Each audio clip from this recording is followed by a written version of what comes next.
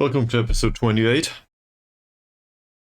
So, yesterday we did an 11-hour stream. That's probably a bit overdoing it. So hopefully that will not happen today. That said, it gets later and later and, at some point, work's calling. So hopefully, today will only be a few hours maximum. Last time out, we had a look at the squad and determined a few additions and, well, also a few players left, I think. Wage budget in general got slashed a ton though. And there's an added problem that is derived from the youth. Ever since we got promoted, our youth players earn 25 euros per week. They did nothing for it to deserve that, but that's their contracts. It was formerly 6 euros per week. So we have a 19 euros difference. And, well, we just can't afford that. I didn't plan with that. So as a result, there's a teeny tiny 300 euro difference in the wage budget and, well, with the wages that I planned with. So we need to find some money somewhere, somehow. Training does not start yet. We'll start here. We also need to come up with a appropriate training schedule, and maybe also just save on some money that's not required anymore. No, save on some expenses that are not required anymore. In particular, I want to follow along with whatever the board says, if they don't grant us additional slots for something. So let's start with training down here. This is a ton of different things. I'm not sure if the under 19 is that important though. And it seems like a bunch of our staff basically works here. The under 19 coach, it says is not appropriate and we should probably get rid of him. His contract's expired. I don't necessarily dislike him, but we might find better at some point. Do I want to fire him immediately? Don't know. I think it's easier if we go for players that are useless at this point. The under 19 has a ton of players, and some of them might be really bad. That might even include players that I just signed, I don't know. What's with him? Well, he doesn't get paid. So, we can probably keep him. But, he has bad personality, and he does show some improvement. But this is not the level we're going for, is it? Let's see if we can find players on non-contracts that actually earn some money. Or we might also just sell the youth players, to be honest, if we do not think they are viable options. We cannot loan them out, not yet.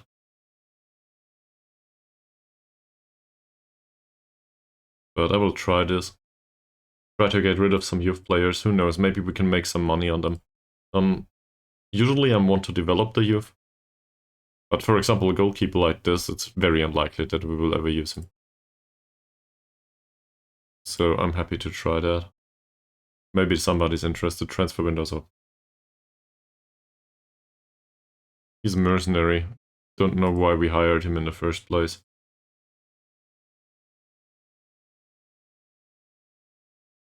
He's fairly pro, so that's one of those that I would want to keep on. Keep a hold on. Yeah, also consistent performer, this is pretty good. That's one I want to keep. Not also on a real contract, unambitious, not really a big fan. He does know how to tackle, and the physicals are somewhat okay. That said, we will probably find better as soon as it's required. Then there's Rice, I think I remember Rice. Doesn't earn money. There's that. Sadly, can we see the contract from here? No. Non-contracts we can't see, right? doesn't earn money, so that doesn't make much of a difference. It's just about the staff and the workload of the staff. I'm trying to find players down here that might have contracts that actually net them some income. And in that case, I would probably get rid of them if they're not worth it. And I will do the same for the under 21, I think. Here we go. Did not. I think we just signed him. For no money whatsoever though, so that's not a problem. Daniel Ahmad doesn't earn money. Or it's Malek. Doesn't earn money. Redsan, sporting player, doesn't earn money. I think this is the way it works as soon as they turn 17. That's a contract they get, if I'm not mistaken. If we do not get a professional contract. But he, for example, Zainuddin, he earns money. I think that's actually Target Boy, if I'm not mistaken. That's it. In the current state of the club, this is no longer a reasonable investment, I think. If I compare him to our now brand new striker, whatever his name is, I'll need to have a look. I can't remember. Ilbung Chuckstel. Great. Here he is. He has good attacking and good aerials, Zainuddin, but the rest of it is inexistent. If we were to play him for a while, maybe he would develop, but he would need consistency, he would need another personality, he would need a ton of other stuff. Is there any development from his side? Barely. I do not think we pay the appearance fee, but I'll make an exception. Just because it's him. On some of the others, though, we should probably part ways with these. We can try to give Zainuddin a non-contract for nothing, but I don't think that's viable. He would want to sign a real contract, I think. And to be loaned out. Yeah, exactly. So he wants 55 euros and the minimum we can pay is 30. Like, if we have players that we actually think are viable long-term, we can offer them long-term contracts for 30 euros. I'm glad that this is a thing, but not on a Zainuddin level. And the others will probably want more money. We'll just have to sit this out. He's on a youth contract for 25 euros, I forgot. Where is he? Bosley. So, I'm actually trying to sell all of these.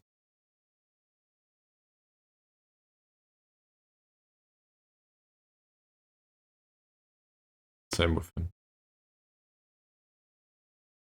I don't think we will get any offers, but maybe that helps a little bit to facilitate the situation. Usually I'm not one to get rid of the youth team.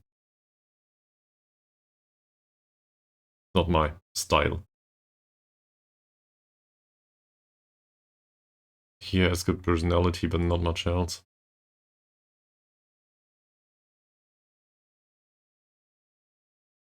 Guess going for target forward. Azmi. As you can also see, we have a ton of players in here. That's just too many.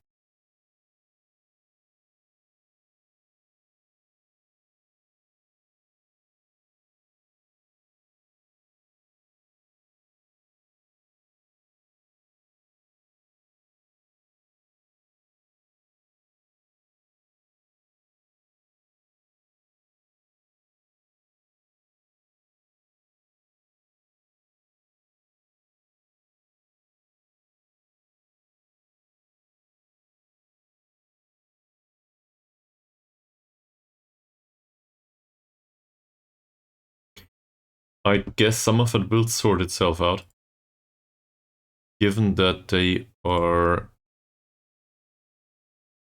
all 16 years old. Most of them will turn 17 at some point, so then it will be fine. Because they will get other contracts. Well, unpaid contracts, hopefully. Harsh Sink, he's fickle anyway. Maybe somebody wants him. And Jafar. That'll be interesting. Is there anyone like this in the under 21s? Him. I just offered him out. He's the casual guy. I don't really want him anyway. On the goalkeeper side, this is not really impressive, is it? He does not earn any money though, so whatever. But in case I find anyone here that actually earns some money, it might be a good idea to get rid of them. I think he's a new signing. We just brought these guys in. Most of them. He has potential. Let's not get rid of him just yet. Doesn't earn money, so that's fine. So maybe I should look in the first team for the rest of the wage budget after all. Roslan is pretty old. Roslan at this point is 34.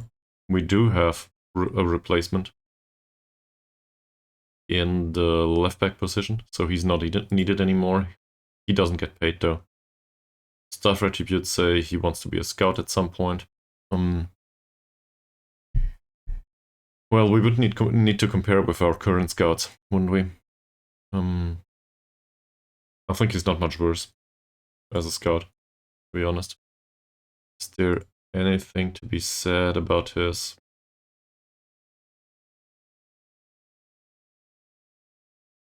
long-term plans? Where is it? Not really. So let's compare him to the other scouts.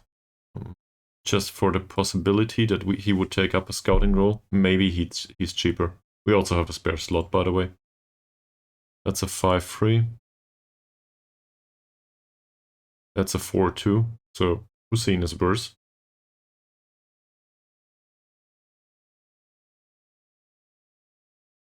And he's a 4-3. What do they earn? Oh, we also have a chief scout that is a 4-4. So from that perspective, Roslan is a slight improvement. We can also look for other scouting stuff. I'm interested in that anyway.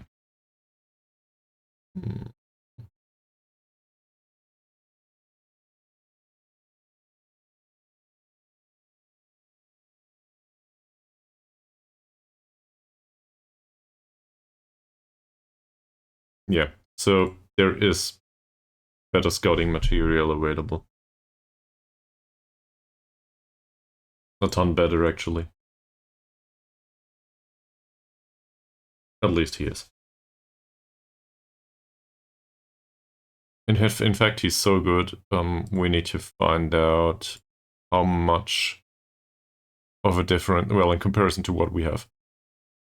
We need to find out how much of a difference that would be wage-wise. Maybe it's worth it. He might do Chief Scout. Chief Scout is on 110 right now.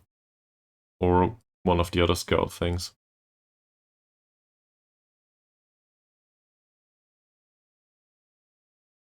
He's on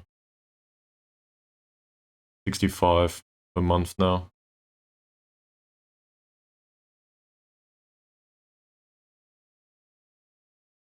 He's on 110. Does have a contract though. So the assumption is he will probably want 100 euros or something. That's still way better than having a 4-2 scout around here though. So from that perspective, I think it's a good idea. We also have an open slot.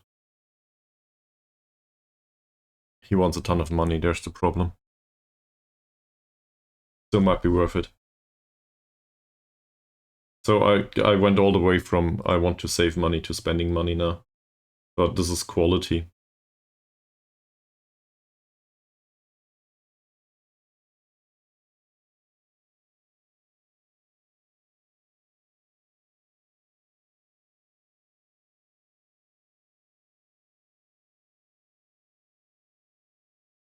Come on, man. We've almost reached a deal, he says.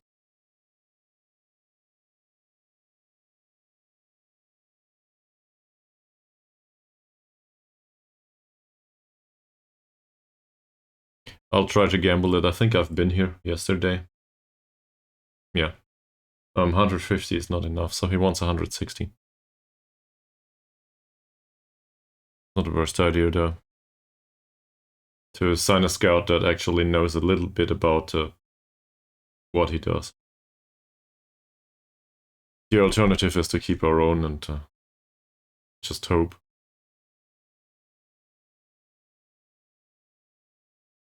So it seems like most of these here, from the contract perspective, do not really get paid much, if any.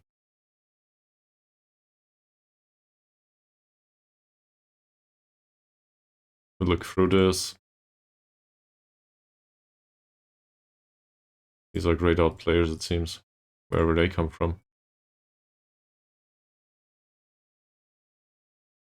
Most of these don't have any money whatsoever, so that's fine. I like that. Which means the money is spent in the under 19s as well as in the senior squad. That's just how it is. Where is it spent in the senior squad? So Hasanan is still around. Let me put it that way. In case we need a poacher all of a sudden.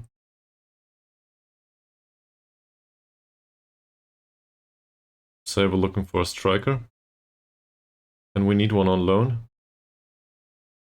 We can probably have Rumley back. Don't really need him.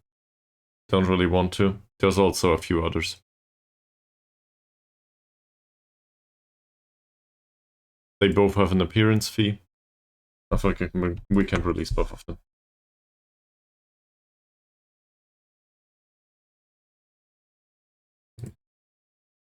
Currently I cannot do this.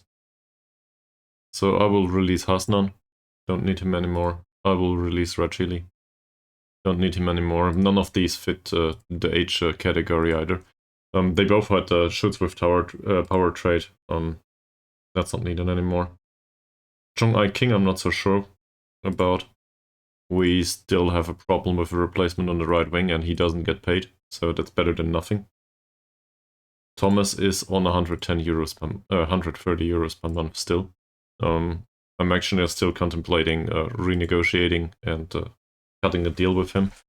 The alternative is finding an attacking midfielder that might even come with better attributes overall, and that might just be able to play in central midfield too. So to replace Thomas. And it's the same with Chuchu. Club hero or no club hero, he doesn't play for free. He's vice captain though, so that's a bit something to keep in mind. In the case of Romario Rizal, he's too old for the under 21s. And really, I think he's not good enough for us.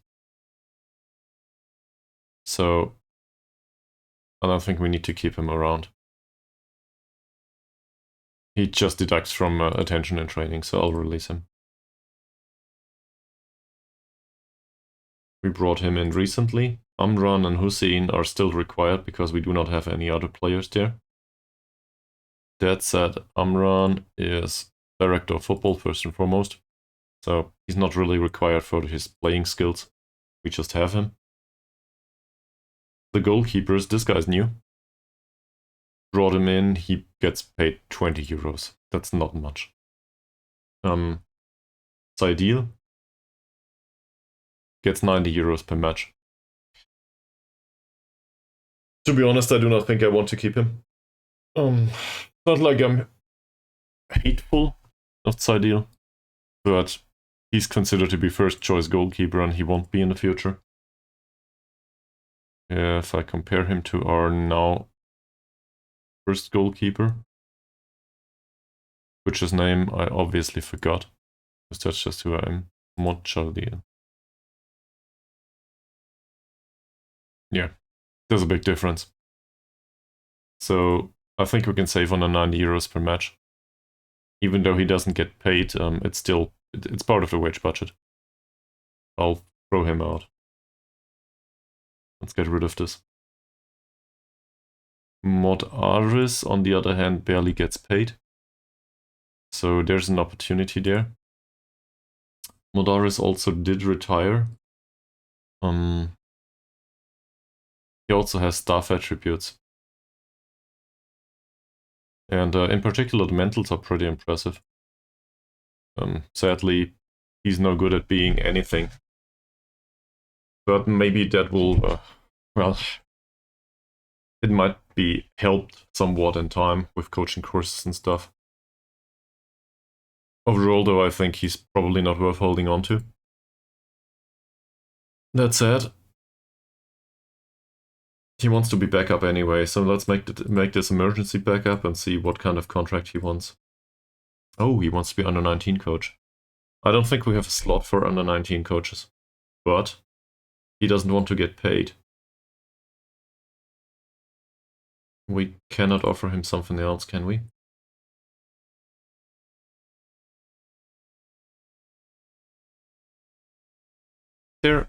Is there a job down there that would be open? Under 19 staff. The manager's contract did expire. Gets paid 100 euros. The assistant manager's contract did expire. Gets 70 euros. Okay, so I say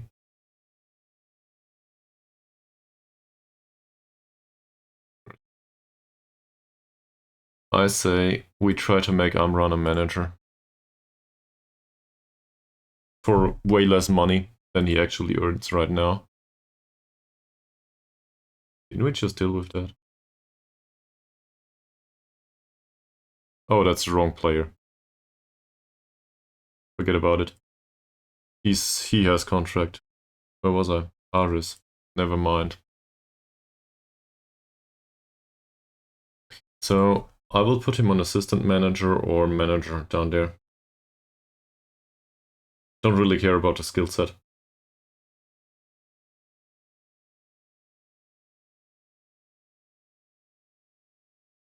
What's he better at? Well, as a manager, he doesn't really... He's no good at it. Neither as assistant manager. But I guess we might as well give him the manager job. It's the most expensive one.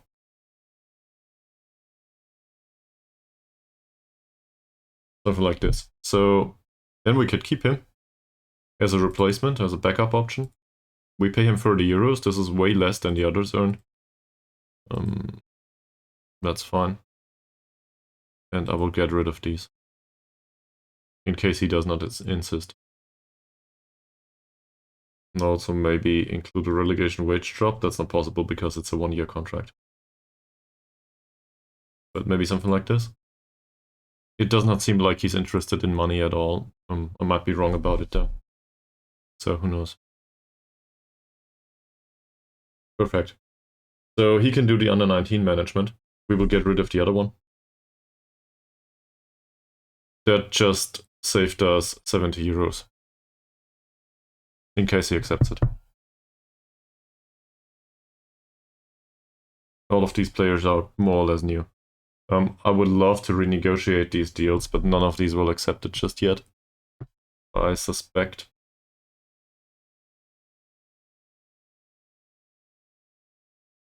So we'll move forward for a day. But we also still need a defensive midfielder. In case we do not find better material, is there a restriction to loans? Or can we have as many loans as we want? There's foreign player restrictions.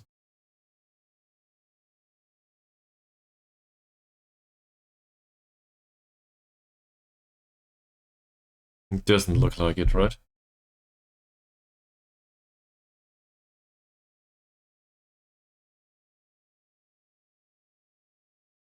So we can play 11 lone players if we want to.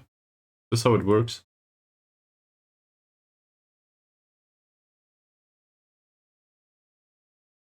Well, if this is how it works, there's no reason not to sign loanees and throw them out all over again. As long as we don't pay them, right? So I guess we're looking for a defensive midfielder. Like him.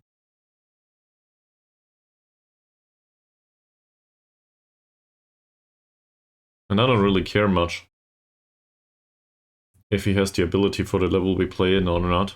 If he's the best we get, he's the best we get. Fairly inconsistent. Maybe we can find something better. I think I've been here yesterday, given that Abba is on the shortlist. No, he's on trial, actually. Also considered to be a consistent performer. So, I guess the option exists.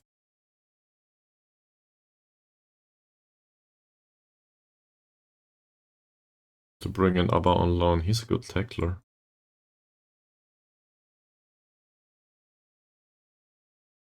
Not impressive otherwise, though. The positioning is really, really bad. Really, really, really bad. Also susceptible to injury. Do we know anything about you? Well, you're weak.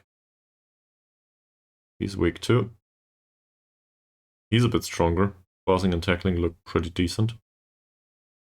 So that might mean that the rest of it is no good. Would you be willing to come in for a trial, please?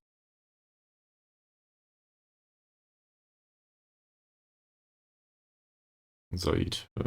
Well.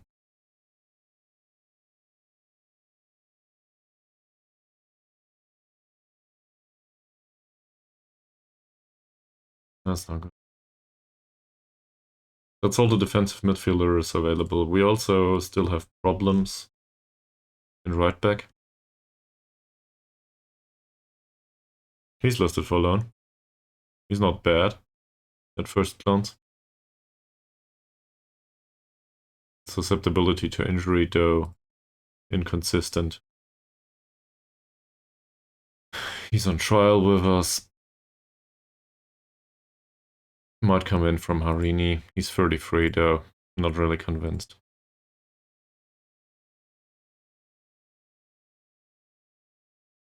The guy that just went on with armed forces.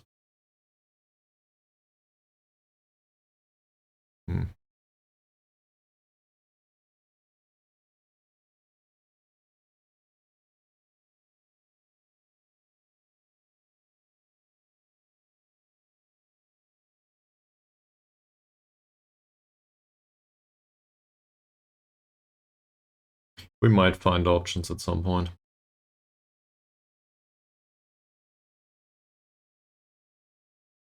For now, though, before I skip forward, I want to look at the wage budget. There should be a minor impact, at least, for players released. So we are at 30.50 right now.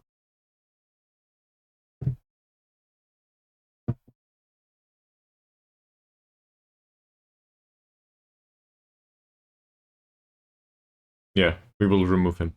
Exactly.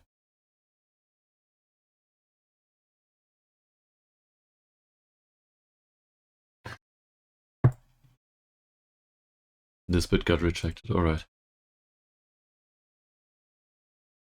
So, I think that actually impacts the wage budget in a negative way, though, because we gave a contract to Aris, but he also works as a staff member now. I don't know which budget this is deducted from. Might be staff, might be playing staff. I don't know.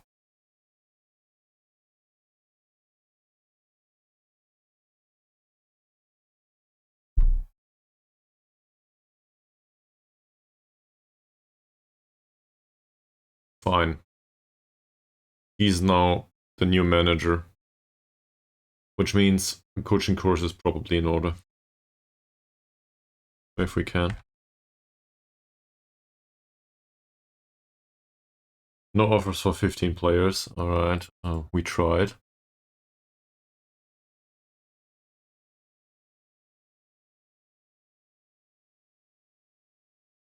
Yeah, 1.2k. Thanks. The registration window just opened. Shall we register all of them? There's a maximum of 40 players that can be registered. What do we do with this?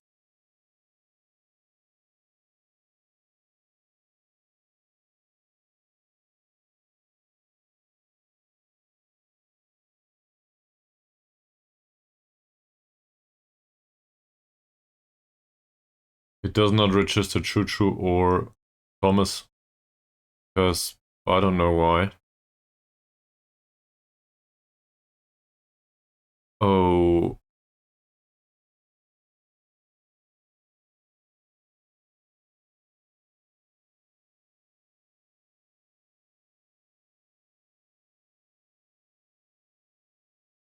I think it does not register them because they are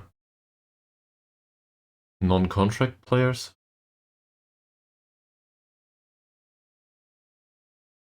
But we can.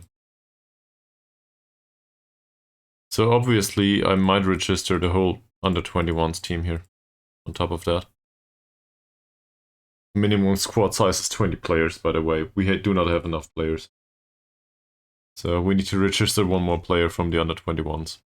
Somebody. I don't know, Jafar.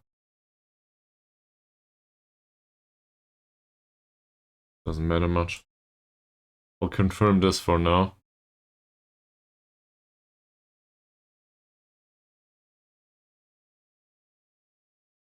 That's funny.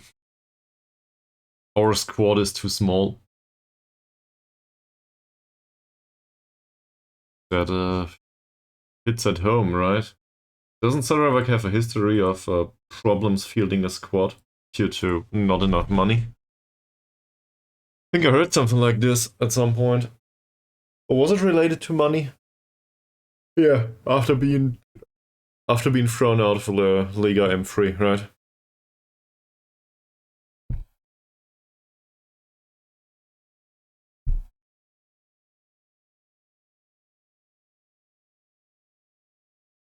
I forgot to look into the wage budget though.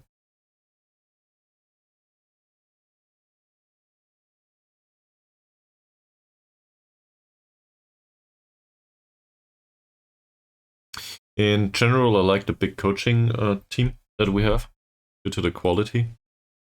Problem is they cost a ton of money. 91 messages. I will look into this immediately. Okay. So, the wage budget went down due to the releases of the non-contract players. So that's a plus.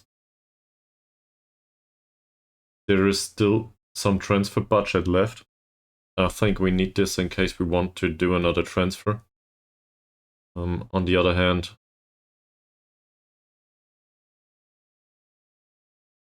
it would barely help, right?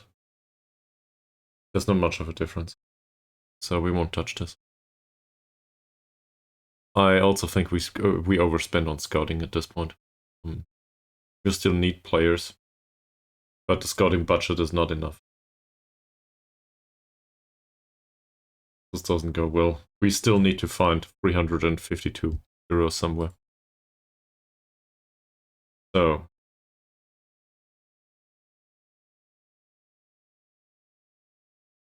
he earns money, but not that much. I think we overspent on the players that we brought in.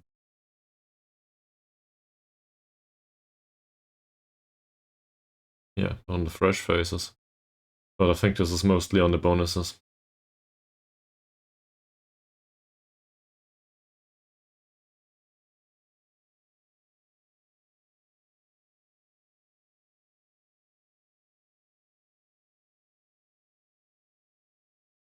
Doesn't feel like this is 2k. I think it's mostly the bonuses. And I'll happily pay them, but we wouldn't have gotten these players without the bonuses. It was a tightrope anyway.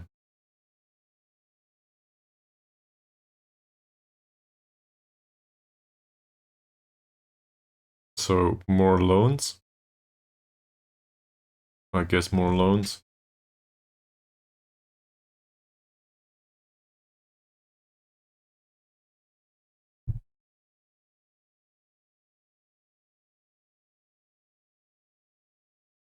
He's an option as a fullback, but we cannot afford a player right now like this.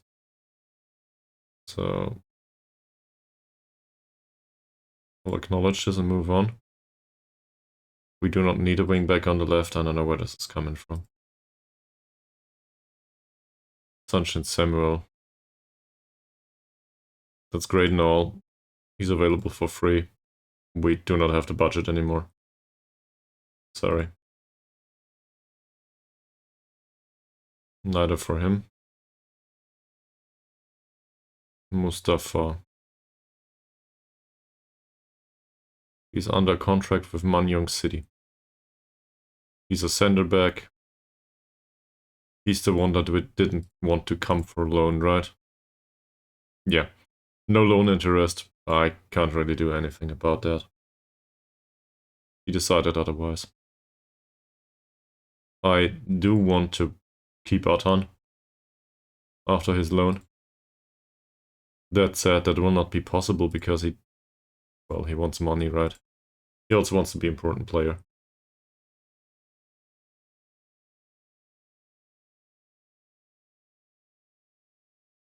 This is not a horrible amount of money, we just don't have it.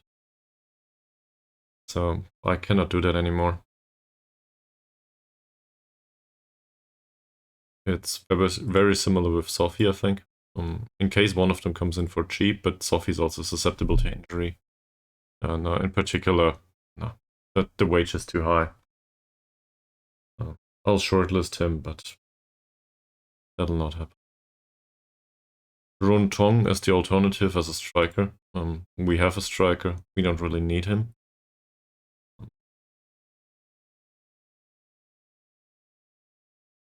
Actually, I'll remove him, probably. Yeah, I'll remove him from the shortlist. Amran, a winger. Armed Forces, he's under contract with them. The problem is we do not need a winger on the left side anymore. Matches the recent focus, it says, but I don't think that'll happen. Kazali. That's a player for the right wing. No interest in a loan or a transfer, so go away. Has none.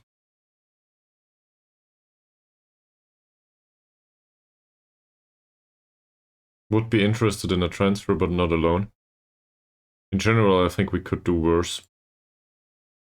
But he's not acceptable for the level we're targeting.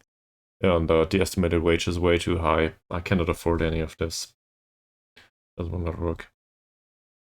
Rutsi Roslan. He's currently available and wants to be considered. Well, that's good and all, but I cannot afford you. So, no. Neither this. Bukit Tambun offered for him, so he must be really high quality. What's going on here? Sulaiman.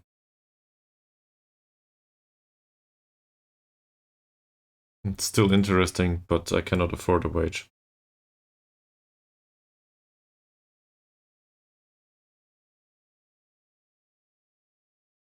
That's more interesting to me. I think we had a look at him quite recently. If I do not find anyone else, this is the best we can have. He's fairly inconsistent though. So we'll just need to live with it, I think. The inconsistency, that is. I do not think we will find much better. Maybe we can get him on a loan.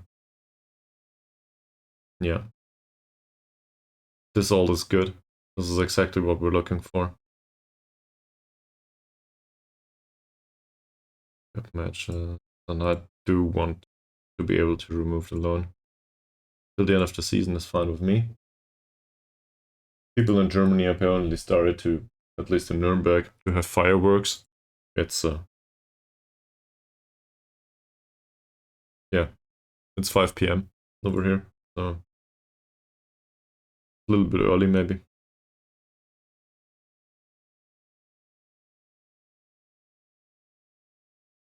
So he got a loan offer. Mustafa. I might have been interested, but I cannot afford the player. We do not really need a left back anymore, so thank you very much. Yuzny. That doesn't look like a central defender I'm looking for. Talib is a center back and he's weak and can't jump. So I don't think I want him.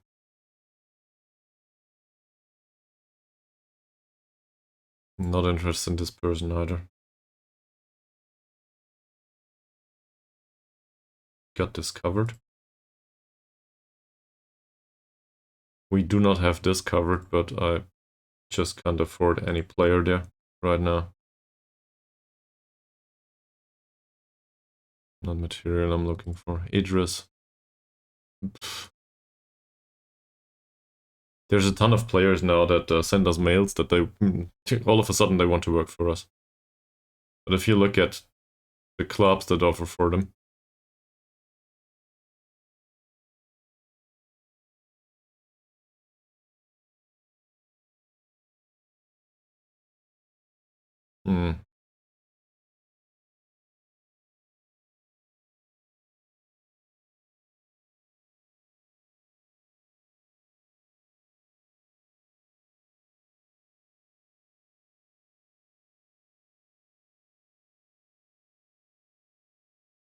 wasn't there a way to look at the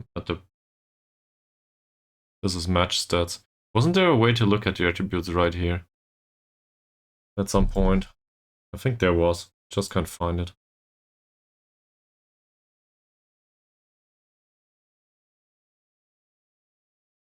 Well, I like the long shots on him. That's probably why KL Rovers are interested too. I'll offer a trial, but it's unlikely that this will happen. Yeah.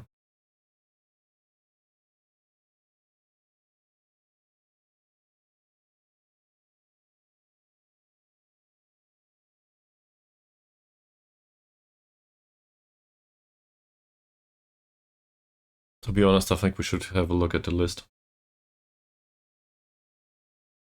And given the requirements changed, the loanees are the only ones that are interesting. I just can't afford any of the rest. Sadly.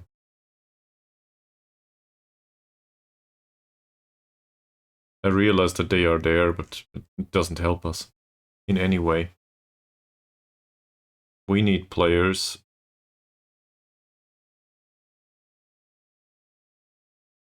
Well, definitely not him.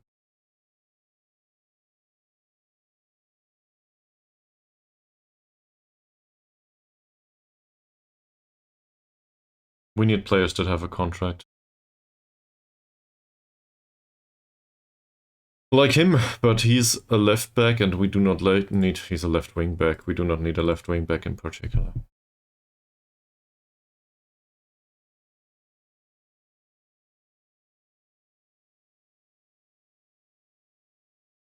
That's not the worst. There's Thomas. This is player material that's better than Thomas. Problem is the flexibility is missing. Or versatility is the word I'm looking for. Always confused the two. The versatility is missing here. He cannot play in central midfield. He might play on the left wing.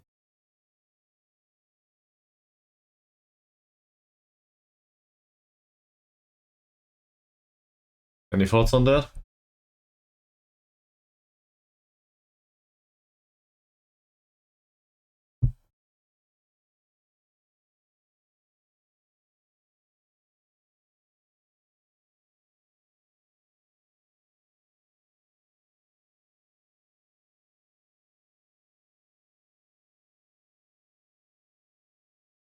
He's not bad either, but not what I'm looking for.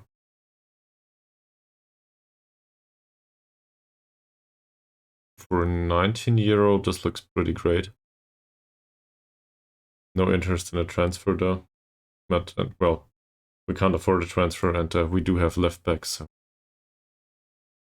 there's just not much use following this path right now.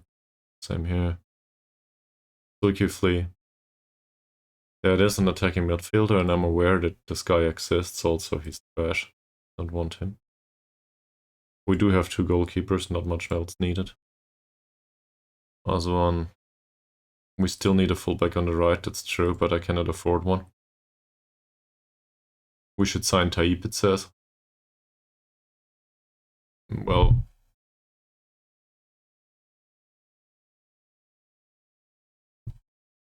I'm not generally opposed to the idea, but the estimated wage is a bit of a problem. He didn't really play much with us last time. Obviously, if he comes for much cheaper than Thomas wants 170 right now. So my argument basically is, let's sign Taib in case he comes for 30 euros a week. That might be possible at some point. It's entirely possible that this happens if he's desperate enough. That's the kind of contract we're looking for if we want to do permanent signings. And, well, maybe I went a bit overboard with spending money on foreign players and players that would be willing to sign for us right now. Maybe we should have done that later and not within the 11-hour stream yesterday. So, given that I know Taib, he's not susceptible to injury, if I recall correctly. Maybe the estimated wage isn't that high.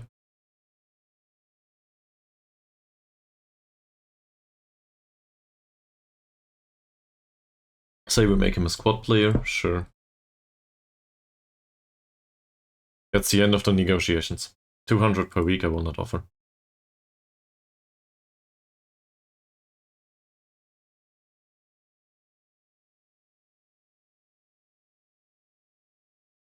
Not interested, we have one. He's not under contract. He's also 25. It's probably not horrible, but we have similar. Kamal is with armed forces and I do not need him. We do have enough goalkeepers, so he can go away. Abba. Okay, so I kept joking around yesterday that I would not sign a player that is named Abba.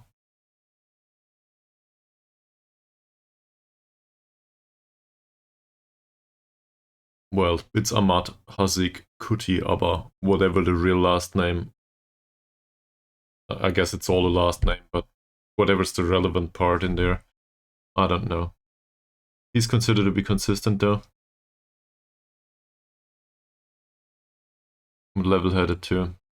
And we do not have a defensive midfielder. Like, none.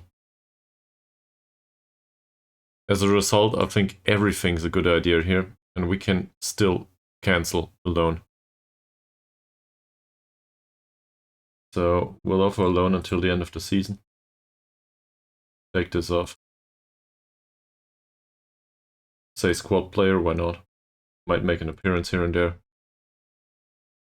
Can play in cup matches against your own team, but the loan should be able to be terminated.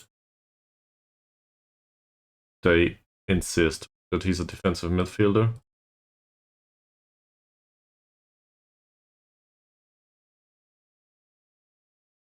But I will play him as a ball-winning midfielder. They're okay with it as long as we play him in DM.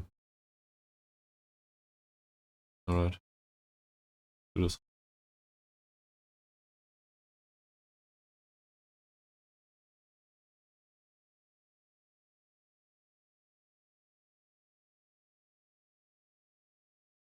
In general, I think the idea to have a right back that is not on wages, so that we can remove Hasnin. What's his name? Hussein. Close enough. In general, I think that's not a bad idea. In this case, though, I think the new signing would not be better than what we have. And Hussein gets paid 90 euros per match right now. So it's not horribly much. We need to find somebody there, though.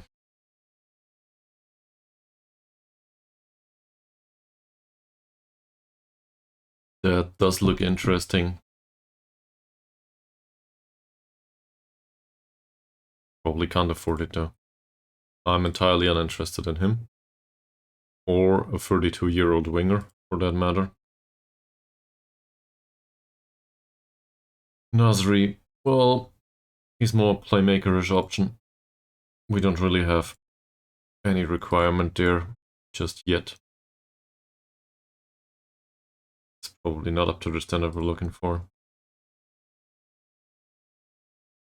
Mohammad. In general, as a midfielder, interesting, yes. Also pretty cheap. If only he could play attacking midfield and had a little bit more quality, but he's well-rounded. So that's not horrible.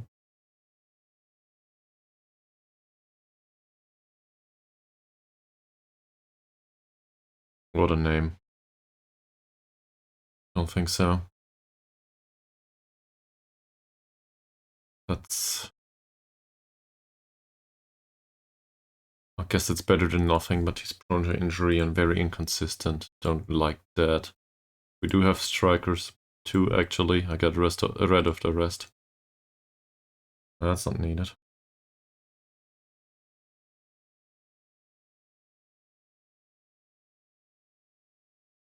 Neither's this. A central defender that is free. And doesn't know how to jump. Also wants money.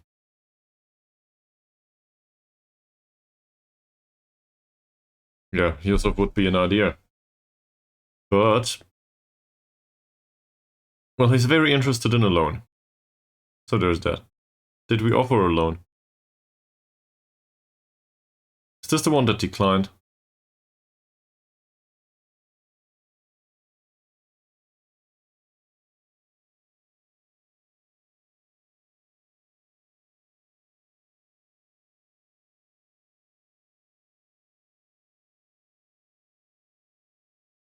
We do need central defenders, and I would prefer to get rid of Safri immediately. Everything's better than Safri, I guess. Even Yusuf. Where's Safri again?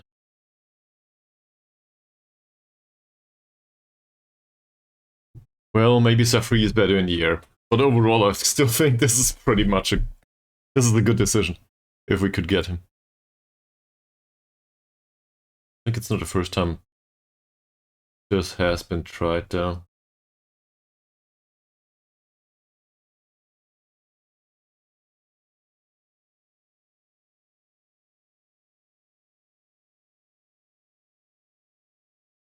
No demand. Shukri.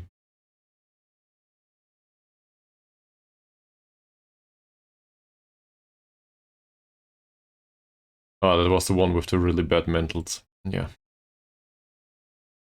We have something similar that, well, we have a player that plays basically for no money whatsoever.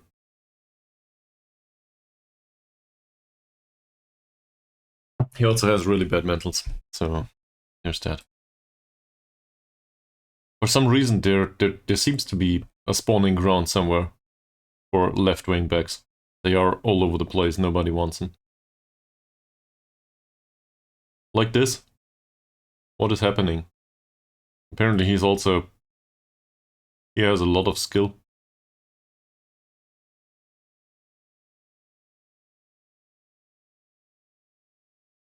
Do we still need a winger on the right? Yes, but not on... well, we could use one. He can actually play 2 positions, but he's not good at either of them. I'm not really convinced.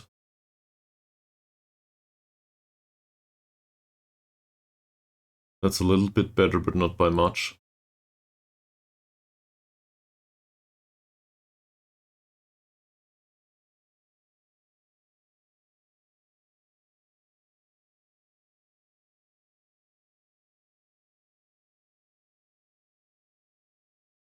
Well, we got that position covered. I'm really interested in all of these loans. That's definitely a good idea. He's on a really cheap contract, but we just don't need anyone there. We do not need Rumley back, thanks. This is somewhat reasonable. In particular, the ball-winning midfieldery stuff. He's also considered to be very consistent. He's really weak, though. On the other hand, it's not like you have much of a choice. So how many transfers did I just engage in? He rejected. We offered for 2 players as ball-winning midfielders. Abba and Rusty. Rusty's okay. Abba's okay. We can still decline the loan of Abba in case the other one comes. Him. He can also do central defender duties in case it's absolutely needed. And central midfield duties in case it's needed. Can we loan him? And yes, I realize he's not good enough for the league we're looking at, but we need something. Perfect. They just got relegated and for some reason they decided it is fine to loan players out for no money whatsoever. Please tell me you do not insist on this. I do not want to. Of course they do. They also want money for him. No.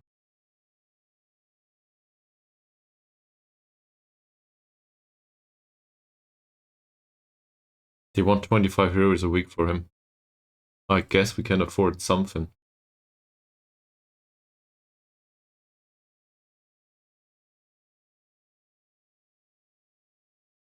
Okay, they accepted it.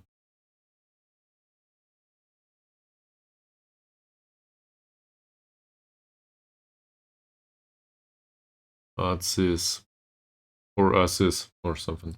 Don't need him. This would be more interesting, but the skill level is so low. In comparison to Hussein, that's just not possible.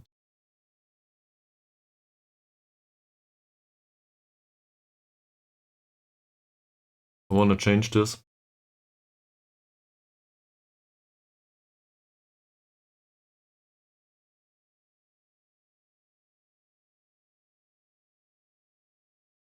I think we're looking for loans. This position, this position, this position. Do we need something else? Don't think so.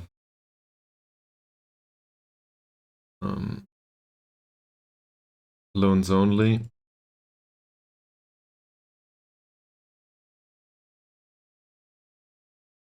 And we need him to be 3-star. So forget about the regular scouting assignments right now. I think we're looking for these. Did I forget anything?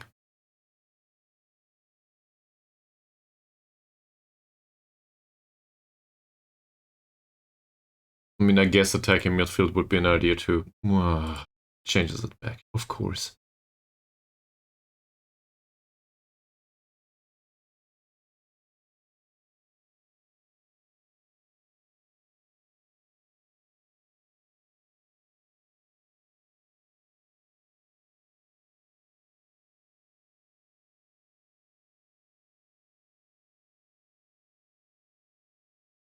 Alright, bathroom break. BRB.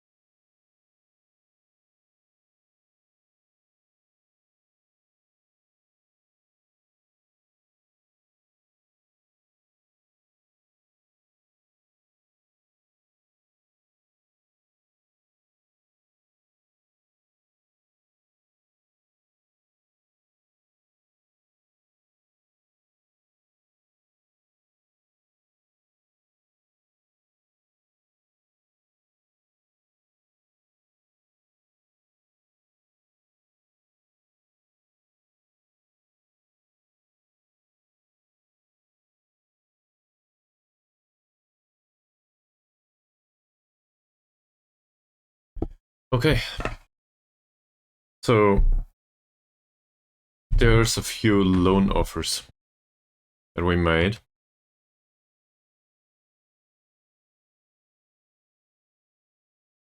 Also, Offer Schopenhauer just completed his coaching qualification.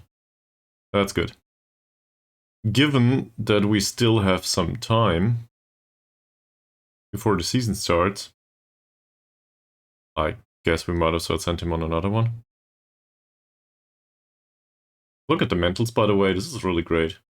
The 36. Really fond of the guy.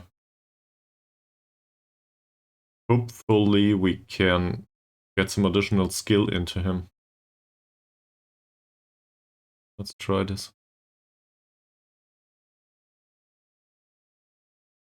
Trial for him, trial for him.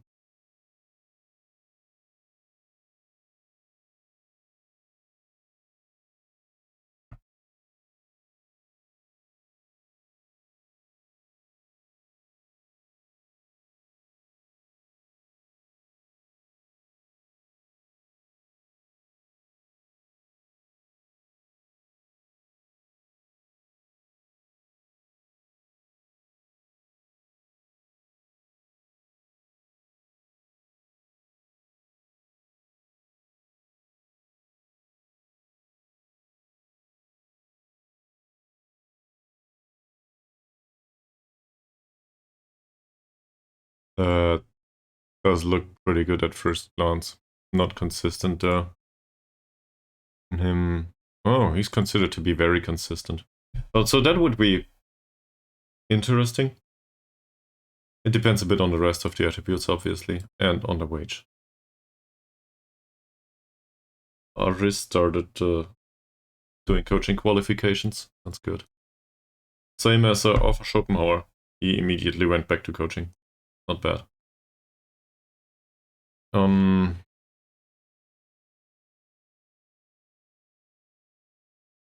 kind of torn on the issue.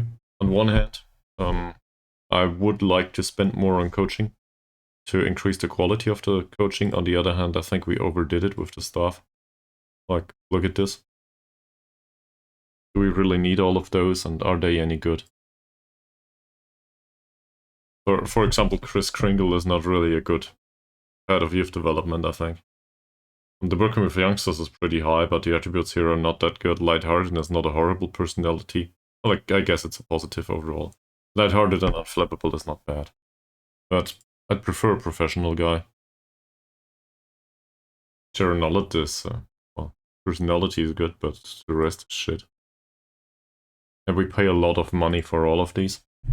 So as a result, I think there's also the option to sign players as backup players that might be interested in working as a staff member, like Modaris.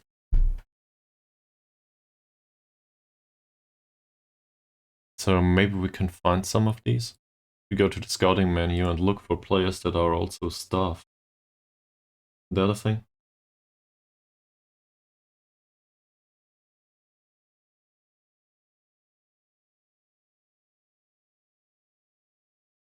Oh, where is this? He's also non-player. That's not that many, actually. So, we do not need a goalkeeper anymore. None of these. Jaya Salan is also a staff member, in case anyone's interested. Woodwork is a scout. I'm not so sure about that.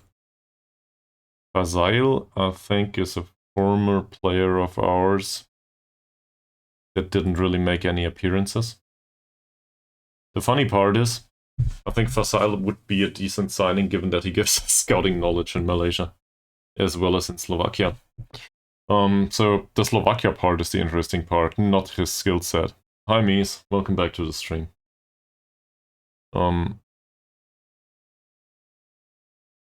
In case we would get him as a dirt cheap replacement for the playmaker-ish positions here, it's not like we have Killeen available to us anymore. And we might, well, we can use somebody there. The estimated wage is pretty high though. so that's unlikely to happen, also susceptible to injuries. On the other hand, we would preferably want him to work as a staff member and get rid of one of the scouts. So overall, that's a plus. Just want to go back to the scouting stuff again. He earned 65 euros. He's a little bit better. He's not much better than whatever his name was. And the chief scout is actually under 110. So as long as we pay them less than, say, 70, it's still a net positive. Yeah, I'm okay with this. He would want to be player and on 120 euros there. So say we do player and staff and offer him, I don't know, 50?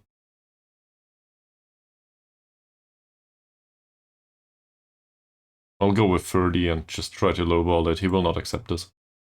But sometimes they are interested in a contract like this. In this case, though, he still thinks he can work as a player. So let's forget about that. There might be players in there that are older and might be more interested in this sort of approach. Hisham, for example, is on a pretty high contract.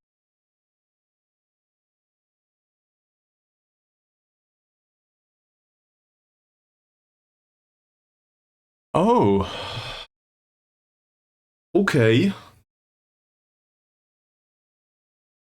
Would you be interested in working as a scout, by the way? Preferably for cheap.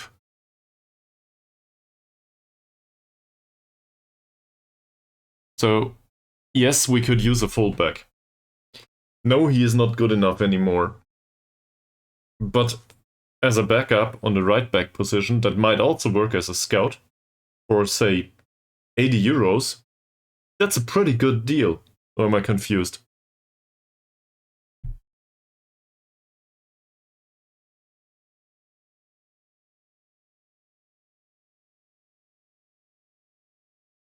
Please take over some of the wages. Okay. Well, deal with 120, it's fine.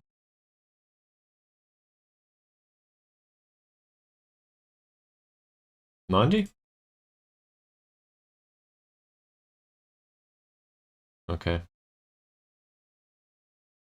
We'll make it 50.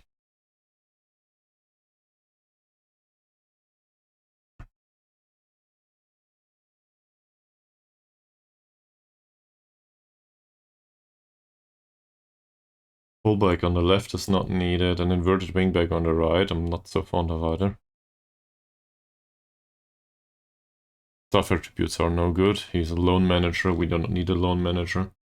And now we have a bunch of old guys that might be interested in doing staff work in addition to player work, but I'm not sure about the skill set and so on. There's always the opportunity to sign them on a really bad contract as a player for 30 euros a week, and we'll let them do the staff work for cheap. We did that with the director of football, and we do it with the under-19s manager right now. And given the financial circumstances of the club, is shrewdness the correct word? Some focus on where you can cut a deal is probably needed. So we bring on a bunch of old guys that are not good enough to play in the league, but maybe we can replace some of the staff members with it. And then they can make the transition from being players that might be, just in here for backup purposes, registered in case it's needed. But first and foremost, we're trying to target their staff attributes. And there's funny parts in there like this. Like, he will not be director of football for us, but as a scout, there's not much of a difference. So in case he comes for cheap, whatever. What the hell? According to the star rating, he's good. According to the stuff, well, not so much. didn't want to answer to press. So, what do you guys think? Can we get rid of Chris Kringle?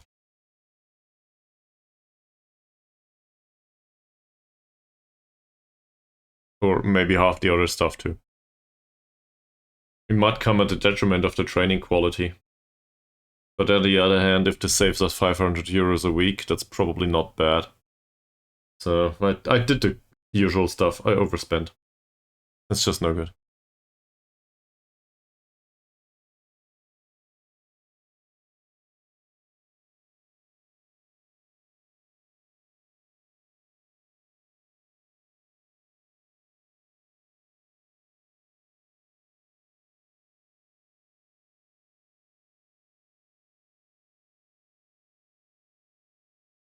An offer for Kamarudin. Yeah, I don't think I'm interested. Is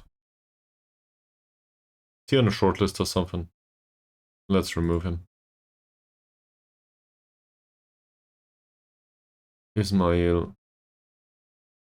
Also on the released players shortlist. Not interested either. Manyang City offered for this guy. It's not bad, I just can't afford it anymore. Atan completes his trial. Well, I would like to sign Atan, but that will not happen. Mod Jamil Kilin? Somewhat different story. Would be a waste if he hangs up his boots. Then again, he's somewhat susceptible to injury currently. Which is true for a bunch of our loan players, of our former loan players. So we didn't sign those. For some weird reason, it's those in defensive midfield that are susceptible to injury. Maybe they have been exposed to more physical force than the other players on the pitch. Might just be a thing. I don't know where this comes from. They want nothing for him, but they do not want to pay any of his wages. So we'll offer 30. They're okay with this. See, 50 was too much. 30 is fine. Should have done 45. Doesn't matter though. Now we need to find out if this person can also be our scout. That would be fantastic. I opened the Coke bottle and closed it back again without putting anything in my glass. I'm really confused. That's what happens if you do an 11-hour stream yesterday.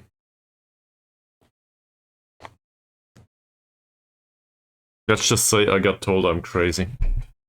Not by any of you though. So, that's too much. As a like, in general, I don't think it's too bad. But that's too much, we cannot afford this.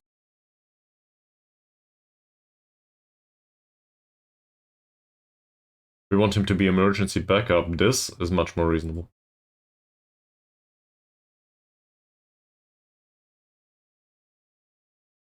This is not.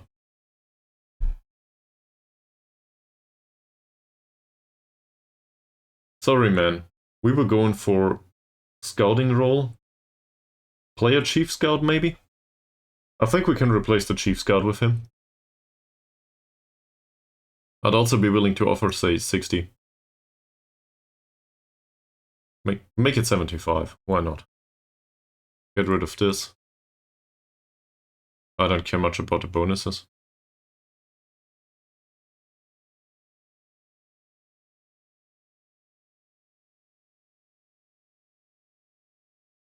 He will just decline this immediately. Yeah, doesn't want to be chief scout. Okay, thank you very much, it was nice talking to you.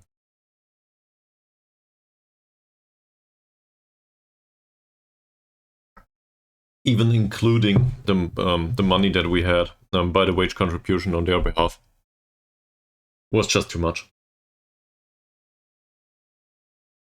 We're trying to save money, not to spend it on players that, well, might not make an appearance anyway. Or might make an appearance as a dead last emergency replacement.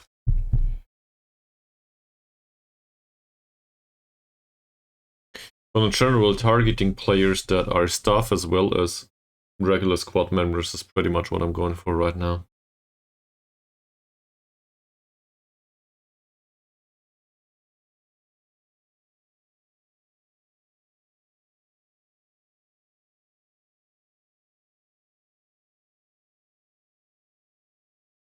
He doesn't want to go to Malayan University, alright.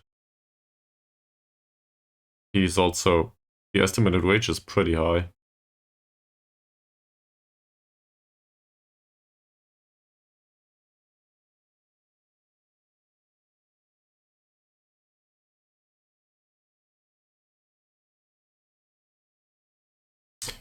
So, what's the job of a technical director?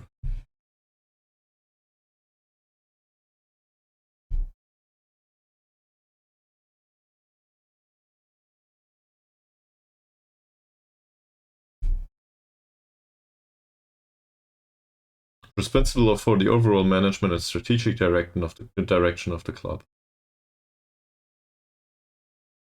At least according to LinkedIn. That's not what I'm looking for though.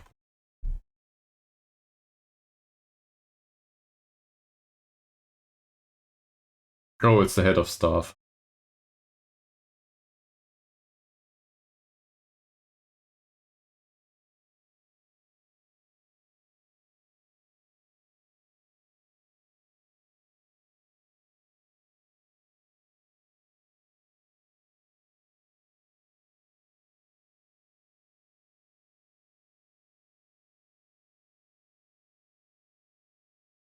We could... So I'm specifically thinking of that one staff member from Evergrande or something. What was it? Evergrande. John Marino. It would be really great to have John Marino here. And he's pretty cheap. I'd like him to be assistant manager. But he doesn't want to be. He wants to be, he wants to continue to be technical director. The problem is we do not need a technical director. What I could do is maybe... What do you guys think about offering him a job as a technical director and assistant manager a secondary job? Or coach. But I guess assistant manager would be just fine. So I never tried that. I tried to bribe him. 130 is a ton of money at this point. Did they offer him a new contract? Not yet. So, say I start with 80 here, but I include assistant manager as a secondary job. I do not really need a technical director, so hopefully he doesn't overtake jobs that I don't want him to do. But he can't just be like a puppet technical director as long as he does the assistant manager alongside it.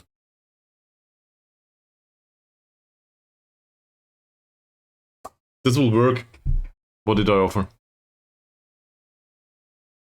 90. So we'll go 95. We're pretty close already.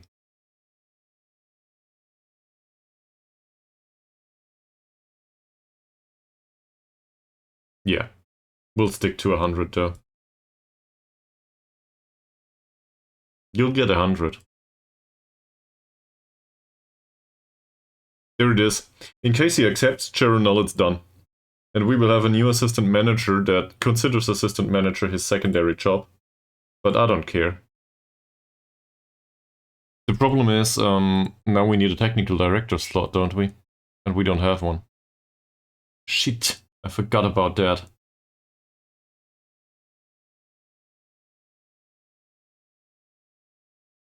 Please allow this. I found a great option. In real life, you would go there, you would say, I found a great option. He thinks he wants to be technical director, but we actually need him as an assistant manager. I convinced him to do both, but don't you worry, we just need a role on paper for a technical director. He will be assistant manager all the way. And just give him a year, then we can renegotiate the terms of the deal, and whatever he did as a technical director, a role that we created specifically for him. It doesn't matter anyway. But this is not real life. And probably in real life, people would also complain about not being very honest about the entire affair.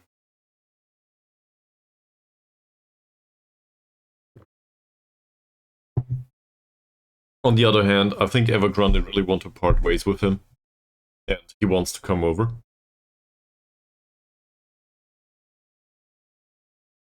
That would give us scouting knowledge in Spain as well as in China. That would be good.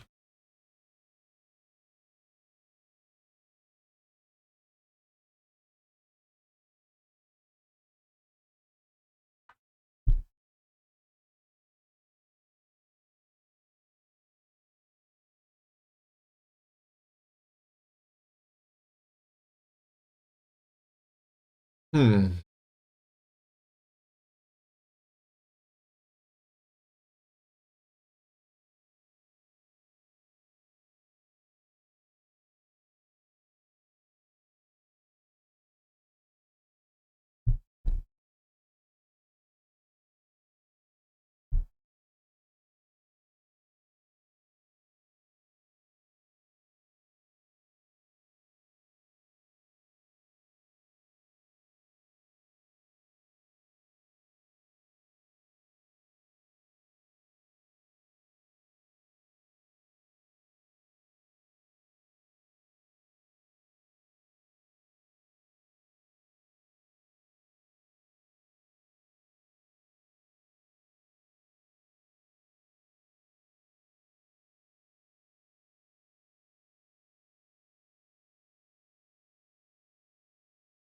Hmm.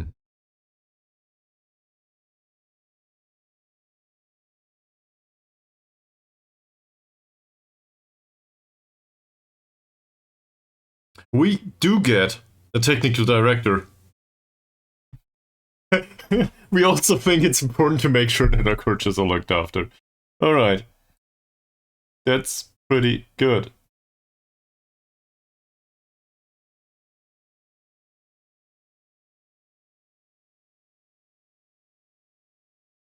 Yaya does not want to come for a loan season with us.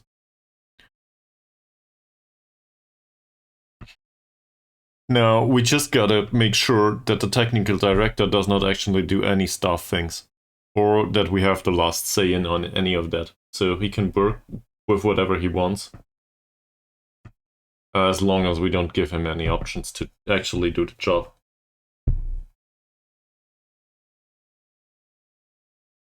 Also, somebody at Evergrande will probably be pissed because we poached one of their better staff members.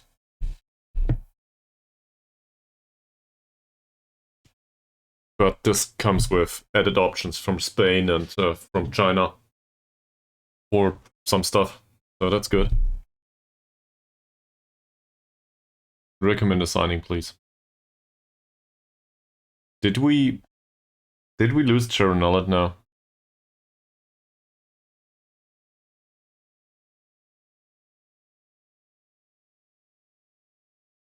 He's still around. So if Charonellet is still around, we now have 2 assistant managers. That's how it works.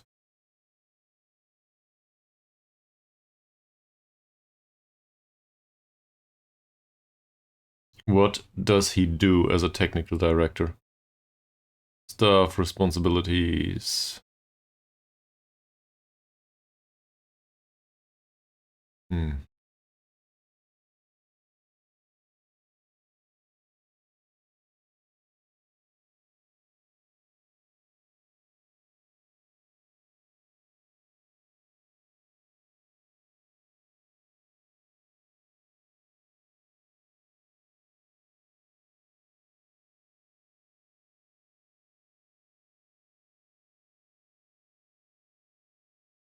First team staff recruitment.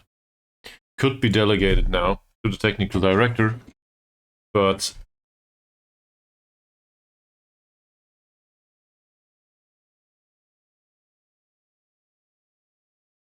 we don't have to. And none of it is delegated to him. He's a role on paper now, if I see this correctly. Let's have a look into training coaches.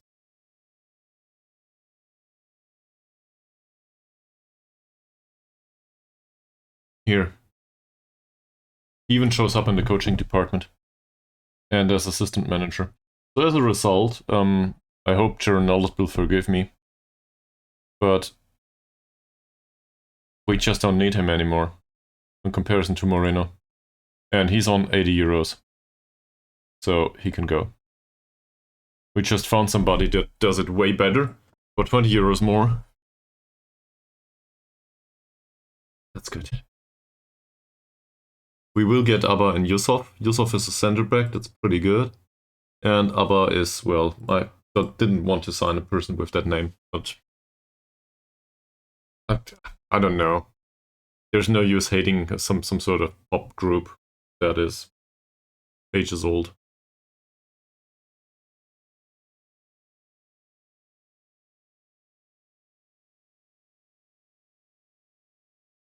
That is good. Let's go to the registration. Let's register the two immediately.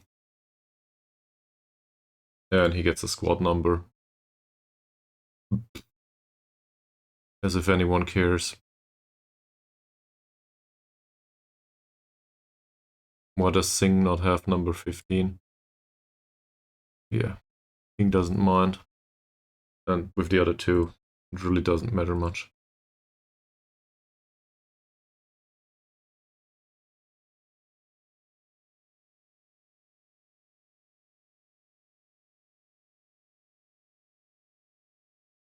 Alright, so now we have a central defender.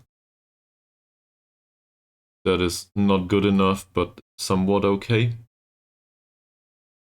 And this is a backup on loan. You will see soon enough that he's not a backup, sadly.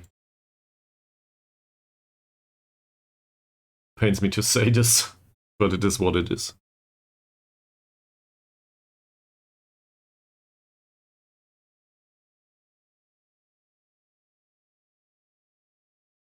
This is it.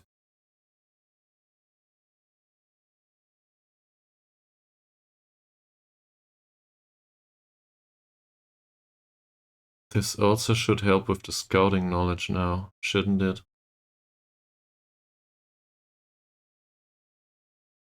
Not yet. But the technical director probably does help at some point with the knowledge. At least that's what I'm hoping for.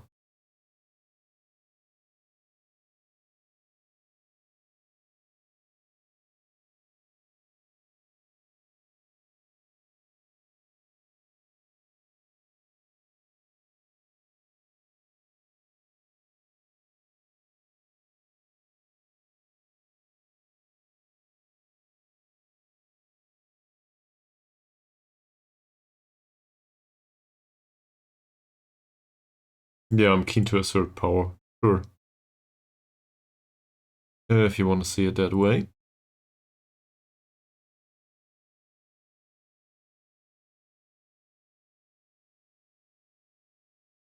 No problem. The new one will do tactical defending. No problem at all. John Marino likes to do that.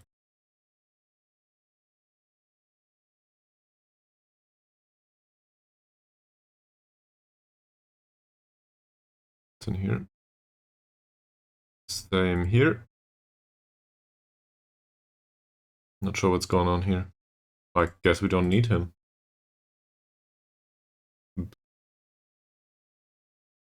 And in the under 19s, it's probably the same. It is not. Oh yeah, he's assistant manager, so he will not contribute here.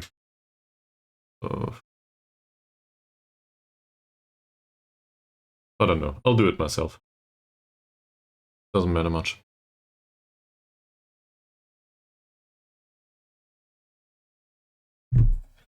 I didn't think of that. The fact that we can assign somebody to do two jobs at once.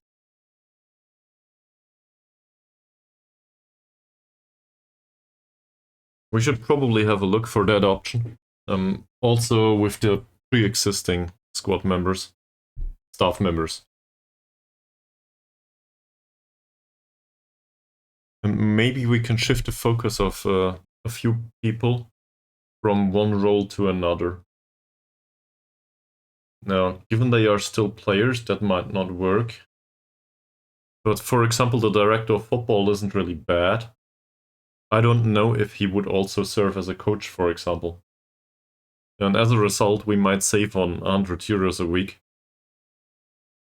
Because he might do player, director of football, and secondary job as a coach, for example. That would be really great. If he's any good at it, that is. Or scout or something, I don't know. He would probably be a pretty good scout, given that he's a good director of football.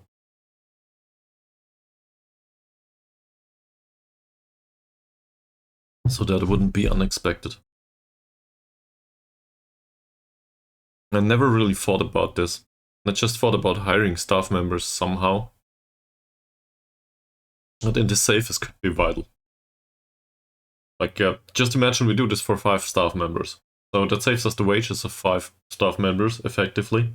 Whilst compromising a little bit on the quality, sure. But that's 500 euros a week. That's a load of money. And this all can go into the wage budget at some point. In particular, once the board realizes that we do not bleed money that much anymore. So we can put it all into the players instead. Let's have a look. I'm not sure if it's possible for those staff members that are players as well as staff members. But how would we find out if not for trying? So Amran is our current director of football. As far as I'm aware, yes, he is. His coaching could be way worse, I might add.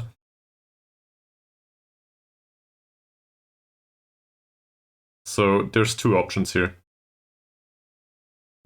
In fact, 35 is pretty good for mentals. And the attacking department, technical attacking, that's a possibility. The alternative is to send him out as a scout. Why not? It's his core job after all. But let's have a look. No, actually I don't think we need to. We know that our current scouts are way too expensive. Who does technical attacking coaching right now with us though? He cannot do everything, sadly. It would be tactical attacking. Okay. Training, coaches. Who does tactical attacking right now? Tactical attack there. Farandali. Farandali gets paid 100 euros a month. Farandali is also pretty bad. So the director of football would be better coaching this for some weird reason. I wouldn't need to replace an under-21 coach with that though. What's more like it is replacing him as a chief, replacing somebody that is the chief scout right now. Because his skill set is better than a chief scout's, if I'm not mistaken. I might be running in circles here. Where's chief scout? Here. Shari. I do not think we need to go any further. If we look at this. That's a pretty big difference. The chief scout is a little more adaptable, but overall I think Amran is way better. Also as a chief scout. So if we can get him to sign off on being director of football and on top of that doing chief scouting roles, why not? We can remove the other one. Oh yeah. I had a minor attempt at changing something there recently, I recall.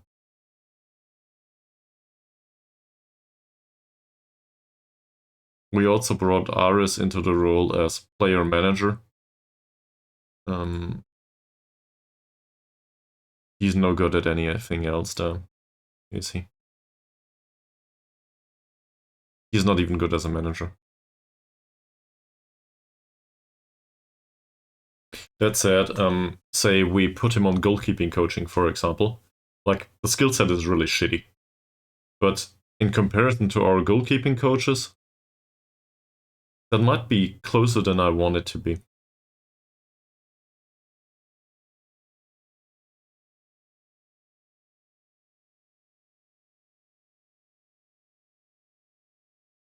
Yeah, look at that.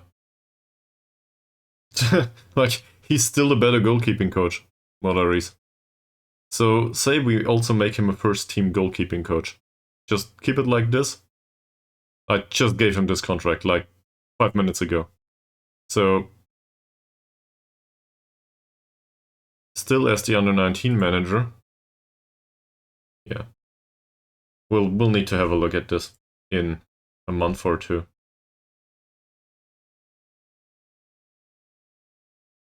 And I also think maybe we can give Chuchu a contract like this. But I think he does not want to be player full-time anymore. He's a part-timer now. So he would want a staff role only. And for that, he's too expensive. Staff numbers got updated, yeah, sure.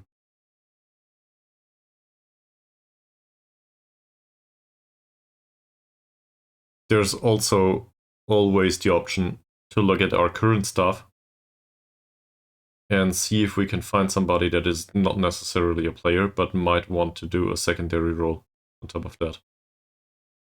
So for him, for example, that's not really an option. He's rubbish at the rest. But I have experience with scouts that might work as coaches, for example, on top of that. In particular, once they are on a cheap contract, that is an option. There's a damn expensive recruitment analyst here that doesn't do anything else. Not sure why we have him in the first place. Jenny as a head physio is not that impressive.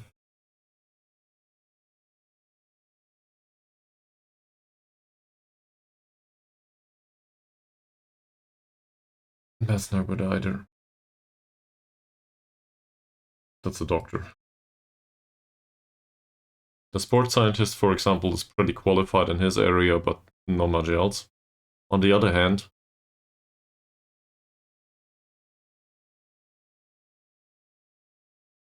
for the under 19s or something, that's not, well, it's not good. That's, how much is this? 24, 25, that's no good. From the mental perspective. Or the performance analyst. He will not work as anything other than performance analyst. His contract is expired.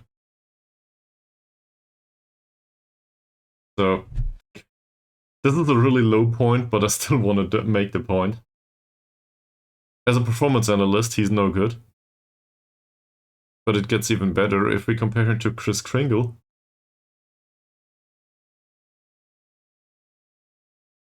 And we're looking for head of youth development. There's not much of a difference between the two. Chris Kringle gets paid an additional 85 euros per week, but the other guy is basically the same, skill-wise. He has no idea about player potential either. Let's put it that way. But at least he's fairly professional. Chris Kringle is not.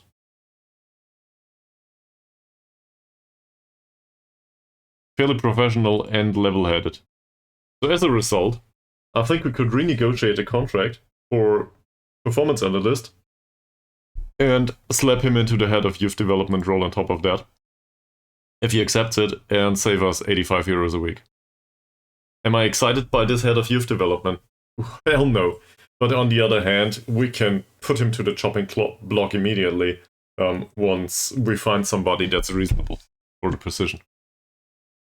And head of youth developments are hard to come by over here. So I'll do something weird here. I'll try to go for head of youth development on top of that. And try to make it, we will probably end up at 110. Well, let's start with 90. He doesn't want to be. Okay. It was fun while it lasted. Go away. It was an idea. Sometimes they accept stuff like this. Sometimes they roll with it. But that's in particular if they have some half-sword interest in the job. And well, he was wholly underqualified for it, same as Chris Kringle, I guess.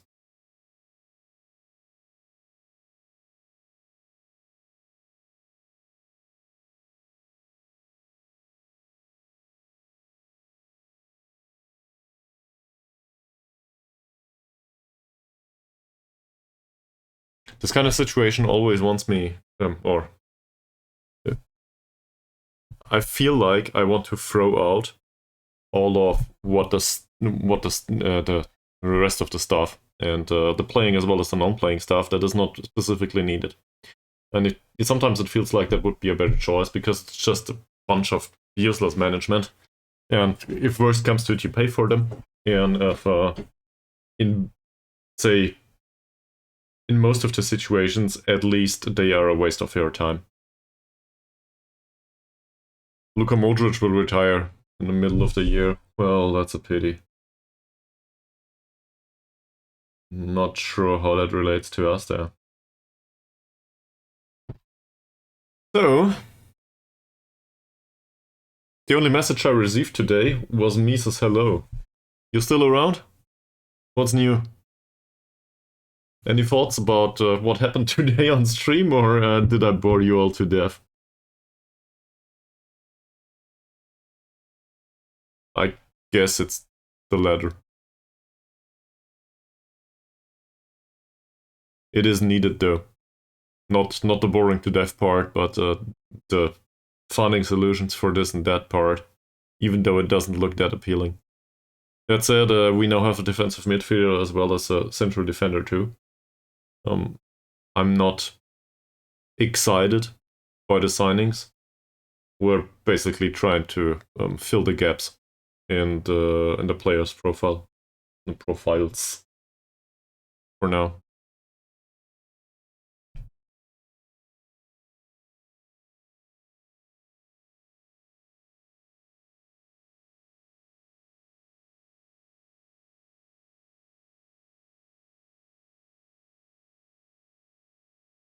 So, what do we need? Well, I guess we need a replacement for the right back, first and foremost now. But I'm starting to realize that it might just be that we play with a really bad right back in the next season, and that might not go well for us. But we're trying to fight against relegation, not something else. So, overall, with the financial circumstances of this club, it's not like we have much of a choice. The alternative would have been to save on the striker too, save on the goalkeeper, not hire them, maybe just go for cheap options overall, forget about all the quality that would be willing to sign for us, and take, I don't know, 150 euros per week contracts max. So, but then we would have sacrificed on any and all quality. To be fair, maybe that would have been a better option and I overspent again. You know, as football manager players tend to do. But I guess it's the same in real life. People tend to overspend on stuff that they don't have to. I looked into hardware today with another person from my social circle. And, well, I didn't really compare it that much, but you can spend a lot of money on hardware without any really tangible effect. It doesn't serve much purpose from a certain point of view. Now, obviously, upgrading my CPU, for example, would serve a purpose here. And in particular, given the pace of the processing here. But I'm not sure if there's much of a difference between a 200 euro CPU and a 370 euro CPU. So what's the one that I would buy? Like, there's a 30% performance increase or something. Is that worth the money? Probably not. But I don't want to buy rock bottom either. So what's the best approach? In particular, as somebody that streams repeatedly and spends a lot of time in front of the screen, well, due to necessity. I don't really have a strong opinion on that. I actually thought, well, I might use the CPU for the next 5 years, and well, I spend a lot of time in front of the screen, and how much streaming will I do for sure? Say 2 days a week at least, 4 hours each. Oh, so the overall new hardware would come down to, say, 50 cents an hour. Does the stream earn 50 cents an hour? No way. It earns 50 cents a day if it's probably not a day though. It's more like $5 a month maybe, including 2 subscriptions, which I'm thankful for, by the way. So in the end, I would spend on hardware that doesn't really yield anything other than emotional dividend because I like streaming, or I like gaming in general. I like watching stuff on the PC. Is it worth it? Maybe. Maybe. I didn't really decide on it just yet. But it's far easier if you can say, well, this is it amortization? Yes. Amortization comes pretty fast. I'm not so fond of that perspective for buying new hardware right now. It just doesn't make much sense. On the other hand, you have to invest if you want to get something from it. That's growth mindset though, and I don't like growth mindset.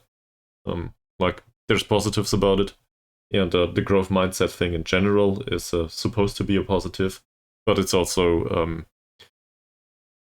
it comes with a lot of hopes for the futures, for the future, and hopes and prayers is usually not very tangible. It's just, it could be like this and it could be like this. It's not in fundamentals. Fundamentals are important.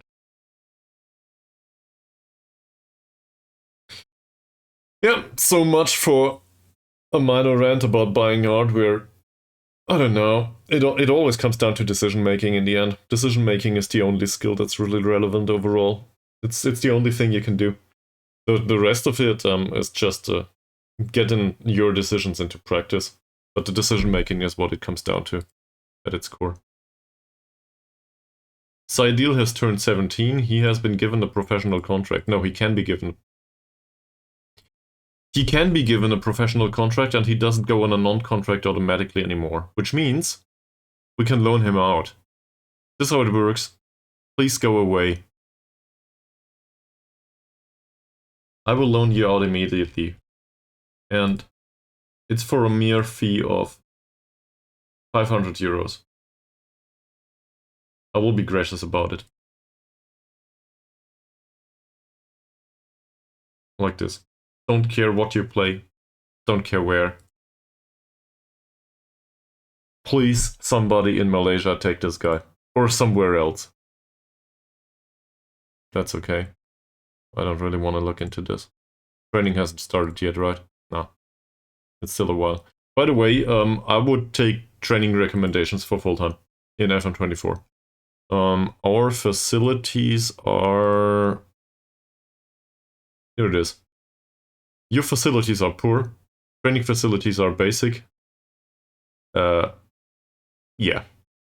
I think basic training facilities, does this mean we have a pitch, or is this a bunch of dirt?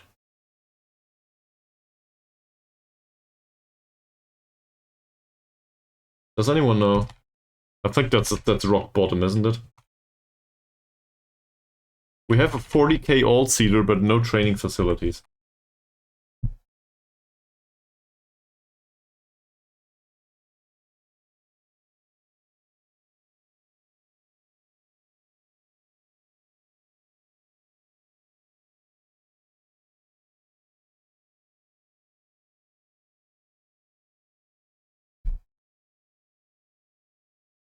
Training facilities and its levels. It says here, no, basic is not rock bottom. Poor is rock bottom. So basic is 4 to 5. In terms of, if you want to put a number to it. Which means we are not at the lowest tier, but we are pretty low down. The next step would be below average, that's 6 to 7. So, don't know what the upgrade costs. But there's also not much of an impact by an upgrade. Gotta put it that there. We probably have the worst training facilities throughout the entire league. Great! But a 40k all-seater. So at least we have weights. We even can afford a ball, maybe, or two. There's something like this. We might just have goals in the training facilities. I'm reminded of Darmstadt again, and well, it's been a while, but it was reported back then that one of the players at Darmstadt, it's 98, I think, 98, yeah, at Darmstadt 98 in Germany, once they got promoted to the first league, the first time, I don't know, I think they are around these days, aren't they? Somebody hit the neighboring swimming pool, I think. I think it was a Darmstadt story. And that somebody hit, what's it called? A slide? Somebody hit a slide at a neighboring swimming pool and broke it with the ball. So they had to pay for that. That was the state-of-the-art training facilities that they have. It's it does not even contain nets. They have to get the balls back and stuff. Alright. Did we find anyone new? Yeah, we have a technical director from Evergrande now. Former technical director of Evergrande. So he's with us. He also does assistant manager as a secondary job. I guess, formally speaking, he imagines that he's technical director because all of the competence in that regard is still with us. We'll still do all of our staff hiring and I don't care. He's Spanish and Chinese. He doesn't know the language. He will be assistant manager for us though. As a result, either we could have had 2 assistant managers, but I just thought to myself, well, that's 80 euros a week, and our current assistant manager, whilst being a fairly professional, doesn't really warrant the wage. So I've shown Cherenal at the door, and he went through. So now we have a technical director who is also assistant manager for us. And he doesn't come with the fairly professional personality, but he comes with judging player ability at potential 10. So as a result, our star ratings might actually be some good. A little bit maybe, at some point. Let's give him a year, he doesn't speak Malay. There's that. Also, I found... I think I signed Yusuf on loan now, just because we need any central defender. And I also brought in a bunch of old guys in case we can give them a double role as a staff member on top of that. And I came up with the idea, not sure if that's viable yet, but our right back is director of football, right? You remember? Was it Amran? I'm not sure. He's director of football for 6 euros a week. We cannot give 6 euros a week contracts anymore. But for a director of football, he's pretty good. I think his adaptability is somewhere around 10-ish. And he has an 8 in judging player ability and 6 in potential.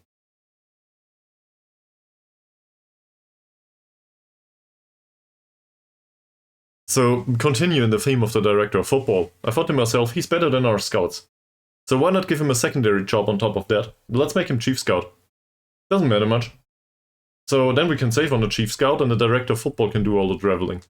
I don't know what he's doing anyway. So he can hit the plane or the boat or whatever. And we can save chief scout wages. But, well, I did fuck up contract negotiations with the guy previously because I confused him with somebody else, with Mod Aris.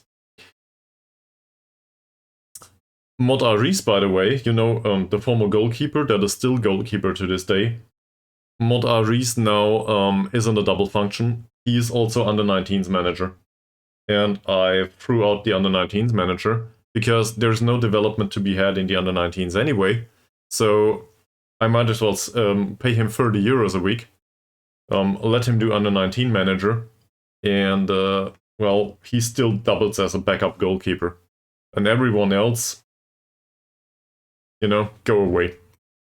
Obviously, I do not insist on playing Mod Aris as a goalkeeper, but we have a primary option, and the secondary one is probably not that needed. if number one goalkeeper hurts himself, we will need to be active in the transfer window or somewhere and find a loanee. But that's just something that a risk we gotta eat.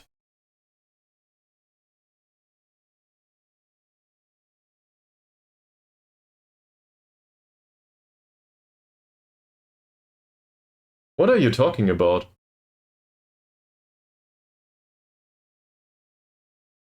What 10k reward? I'm confused.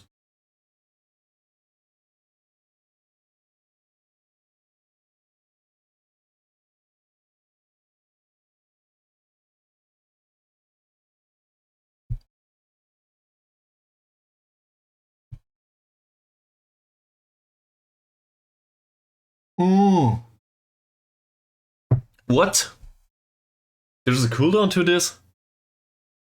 15 years. Ah, I see. You want to rename the...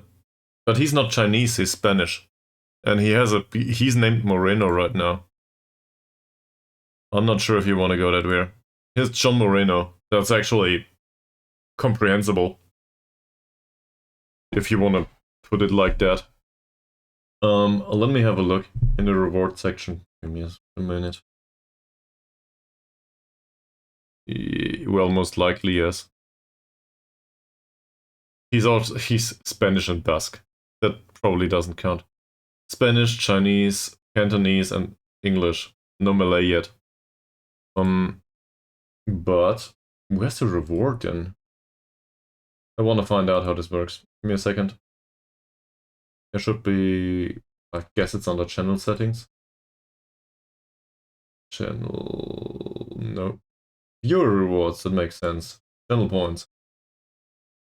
Manage rewards and challenges. Staff member name generator.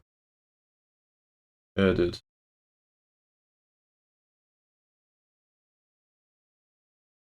It is 7 days. Yes. I will set it on 1 day. I think once per day is enough, right?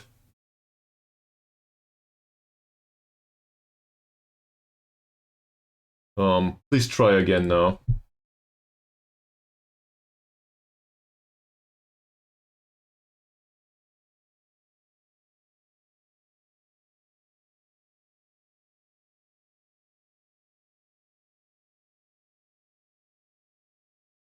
If not, but it should be possible now. The last time you rewarded yourself for that is more than a day ago, and well, more than once a day is highly unlikely due to the amount of channel points anyway, isn't it?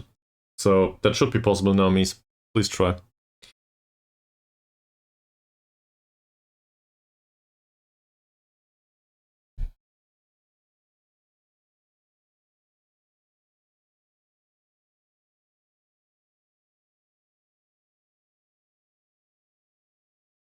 It says we should offer him a professional contract. I do not agree. I want to loan all of these out.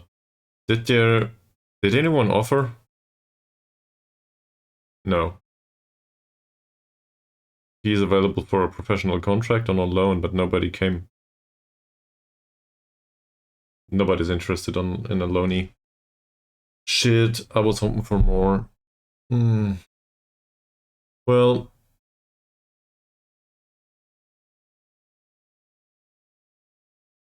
Well, I can do it. We can do it tomorrow or something. Don't know about tomorrow actually. Yeah. Just want to keep keep a hold to the formalities. You know, keep it in the back of your head. There will probably be a bunch of replacements on the staff side though. And just keep in mind that well, the staff will be replaced at some point anyway. So don't grow too attached to it. I just threw out Sharon Nollet. It's not because I don't want to have his nick in here. I just don't want a staff member anymore. He serves no purpose.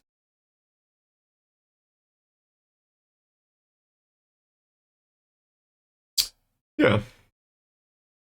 So, I'm still not really confident with our current player squad. But overall, I think it's better than what we had. Let's put it like that. And if we had re-signed all of what we had, we probably wouldn't have had the same quality. So as a result, I think it's tolerable. I'm really hoping for some additional money and additional wage budget though. And I had a look yesterday, well, quite late I think. I don't know how to ask for an increase in wage budget. Can somebody teach me, please? It might be I'm just too stupid to find a menu. But I need an increase in scouting budget, I need an increase in wage budget, I need an increase in everything. And usually I'm one to ask for lower budgets. Yeah, I was there. Give it a second to process.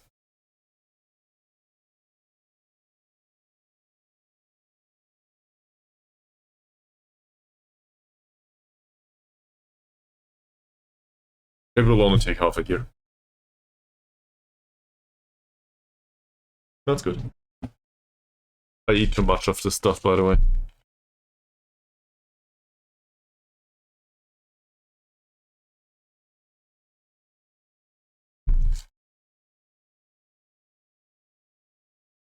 It's not always available to select. Maybe that's the problem. I think I had a look quite recently. There exactly.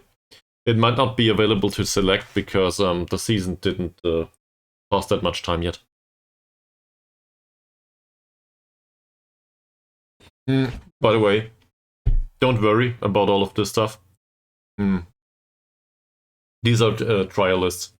We are trying to find staff members that can go into a double role as a player, preferably one that would be emergency backup, but also really cheap staff member. So I'm looking for that right now. Also, I threw Sidil out of the squad, in case you didn't notice. So the goalkeeper of last season's gone. That saved some of the wage budget. In aggregate, together with the two strikers, not Rumley, what was their name? Hasnan as well as the other one, Rachili. Hasnan and Rachili are gone too.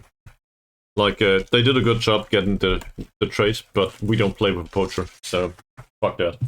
And both of them were on non-contracts and cost money on paper. So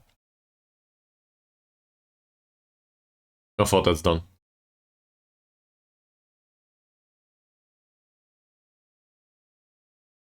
Nope. I think I've seen worse. Not really interested though. The board is pretty happy with us.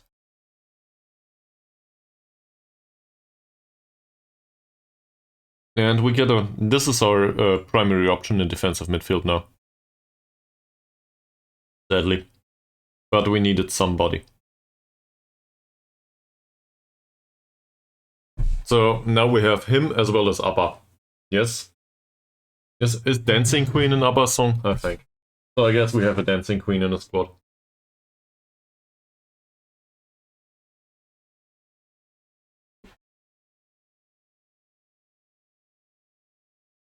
There might be other famous ABBA songs. I'm not aware.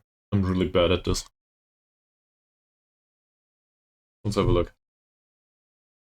Gimme, gimme, gimme. Dancing Queen, slipping through my fingers. Lay all your love on me. Wow.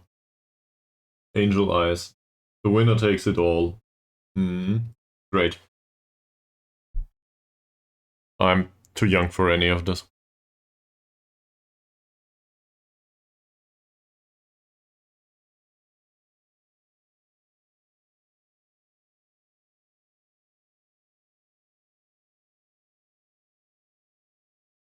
Being trained as a ball winning midfielder, also he needs a squad number, I think. Like 34.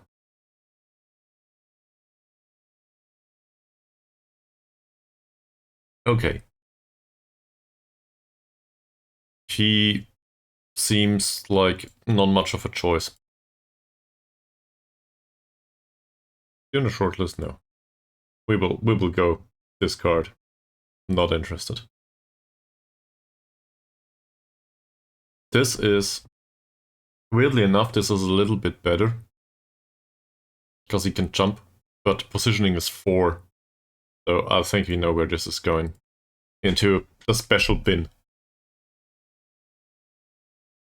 Puat is a center back that is under contract somewhere, and I cannot see him playing anytime soon. Not even one league below. Mahideen. The mentals are horrible, same as the tackling. Not consistent. He can't jump, he's pretty tall. But this is not what we're looking for, is it? So I don't think so, no.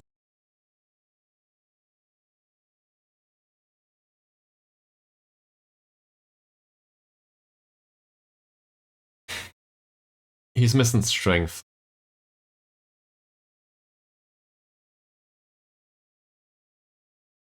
I think we'll continue scouting him.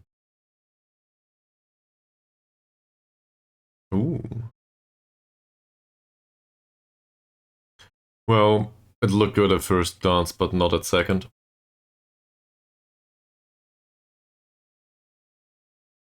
Ja. Jacob. That's a name. For the right wing, we're still looking for a replacement, but I do not think we want him right now. There's a bunch of players that just want to come and play for us. We have no idea about the wage requirement or anything. Give him a trial.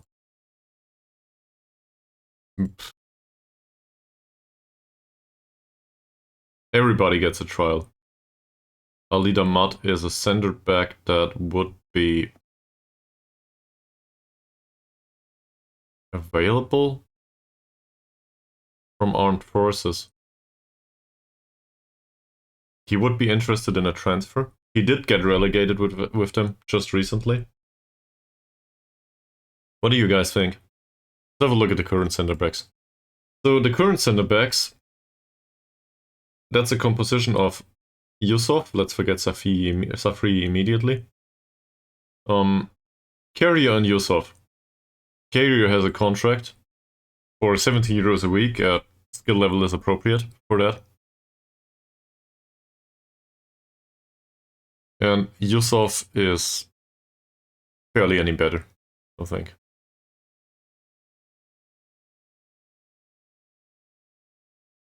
That's what we have.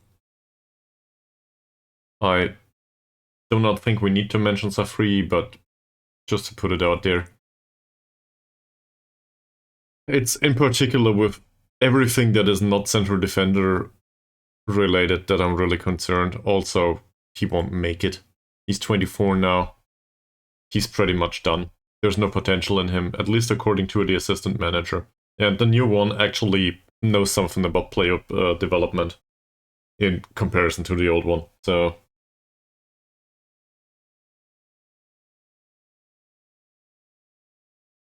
I trust him a little bit. Not much, but a little bit.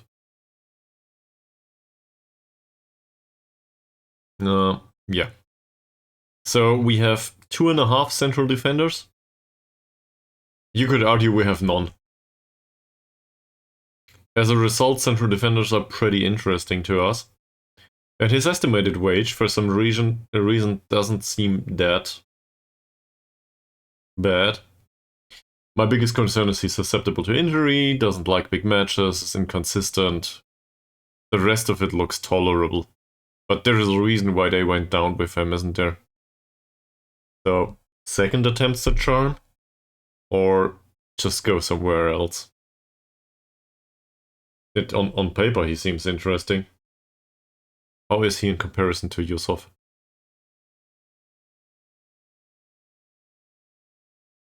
Oh, he's injured on top of that.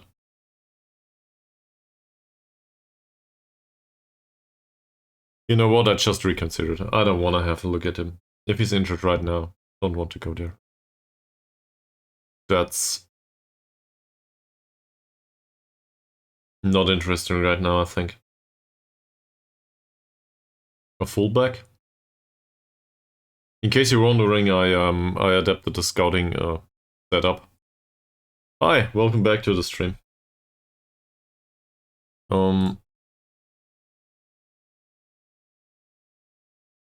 We cannot afford a player. We just can't pay it. This is better. I was looking for something like this. To you too, man. To you too. I hope you have a good one. Well, it's not the new year yet, but few hours to go. What? Well, I do some streaming right now, so I guess that's going on. I also had a look at hardware, not specifically, but that also relates to video editing at some point, maybe. Don't know yet. Shall we sign an English guy?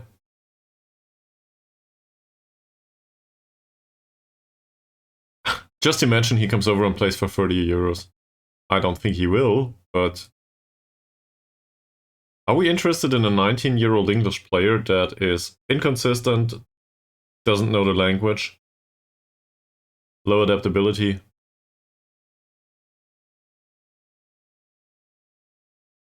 Something like this, Mies. I had something similar at the top of my head.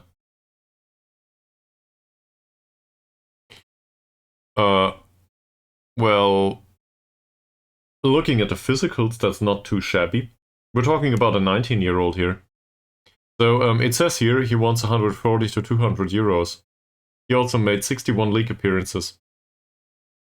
Is this player material that might be loaned out? Maybe. So maybe we get lucky with his contract demands. He wants to be a squad player. That's at the end of his current contract. That's in half a year. Let's make him breakthrough prospect. Maybe, John. Maybe. Also, welcome back to the stream. He doesn't like that. So let's make it impact sub instead. He really doesn't like that. No. Of course. He wants to learn the language under any circumstances. I will promise this just for fun.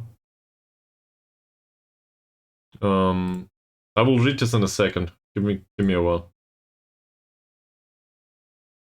He's not fully convinced. 70 euros, fuck off. Go away. Okay, so, you have a nice nick, by the way. Welcome to the stream. Z2Z2Z. Okay.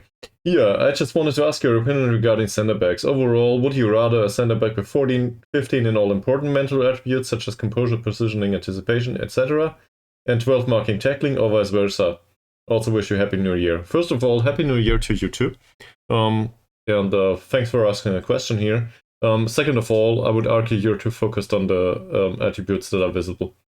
That doesn't really answer your question, but I would probably relate... If everything else is identical, I think it hardly matters, but the playing style might be a point of concern. If the player is more... Well, depends. If you go with man marking a lot, obviously marking is important, but also so are the physicals. They do not show up here. In case they do a lot of tackles, obviously tackling is important, but marking and tackling is not the only way to defend. So from that perspective, positioning is might be more important. In particular, if you go for a defensive setup that uses more correct shape defending. So intercepting, not given a lot of space, that stuff. So then positioning, anticipation, and composure and so on are more important.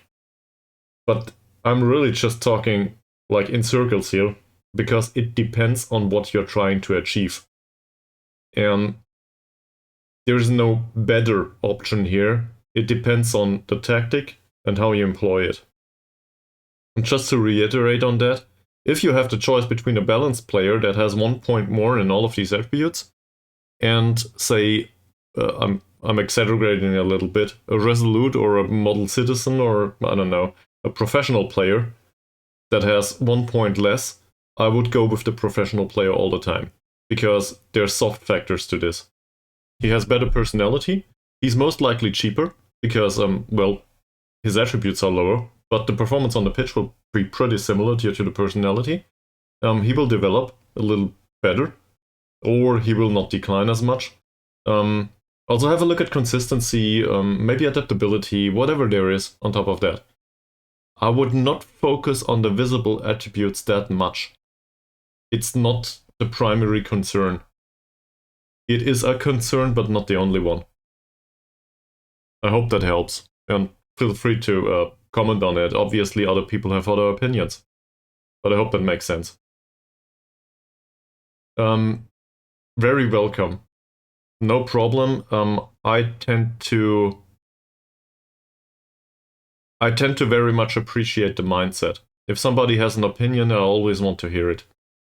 It's only your opinion, obviously. Member for the fan club. Are you quite sure it's not a self-help group? Still think that it's the latter. But yeah. You're always welcome to share your own opinion on the stuff, obviously. What did you find out so far in other streams, maybe? I guess you moved through a few streams, right? So what's your opinion on other streams? If you give them those that question. Okay, he will not sign for us. I'm kind of confused. I'm highly confused, actually. Fuck me! We signed a... Sorry about the word, about the expression. We signed the goalkeeper for a ton of money. And now we get another Chinese one. Okay, he's bad. Still, he's a fairly professional player. I probably would have gone that way in comparison to Chalil. And all of a sudden they show up. Where's Chalil? Of course his name is not Chalil. Fine. Yeah, okay, he's way worse. Never mind. So I probably wouldn't have signed him. That said, we could have saved a lot of money.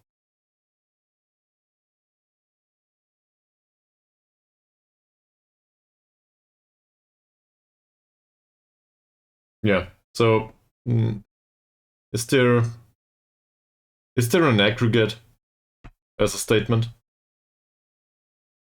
Also, it's probably hard to judge, but how qualified are the answers in general? I feel like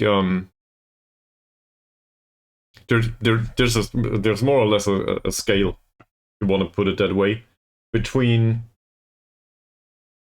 making things far easier than they are, like go with 15 strength, everything else does not matter, and that might work for this or that, but in general it's, you know, very primitive as a mindset. Then there's a whole area in between, acres of different interpretations, it's not single dimensional, and then there's overthinking it. Like, I don't know, maybe if he has 1 point more professionalism, then his composure, lack of 1 point of composure will not matter that much. That's probably true, but also you're overthinking. It's like, focus on the bigger scheme of things, maybe. And I'm probably more on the overthinking side, like as some sort of a self-assessment. So I'm kind of interested in the other mindsets, if that makes sense.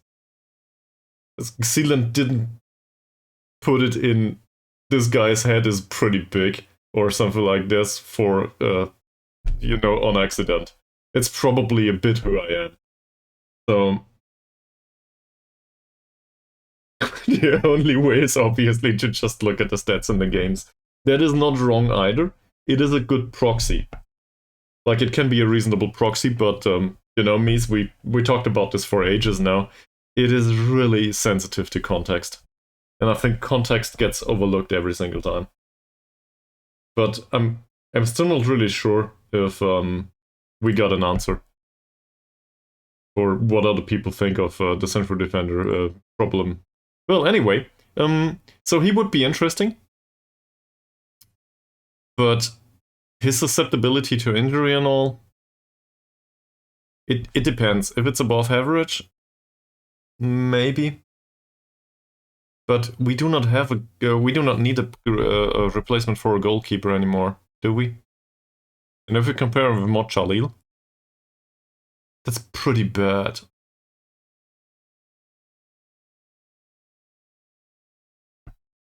On the other hand, Mod Jalil is pretty expensive too. So yeah, not right now. I'll shortlist him. And no, maybe he develops all of a sudden. We do get players for reasonable amounts of money here. An Englishman. Okay, he's not the kind of person I'm looking for. End of contract signings with Bangor right now. Great. Like, I'm interested in this, obviously, but, well, he's the wrong kind of striker, so go away. I just think it's interesting that all of a sudden the foreign players show up again, now that the transfer window's opened. Do not need a left back. We could use a right back, maybe, but... Where's he from? Didn't make an appearance on the Liga Super, but played for YPM for a while. And for Armed Forces. In Liga M3 he was fine. He will get a trial. Definitely. A Selangor play. We have enough wingers. You might have all the quality in the world, but we have enough wingers. Don't want to do that. Obviously we could loan one out, by the way, but that's a thing. So we can always throw one of our players out on loan, get some money for him, and get someone else in instead. In their stead, the right way to put it, right? Sure, give him a trial. I don't really think we'll sign him, but sure. That's Roslan. That's our Roslan. He wants to retire... That is in 8 days. Hi, welcome to the stream. Think 33. Interesting, Nick.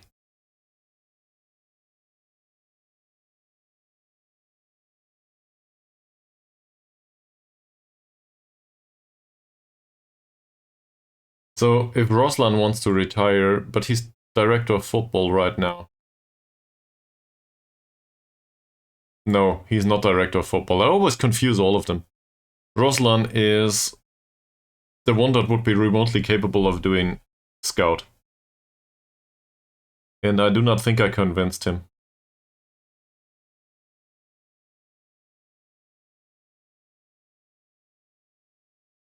He also wants 120 euros, so we will forget about this. We have scouts on a similar wage, budgets. By the way, Zink, welcome, and let me know what brought you to the stream. Anything in particular that comes to mind? Or are you just browsing random streamers that barely have any followers? In that case, you know, you're at the right place. Maybe. Don't know. This is usually a pretty slow stream, I would argue. We take a while for basically everything. Trials. Sure.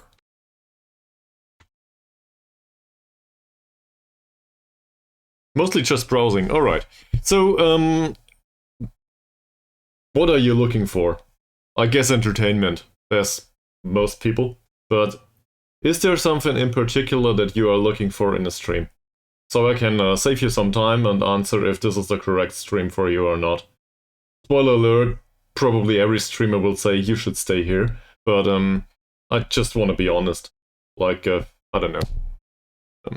Depends. Some stuff is important to some people. For example, there's no music here. This might go at the detriment of the entertainment value for some people. There's no music because I listen to metalcore and probably, well, let's just say I don't want to chase away the rest of my audience. Thanks, Mies. Well, To be fair, if I find an actual register... Okay. So... If you... I guess the best assessment for that is if you watch like 3-minute segments of former streams on YouTube from mine. There's the occasional nervousness recently because we wanted to get promoted. That happened. So if you want an episode that is more nervous, use episode 26, for example. That's approximately a 9-hour episode. It is available here on Twitch as well as on YouTube. That's the extreme. For something very calm, you can use basically anything out of the last 11-hour stream from yesterday. That was pretty excessive and also tiresome. I don't think I have an end goal, John. And in general, I think this tends to be pretty calm. And we tend to have a lot of discussions. So for in the background, it's probably pretty good. That's my opinion on that. It can tend to be, well, true from the save name, but it can tend to be pretty exhausting to do all of the contract fiddling and all that stuff. So, for example, I tend to spend a ton of time on, I don't know, saving €5 here and there, because I guess because I like it. I must hate myself or something. So that's a thing.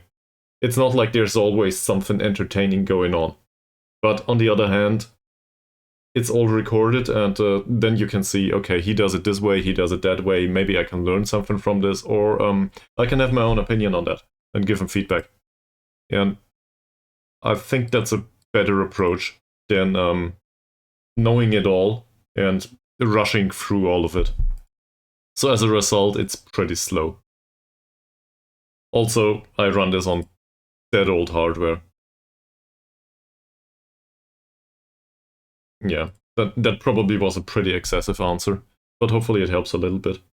But really, just it will not take you more than 15 minutes looking at the YouTube channel, some random videos there, to figure it out. Or just say here. Chances are you get a sample that might be slightly skewed in the next 15 minutes. I don't know what's going on in the future, but we will probably not make it to any matches today. So that's just a matter of circumstance. End goal of the save. So the end goal to be a hero is pretty funny. I guess that's true, but hero is relative to your own definition, isn't it? What would you consider to be a hero in this context? I have a hard time determining that myself. So your definition is as good as mine. And I think I can give back the question too. What would you consider to be a good goal for this save? Like, end goal. If you have an end goal, it's a project, isn't it? No, but if it is not one of the videos of my channel, I will be totally disappointed. And given that I do not do any good video work, I guess I set myself up for disappointment right now. I guess an end goal requires a project. Because if you have something that you do on a persistent basis, you don't really have an end goal, do you? You do it because you like the way, or whatever the way brings along, the path, for lack of a better phrasing. So I don't really have an end goal, I think.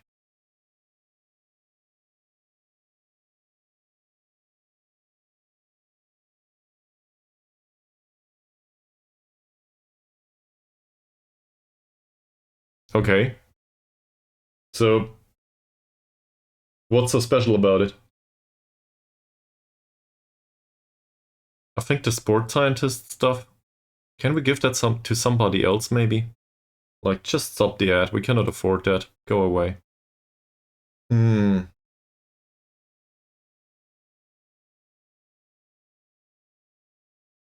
Yeah, but that's just the charm of amateur football, isn't it? It comes with... Okay, well, I thought so much.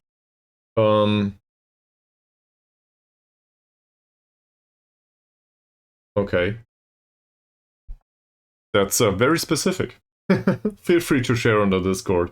Or, I don't know, put a link into the channel here. I will not be able to watch it right now, though. You know, sound and stuff. Also, I'm busy streaming, I don't know if you realized. The flip side of the amateur problem is that you can probably sign players for no money whatsoever in an amateur club. Usually it should be pretty easy to get them from amateur to there's money in the bank. I don't know. Is this the appropriate chat for this? It seems awfully specific and has nothing to do with Football Manager, does it? So sometimes we talk about this or that on the channel. But history of Bundism...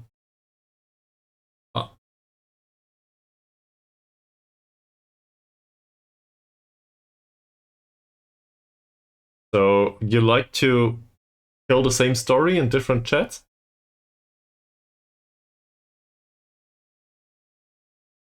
Well, if you define yourself through weirdness, sure, have fun.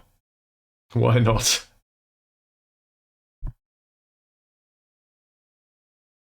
I think it's been a while since I did the last. You're welcome to.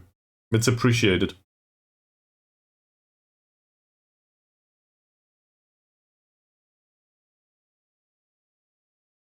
Uh-huh. That's interesting. That's a good example. This comes exactly down my lane now. Perfect.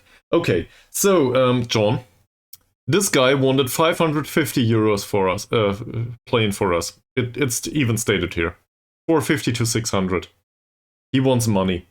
He's from New Zealand. Not to be confused with the streamer. And, well,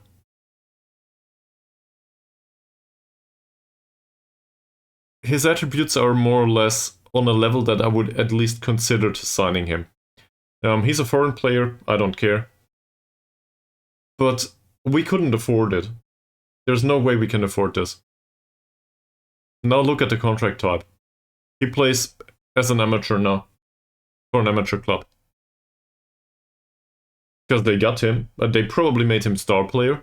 Doesn't matter. He doesn't get paid. He doesn't worry. There's nothing but amateur contracts available there, so everybody gets paid the same. Nada. But he had the opportunity to play there. Wages can be really detrimental to your possibility to sign replacements. In case they just want too much money. If there's none to be had, they will not demand any. At a certain level, obviously you lose all of them. But first, they come and play for half a year for you. Or maybe a year. And as long as you can keep supply up, you have a good time as an amateur club. You can basically go around and shop for every single non-contract or without a contract player all over the world. Also, loans are still a thing, if I'm not mistaken. So, I wouldn't view that as a negative only. Now, funny part is, we cannot make an offer for him anyway. Okay.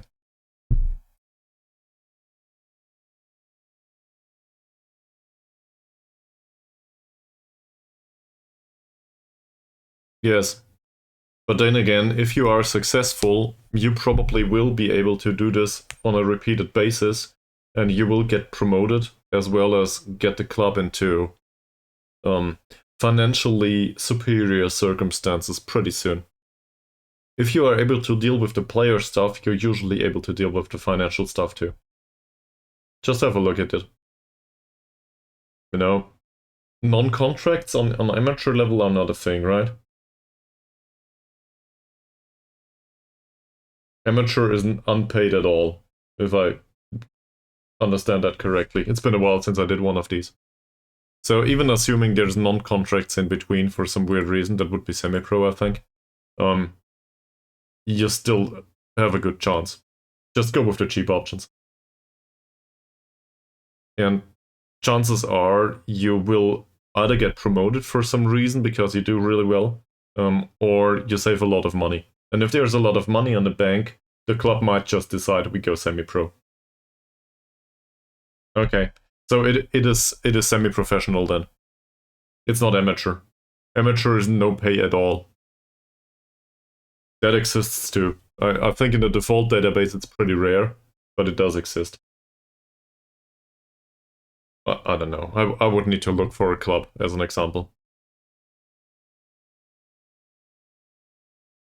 They can be fun saves, by the way. Just putting that out there. But I'm not sure if amateur circumstances are reflected in a correct manner in the game, if that makes sense. Because you have all of the income of the supporters visiting the stadium, but basically none of the expenses. None of the staff members gets paid, none of the playing staff gets paid. So they do not even get an appearance fee. As a result, yeah, it's pretty hard to spend money actually.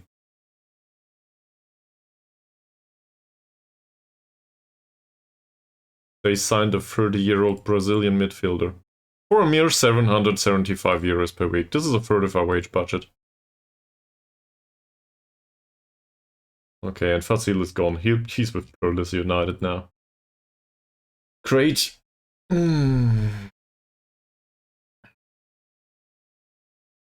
So is this what we're doing for New Year's Eve, actually? Talking about player signings and how to do stuff in Football Manager? I'm not sure if I'm overwhelmed, underwhelmed, or none of it. Kinda like it. Wow, he's bad. And not a good head of youth development either. Let's skip forward a little bit until a ton of people retire. And then we'll see if there's somebody in there that can do emergency backup as well as serve a double role as a staff member. You know, because money.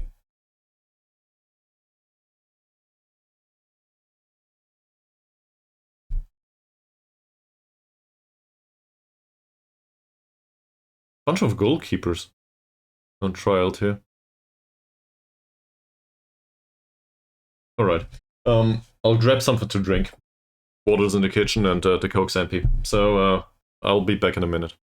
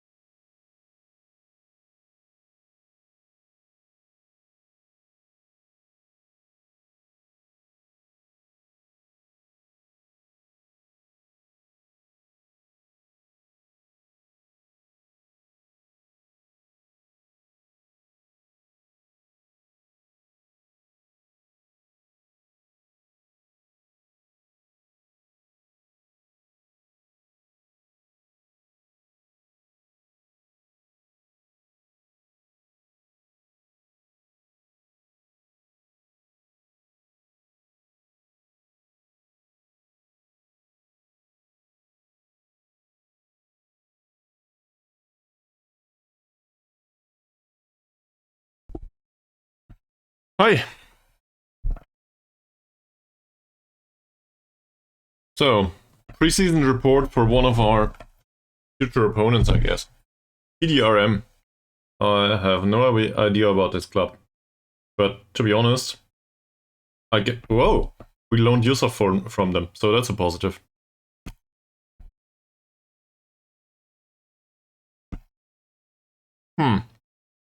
Could be better, could be worse. Someone offered 2.5k for Rumley. Whoever Rumley is. Is he on the shortlist? He's on the released players shortlist. I'm not interested in this guy anymore. He didn't get released. The biggest concern with elite players is that they want money. We don't have any. We want loanees.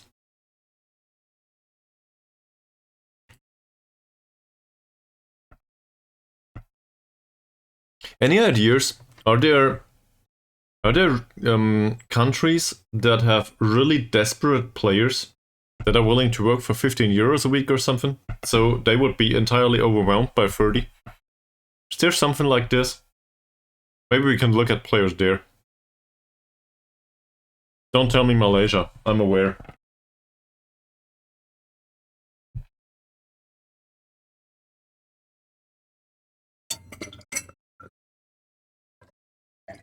I guess Wales fits the description. In Wales this is happening.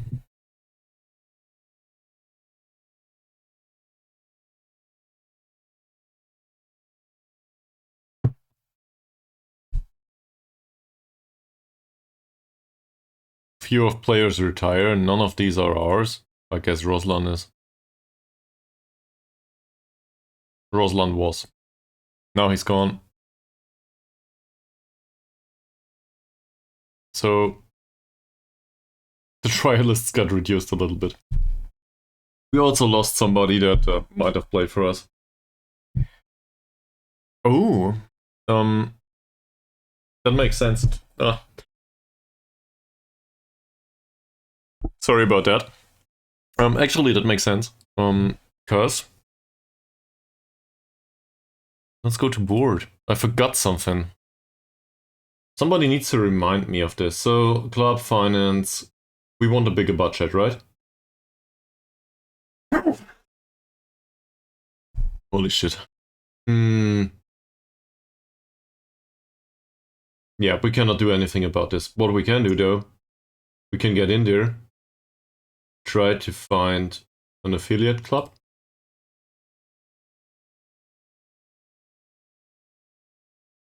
We need the money.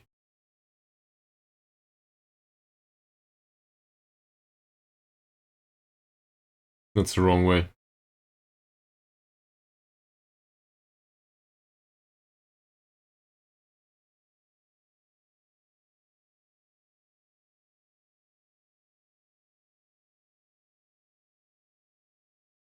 The financial precision is expected to deteriorate. So as a result, senior affiliate maybe helps.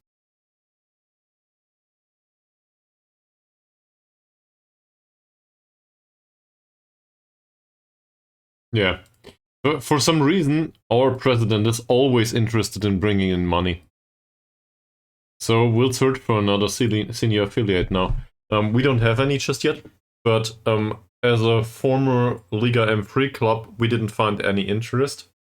I guess that might have been related to being situated on Borneo. These days, the league we play in improved.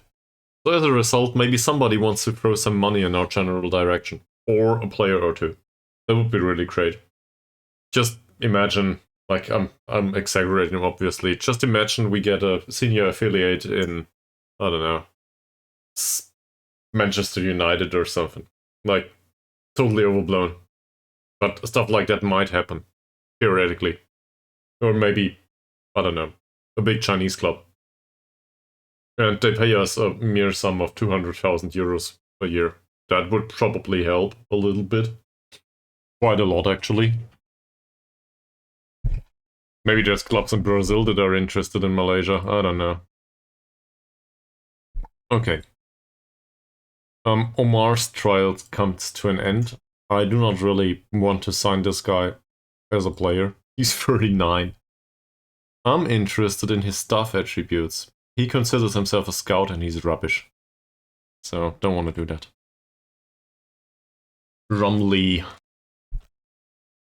38-year-old goalkeeper.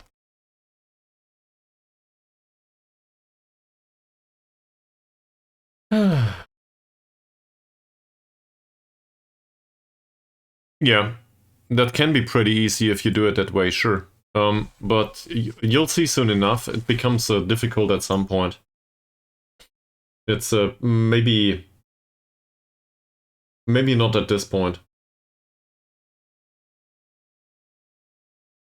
Well, a senior foreign affiliate might be hard to get by to get to, though. He is a KL Rovers player right now. He considers himself to be a manager, maybe. We don't know the personality yet. It's balanced. We don't really need anyone with that skill set, though. He's no good. 35-year-old defensive midfielder. Wow, look at the physicals. I guess that's pretty impressive. Staff attributes say he wants to be director of football. Nope.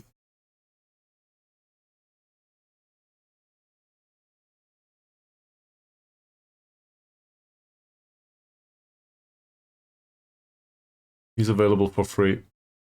He wants to be head of youth development. How about goalkeeping coach instead, man? He's no good at it for some reason. Well, neither is our coach, but... I mean... He's 39 though. And we do have a goalkeeper, and we do not really need one. But if I did not have a goalkeeper, that is, I guess, a little bit lower, skill-wise.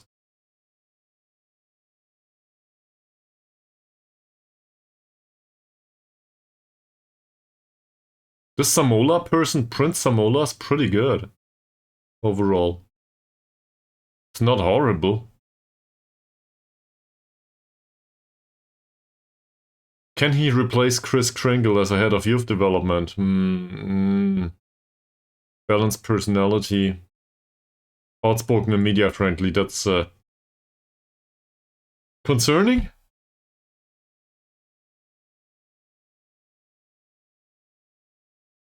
Where's Chris Kringle? Should be somewhere.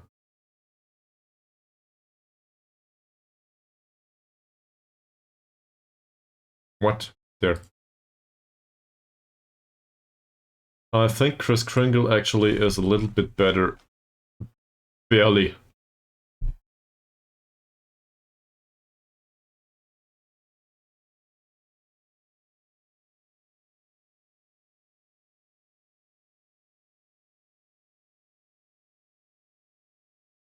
Alright. So... But he's pretty interesting. Problem is it's too late in the career, I think. Like 5 years ago, he probably was a beast. It doesn't say anything. He played in the Central African Republic. I don't think any of the... Like, there's no leagues loaded here, is there? No.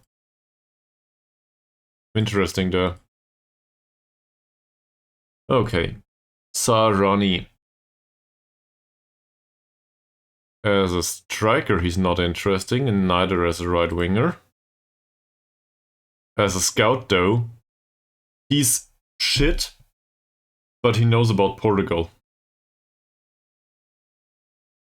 Our scouts are pretty bad, too. Our scouts are 65 euros or above, up until 110. So the big question is, can we sign him as a player that does scouting roles alongside it?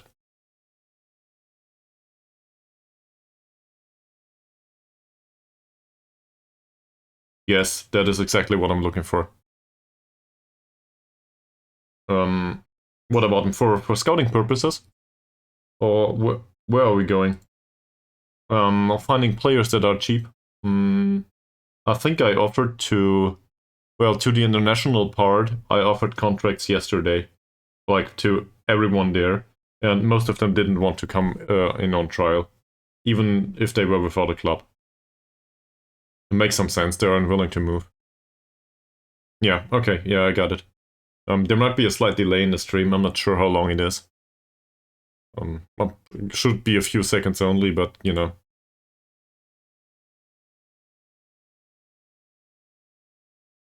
Cool. It was a good idea. go away.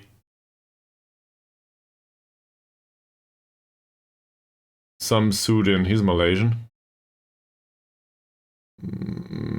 Scouting doesn't look too horrible. We do need a right back. Not that one though. He's not good enough. By no means. I think we'll take a pass. That said, I'm trying to sign him as a scout for a second. He wants a staff role only. Sure. Let's be emergency backup instead, man. He's okay with that. And wants 250 euros. Fuck off. No.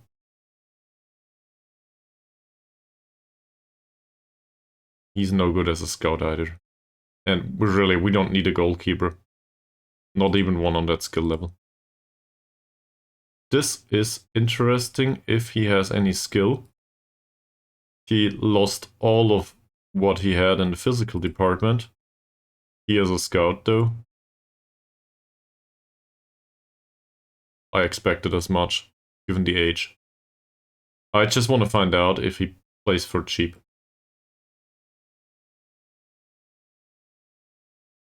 $130 is not cheap. So my concern here is this is too high for the level of contribution value that he brings to the club. His contribution for us would be as a scout and maybe as an emergency replacement. So I can maybe negotiate this down to 100. I don't know. But that's not cheaper than our current scouts. So there's no value there, sadly. But you see the concept, right? That's what I'm targeting. Yet another potential scout. Malaysia only. We do have potential replacement issues in midfield. Also defensive midfield, maybe. So that's not horrible. He's also 31 only. Definitely not a good player. But sometimes you do really weird things. Like this. In comparison to one of our other scouts.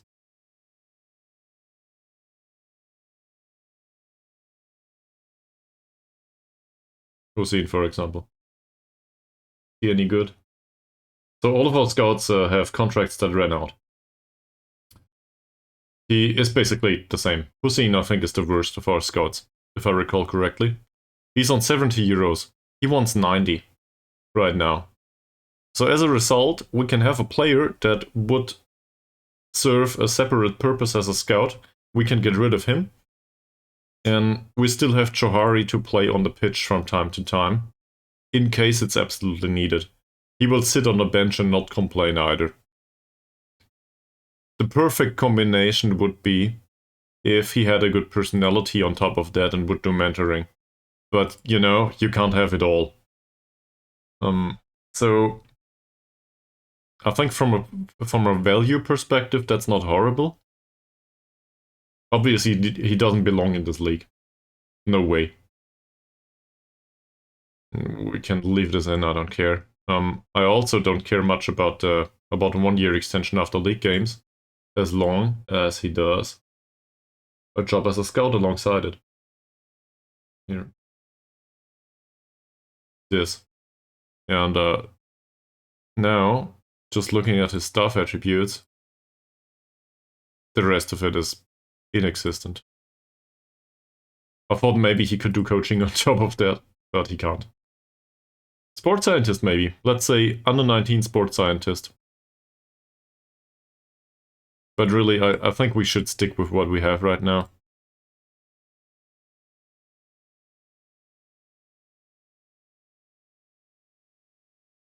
No, he wants to be player only. Sometimes this works. Not this time though. Jaya. 34. He wants to be head of youth development, and well, to be fair, he's better than Chris Kringle, that's for sure. I have my doubts about the personality, but the attributes are better. No scouting knowledge outside Malaysia, sadly. How much do we pay Chris Kringle? Here.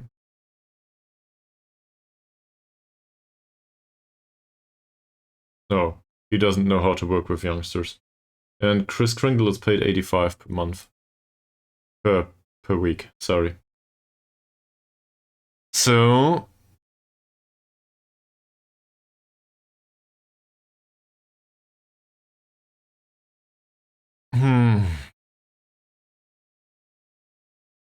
What's the demand here?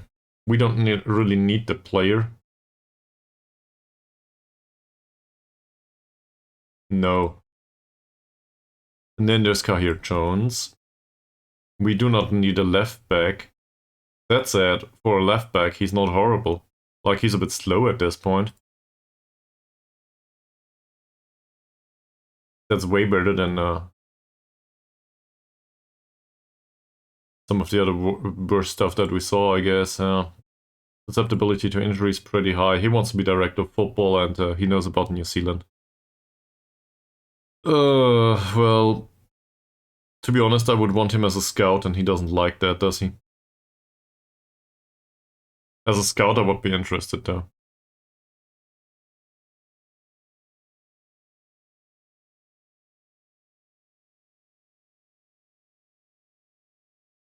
No. That's way too much money. Some of these players, sometimes they come in really cheap. We had an example for that. He just didn't want the staff role on top of it. But sometimes they are on like, okay, 50 euros. I'm okay with that. And probably we should have been on the lookout for these kinds of players all over the place, and not going for quality. But, you know, I did go for quality because I don't know why. I should know better.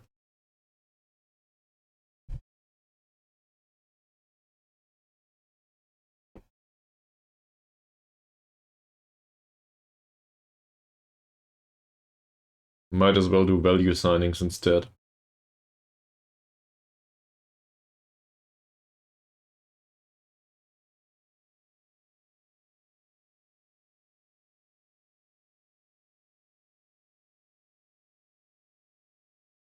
So, what's the assessment for now? I think is still around.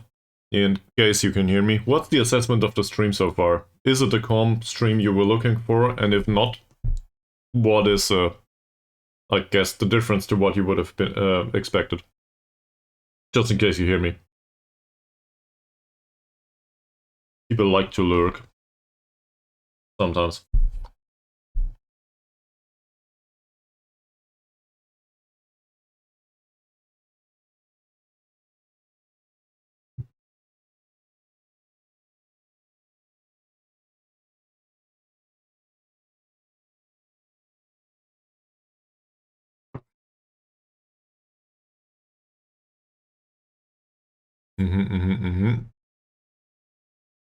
Yeah, I've seen worse.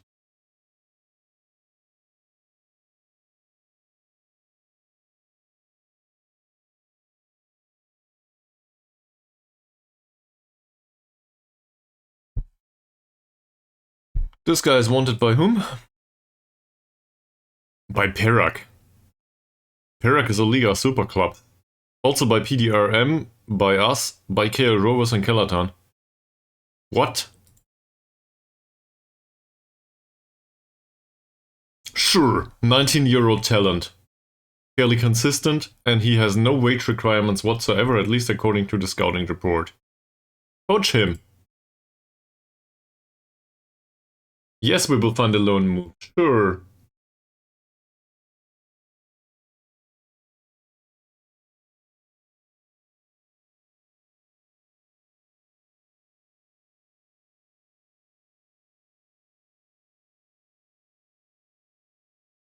You can have 30. And a 2-year contract. He wants 80. Go away. I don't have that kind of money. We will have in the future, but not for now. That's sad. He's... I don't know. Physics are a bit low. One thing that always comes to mind for me with trials is I would like to have an option to extend trials, not to give him a second one. Just extend the trial by a week. Why is that not a thing?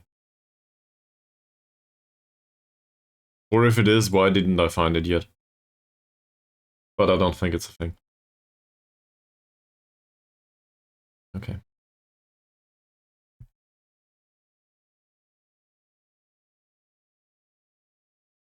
Do any of you have any ideas about an effective training schedule that doesn't hurt the players? For a full-time club with really bad training facilities? That's oddly specific, right? So chances are we will need to have a look at recovery repeatedly. Maybe find a training schedule that focuses more on reducing injury risk overall. Because all of the little injuries of the 3 weeks that we had them on full-time training, that's no good. We should probably get rid of that. So I will need to change the overall training schedule that comes up pretty soon.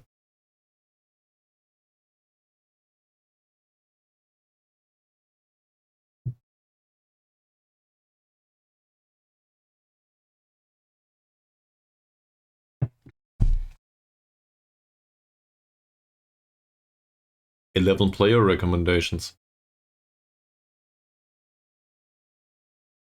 Okay.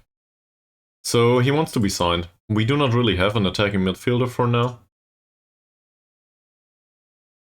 And contrary to the other attacking midfielders that I'm used to, this guy has a long shot and apparently some sort of finishing. Which isn't the worst idea the way we play. So Mr. Safyan, you might just replace a locomotive at some point. Johnny, we have enough wingers out there, don't care. Bashan. That's similar but without the long shot. But sure, come in. Why do you come up all the time?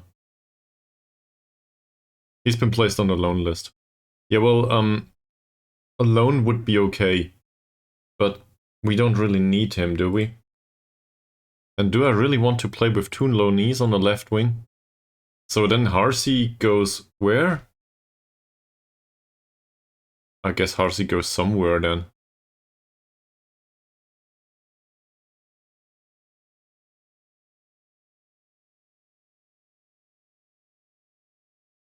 That's a way to reduce the wage budget.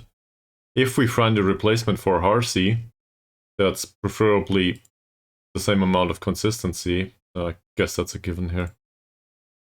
Say we throw Harsey out on loan. Yeah, well, he's better. So there's that. The attacking and vision department are not that good on Train Raj. Interesting name. But assuming we get rid of our own player that we just signed on loan. Where's Winger? Yeah. Could be worse. So we could save on 85 euros a month in case he comes on loan. So assuming that works. And Harsey leaves. Because otherwise we have a winger that we don't need. So the first concern here is, can't we just include that? I think we can include that, right? We'll make an offer for loan. He can play against the own team. We will put him on squad player, maybe. Don't really care much. Until the end of the season. No wages whatsoever. Can we add... There is no sell player first here.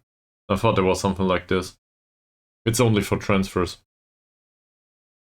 So that's our problem. I guess we can still delay it or decline it if we don't want it. Just gotta remind myself of it. Alright, let's finalize this. So we would take him. We can always recall the other guy, I think. Harsey. And for Harsey to play another league, another season in Liga M3 is not horrible, is it?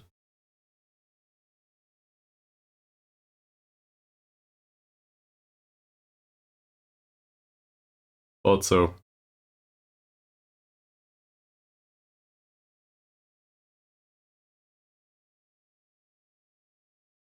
He's not really interested in moving.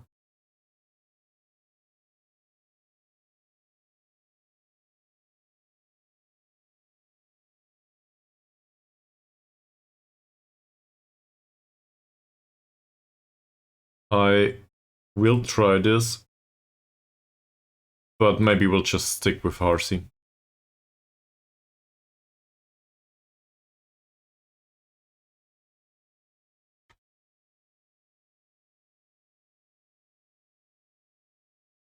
Somebody started doing the fireworks outside. It's 7:30 p.m.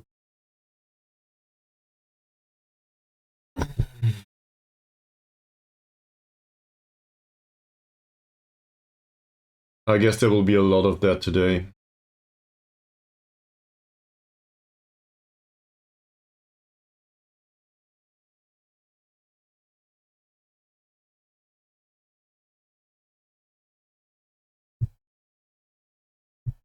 Mutsair Bashab. He's a fairly determined guy, and we took him on trial for a week. Safian, that's the one with the finishing, balanced guy. No great potential in him. Sad. What's with the atmosphere?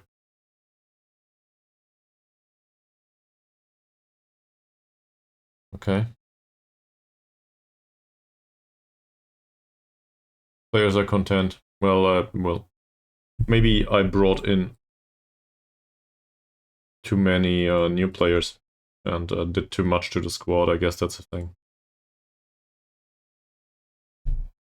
We can also probably drop some players from the under-21s and the under-19s at some point. So, for example, for the under-21s, I want them to at least have 1-star ability, don't I? Which reminds me, what about Dicky actually? And his mentoring group that didn't work yesterday. Can I set this up today? In the under-21s, obviously. Yeah, it's in here.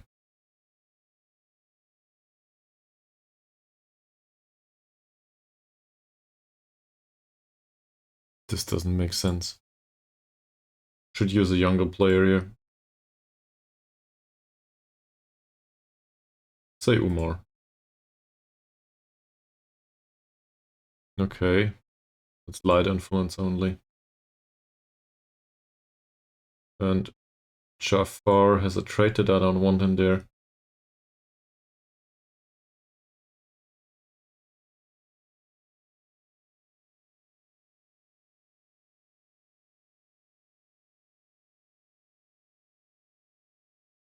None of these have any traits that would be detrimental to the mentoring group, so let's put them in. But the only thing that happens here is that Dicky is an influential player for the rest of them, but he doesn't really have much influence on the group. They just influence each other. So that would at worst it would go to the detriment of the personality of the fairly pro guy. On the other hand, that doesn't make much of a difference. He's no good anyway, so he might as well give his professionalism to somebody who is.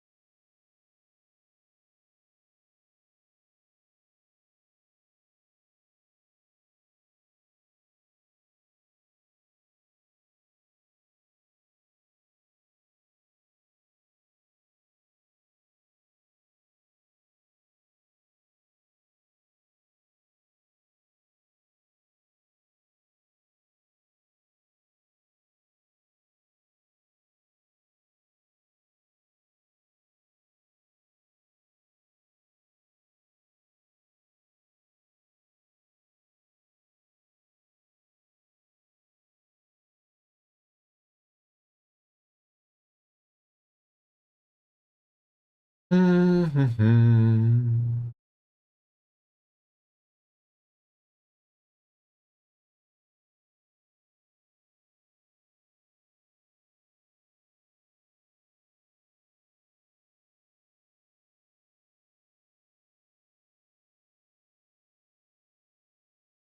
Alright. So that came up. Scouting's done on him. I do not think this looks like a signing. Sorry. No interest. Neither in him. The physicals are somewhat okay, but the strength of 3 is really concerning. That doesn't fit any description we're looking for. And he's bad too. Yeah. The 1-2 something areas of attributes are really the biggest concern here. So let's go into this menu. I'll redo the training schedule right after a buffer break. BRB.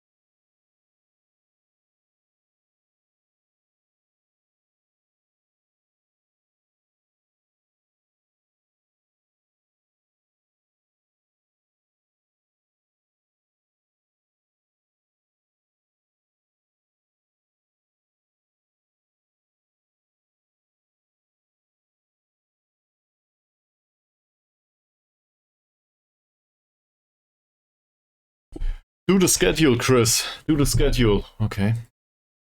Let's do the schedule. Full-time overall no match was too hard on them, if I recall correctly. So as a result, I think we need to take this down a notch or two. And we need to hit the green levels here overall. Injury risk there should be a slight reduction, it says. So a slight reduction is good. I think I fiddled with it already. Say on the days we do match practice, we cannot do this. That's too much. So I'll try to slap it in here and put an additional recovery session into this one. Or not. Or not. Never mind, that's not possible. I do not want to use rest sessions though. No, that reduces sharpness. I don't like that. Is there anything that doesn't really influence? I guess it's the physical part, right? So we want something that doesn't influence injury risk, which this is. Preferably something that doesn't influence condition either. That's a thing here. We could go goalkeeping, obviously, then the rest of them wouldn't have any influence. All of this is pretty low grade. This is not obviously. Physical work is the worst.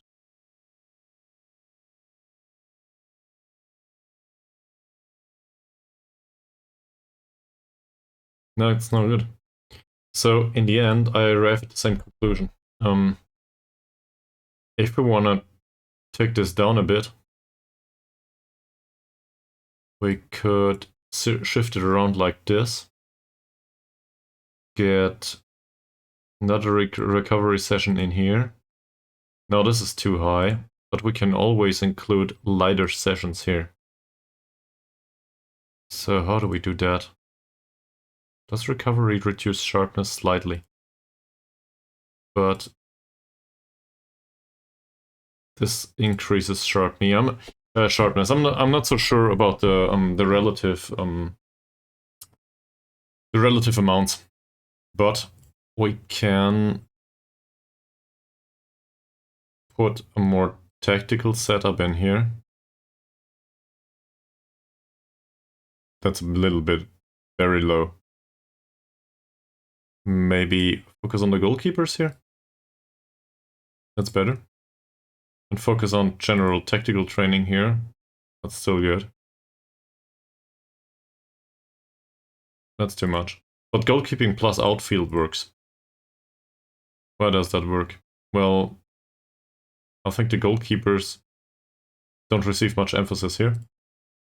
And the field players do not receive much emphasis here. So as a result, that works. We might as well do goalkeeping here and outfield here. And now we just need to find a solution for this. That's a little bit too much, so we slap in a tactical session.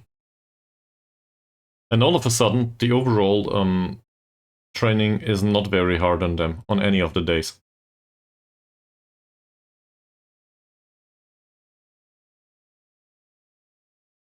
Does still reduce injury risk. Sharpness declines a teeny tiny bit. That's not by much though.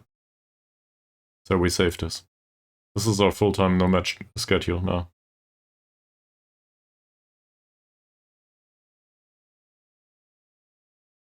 And now we can start arranging friendlies.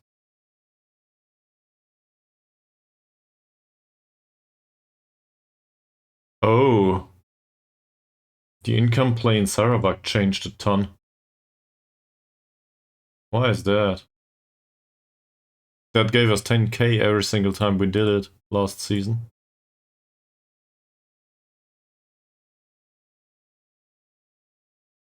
Well, circumstances changed, it seems. But that's still viable money. And we need to play them at some point, so... Okay, that's a problem. We just found out that there's no money to be had here. It was available up until recently. So that's really bad.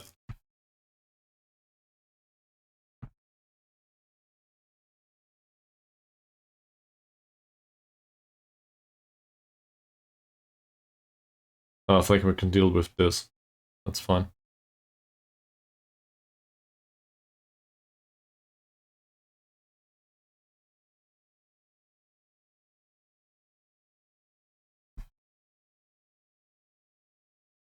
It's annoying though. I thought we could easily achieve another 70k this season. Apparently we can't. So maybe I should have done even more friendlies last season. Facing Sarawak all the time.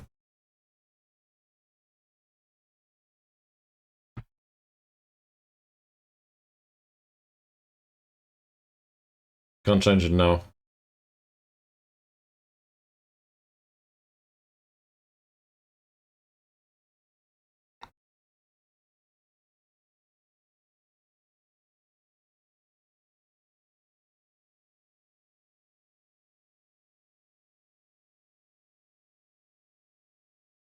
There's no player on the first team that's very happy. Why is that?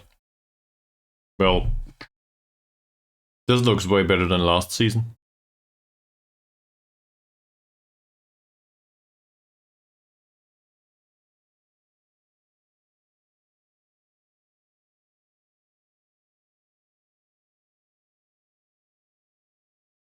Okay. Who's available for mentoring groups here? Mod Aris as a goalkeeper. Or fairly determined. Set it up earlier.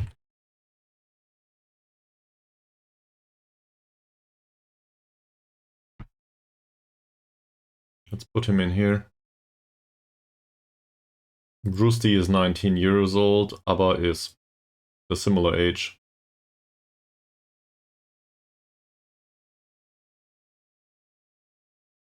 That works. Great. Next. We have another.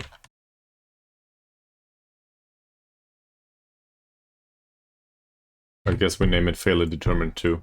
I know, surprising. We even have a determined player, by the way. Jalil, yet another goalkeeper. He is influential. So let's take two young players here. Ravi, for example, as well as Chong Ai King. Put them in there. That's not bad.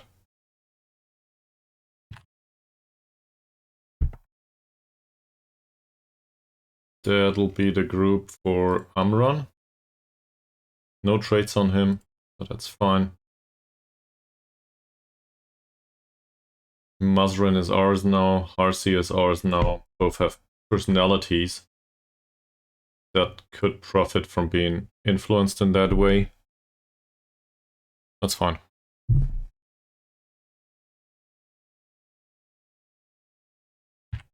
I have my problems with Mazrin as an influential player in here.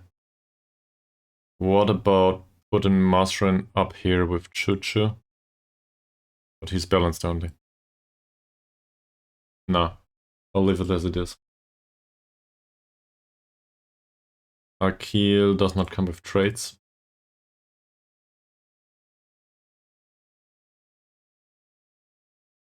Do any of you come with traits? Baru doesn't. Samri doesn't. Yusuf doesn't. Neither does Ankun. I think I'll put him, well, one of them does. Rosdi does. So he stays out. Thomas doesn't have traits. Lord Hussein doesn't have traits. Diego doesn't have traits. So let's put them all in there. So Ankun doesn't really benefit from this anymore. Baru does. And our striker doesn't benefit from it either, so might as well leave him out. Samri and Yusuf, it's light influence on them only. They are too old.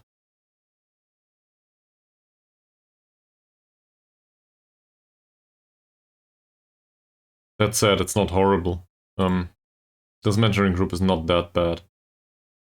It might still influence some of them in a slightly positive way.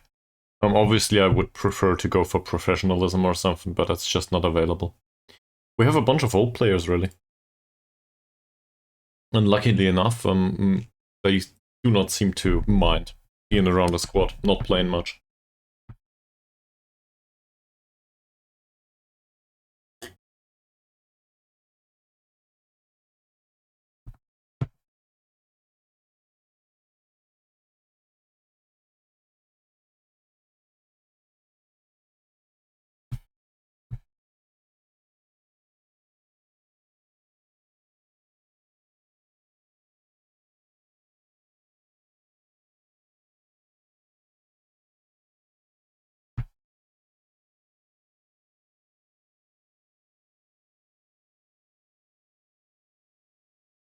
So, now that we determined most of our squad, I think we need to throw out the scouting.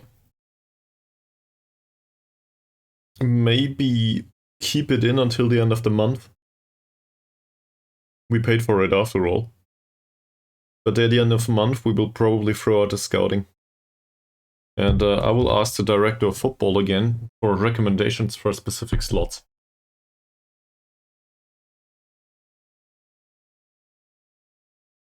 Okay. That's not really important. The overall squad size is way too... Like, this is pretty low, right? I'm also not sure about the goalkeeper here, but it is what it is. We have a Rusty as well as a Roosty.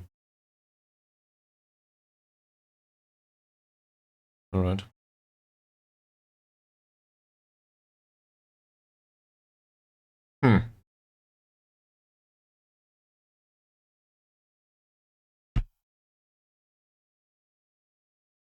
The wage budget says that we spent too much, about 300 euros.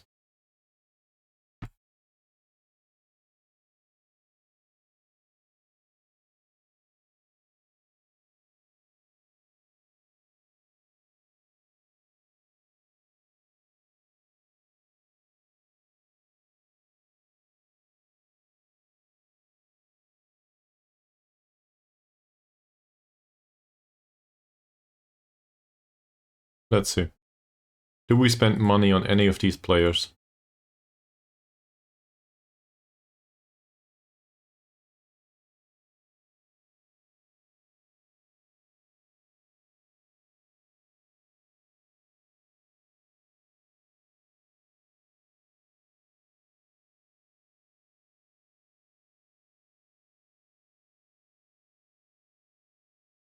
Doesn't look like it.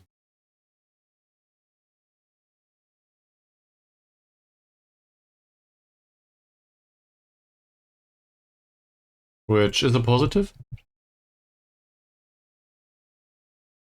Okay, so we cannot really improve the circumstances there.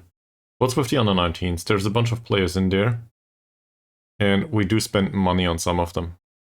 Like Nudin. I just want to see if this is a common occurrence.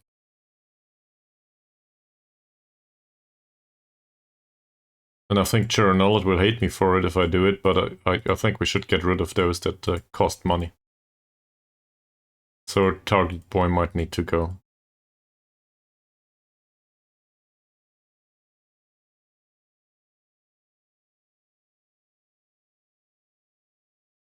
Same as Silver Eye. Which is just another Target Boy, really.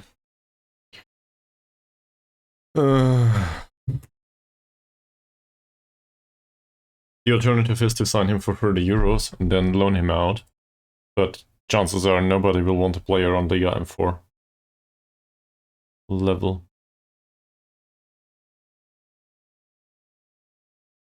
What kind of money would you want as a youngster? 50 euros.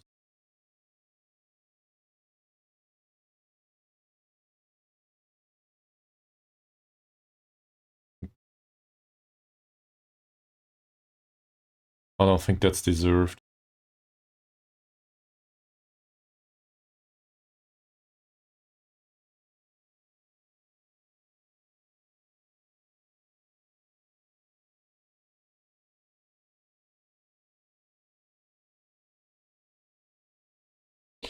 He's not good enough.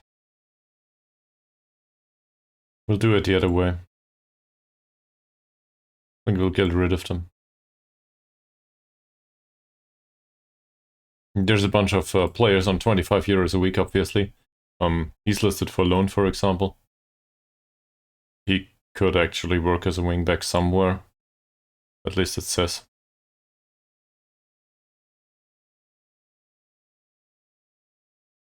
Maybe get rid of the requirements here. Just loan him out.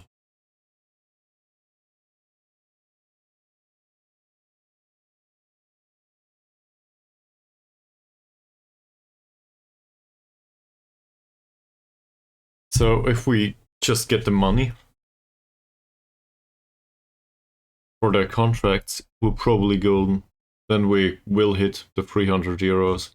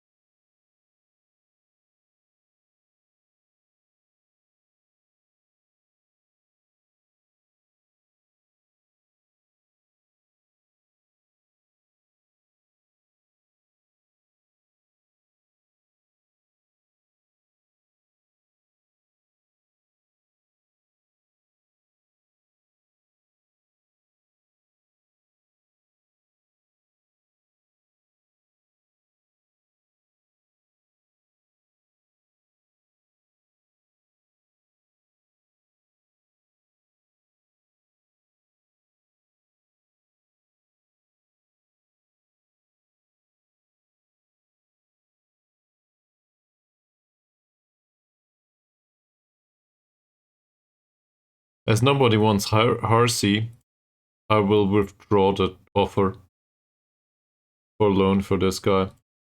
I don't want him anymore. I'd rather play Harsey. I might regret it, but, you know, it is what it is.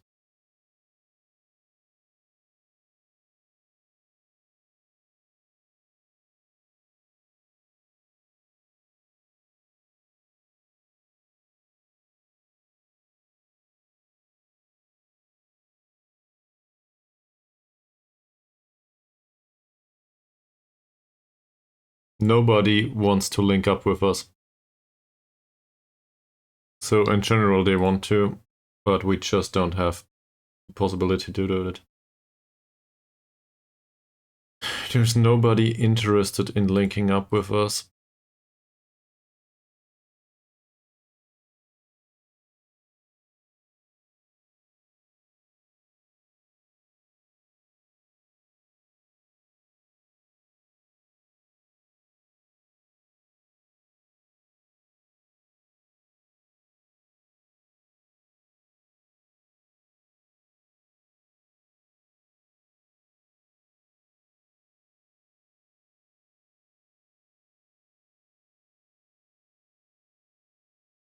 Is he on some sort of a list or something? Yeah, on the released players list. Great. So, what are we still looking for? I guess a bunch of replacements in one or the other area.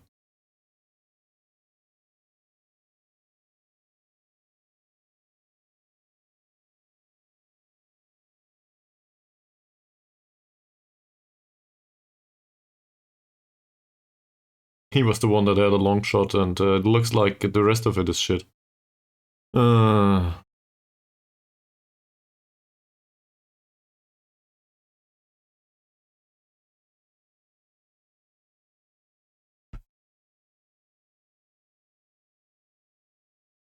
we maybe give Hussein a real contract? He's 25. I just wanted to train full time.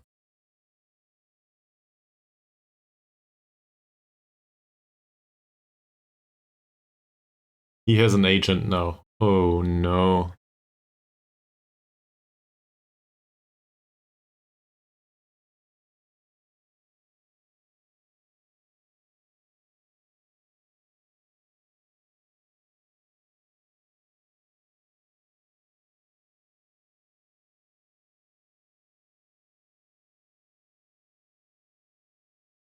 Between 170 and 200 per week.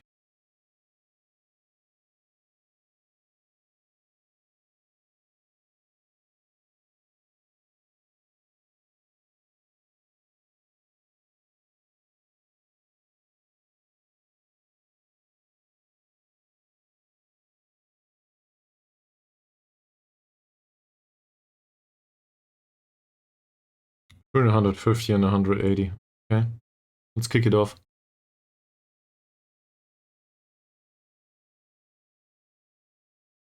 He wants to be important player. I guess we could talk about squad player maybe.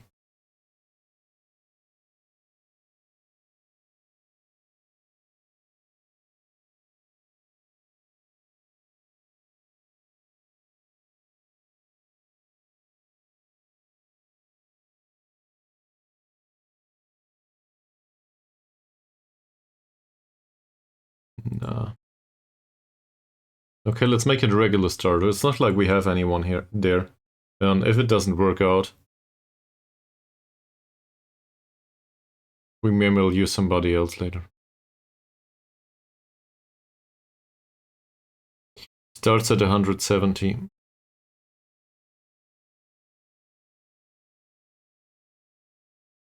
So we offer 95.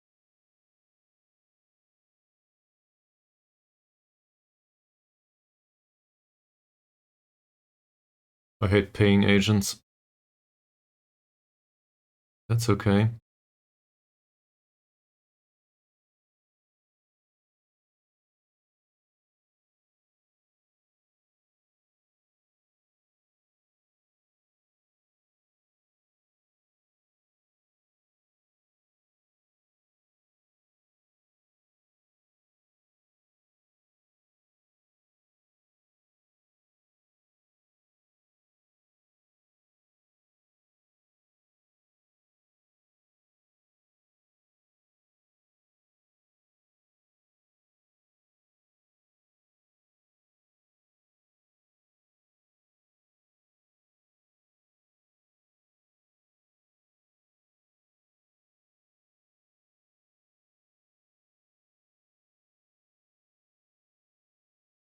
Yeah, and I will remain there, I think.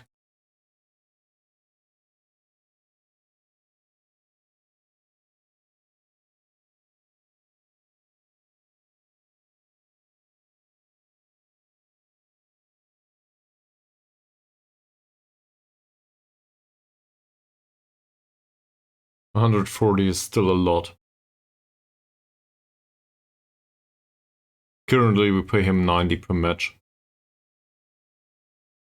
Problem is, he might just leave.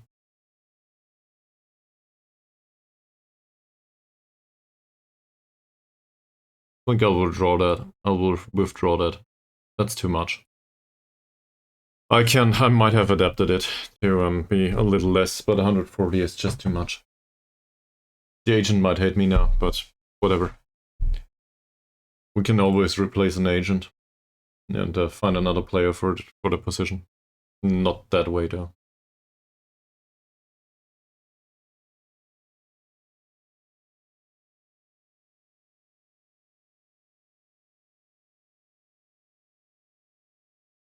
Somebody will want to take up that role.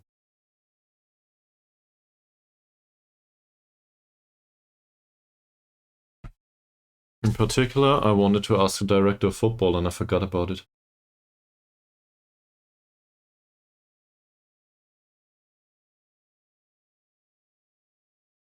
Harsh Singh turned 17, sorry. So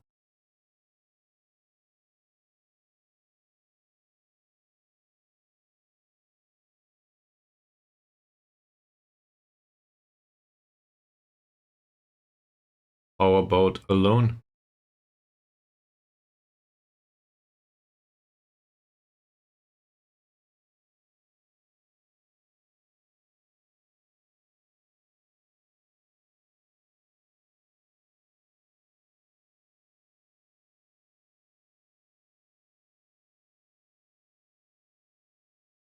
Wow.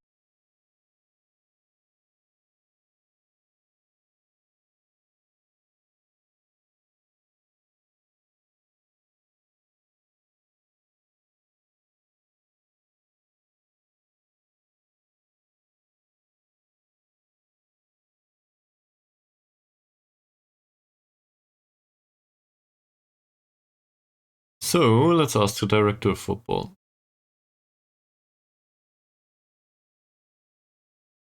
We want a loan for the right back position. He doesn't know any.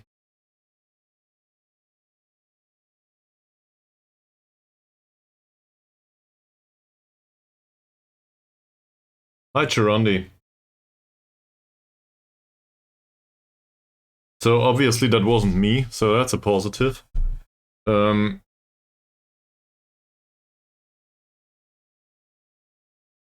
no!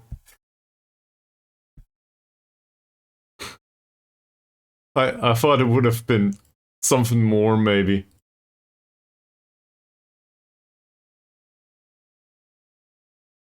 Is this all there is to it? So that makes up for the stupidest person in the world. I think I have news for you, man. Okay.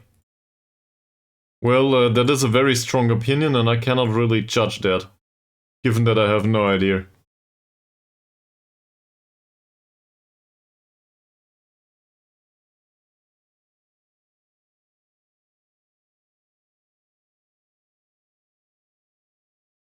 So you seem to have a strong opinion on that. What's the average age in the Eredivisie?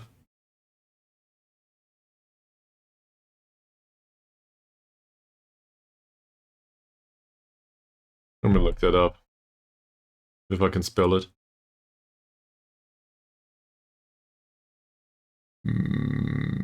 Obviously, I trust Football Manager in this, and well, it's only 25, so.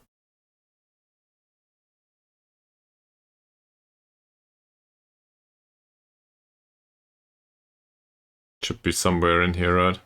Attendance as well. In German, even. Well, no, not. Well, I guess in German. somewhat.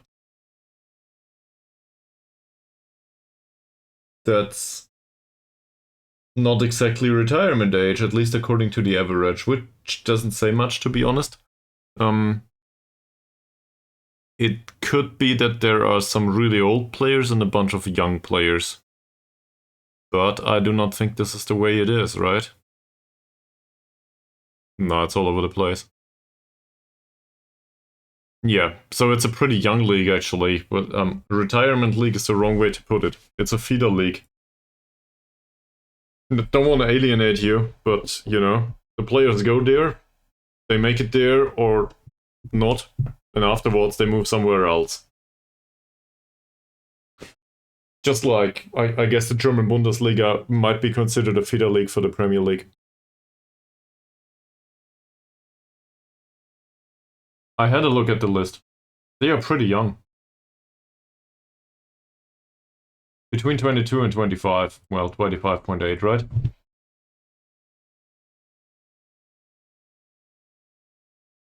So, still, I guess that's not retirement league. But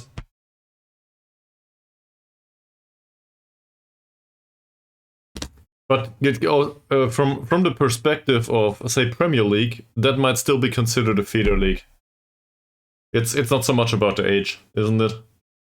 It's about if you can provide the talent that's required and what you're willing to pay. And given that the Premier League has all the money in the world, but you know, no interest in developing their players on their own, in the Premier League, that is.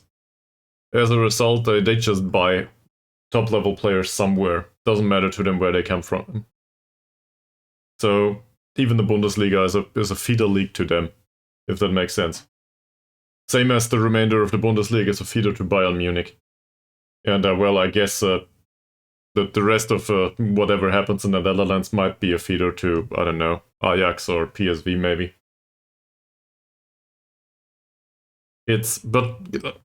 Okay. So obviously this is a very emotionally important point to you. So let me play devil's advocate for a second if I can. Don't want to be an ass about it. But the further down you go in the league, the more it is both, isn't it? Like, if once you end up in, I don't know, in the English pyramid in tier 5 or something, there's this combination of 35-year-olds as well as 17-year-olds on the pitch. I'm exaggerating a little bit. So I would argue the average age doesn't tell you the whole story. I'm not arguing that the Eredivisie is one or the other. I just think it's a very... I don't know. I reject the premise of the debate. That makes sense. Like, I get the gist, but there are other leagues that are both at the same time. That are there to develop youngsters, but also the retirement of old players. And that makes sense. Because the old guys are still good enough to play there and to teach the young guys. So why not? But football in general is very emotional to some people. Like, I guess if I told the Americans your league suck, that would probably also be pretty insulting. And I'm not sure if I can judge. It just doesn't feel fair. But on the other hand, in comparison to the remainder of the... Well, I guess people go to the United States for the remainder of their career if they had a good one in Europe, right? Just to make some additional money and then go away. Sure, you can do that. Or, I don't know, to Saudi Arabia or something. Doesn't necessarily make the league rubbish. It's just different circumstances. I don't know. I think I do not like passing judgment due to different circumstances. I hope that makes sense. And, well, if somebody wants to call something a retirement league, let him. You know, it's just an opinion. Opinions can be wrong.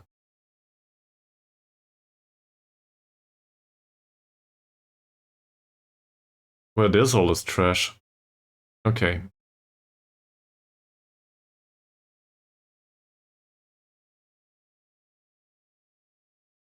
So he can go. He's named Isha, but I will not keep him here. This person is also not interesting.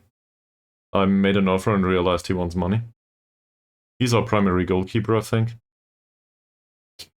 Thanks for asking, man. I hope your day will get better, given that you just got into a fight about the Eredivisie.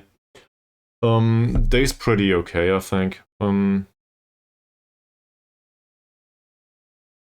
I probably should grab something to eat at some point. And I did an 11-hour stream yesterday. That was pretty exhausting. Just wanted to get through the off season though. Didn't really get to it, but the preparation is coming up right now. It is also 11 hours. It should be on YouTube at some point. I started the upload, but processing to HD takes forever if you have an 11-hour stream. It's not really. I wouldn't call it interesting specifically. That makes sense. It's interesting to see overall how you end up in a situation, but not necessarily interesting from the individual decision perspective, but from the result and how you got there. Yeah, I could have done shorter, but on the other hand, I like Football Manager. I was in the mood yesterday. It was pretty fun to me too. Not so much to the rest of the world, I guess, but you know. And for New Year,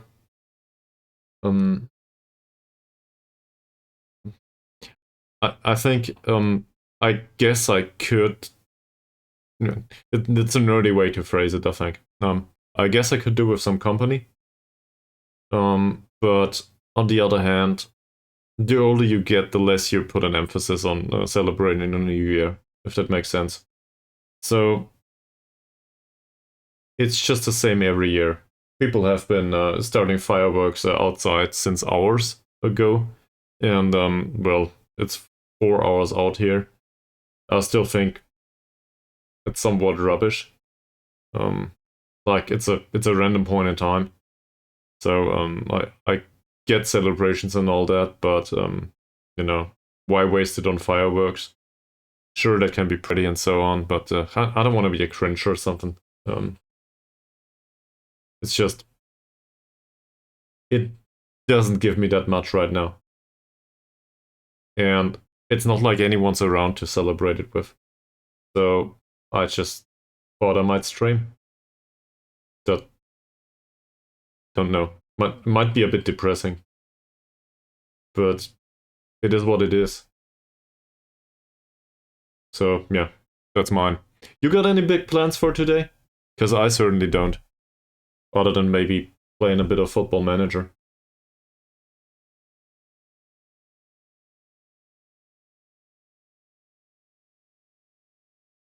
So no promises about how long I will do this stream, but you're welcome to stick around. And but let me put it that way: if you have family or I don't know, friends or I don't know, girlfriend, boyfriend, whatever, somebody to spend it with, I guess I would encourage you not to spend it in front of a screen, but with them. I think social connections are important. And well, if you are in the mood, of course, right? So I don't know. Just have a good one. Do you have any resolutions for the new year yet? People usually do that stuff, right?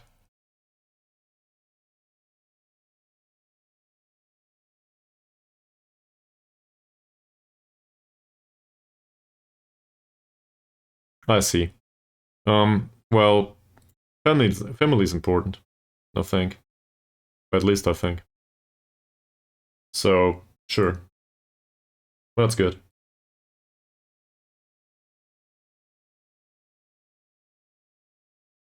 We don't play Safri here. What's going on?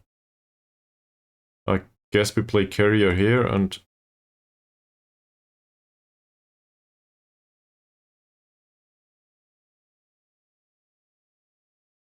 No, I removed one more that I wanted.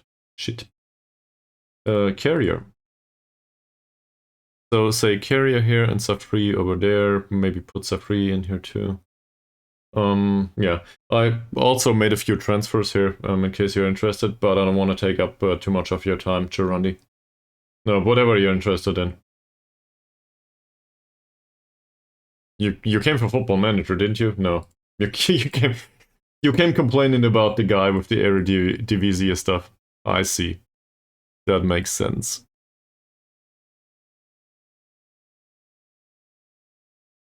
These all will not be around. We do have Abba and Rusty though. Where are the fellow Swedes now that we signed somebody that is named Abba?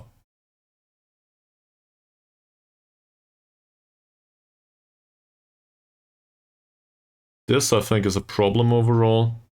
We only have one playmaker-ish option, and that's Ankun. This, on the other hand, is also a problem because Diego's in here and then there will be Thomas. Nobody else. Where's Thomas? The last train. That's Choo Choo. That's Baru. Here's Thomas. On the left side, there's Harsey. Ankun, in theory, can play there. That's true. We'll put him dead last, though. And that's correct. Summary. I guess that is fine. On the right side, Baru as well as, well, I guess Choo Choo. And Chongai King. That's true. So we have Choo Choo around here.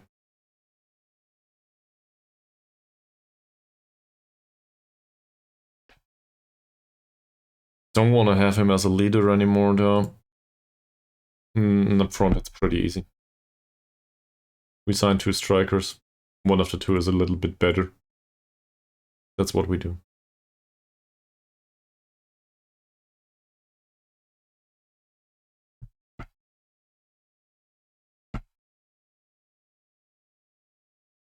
It says we should set Thomas for release.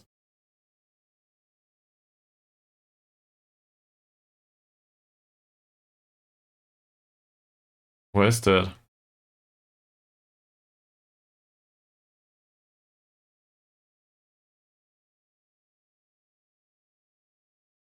Summaries attracting interest? By us. For a transfer, it says. Probably due to the fact that this guy's still on a shortlist or something, yeah.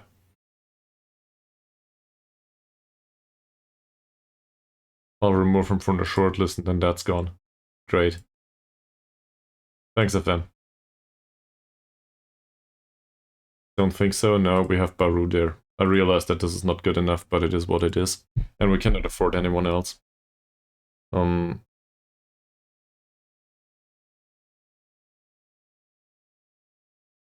These players might do, but not by much. So I just determined we could do a replacement in attacking midfield. We could do with a replacement in attacking midfield as well as in central midfield here. Looking for a playmaker. Oh, that's unsurprising.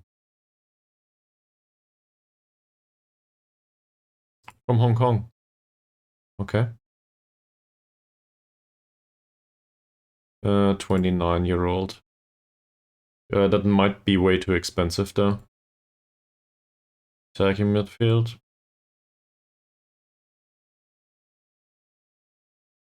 What nation is this? Vanuatu. I never heard of that.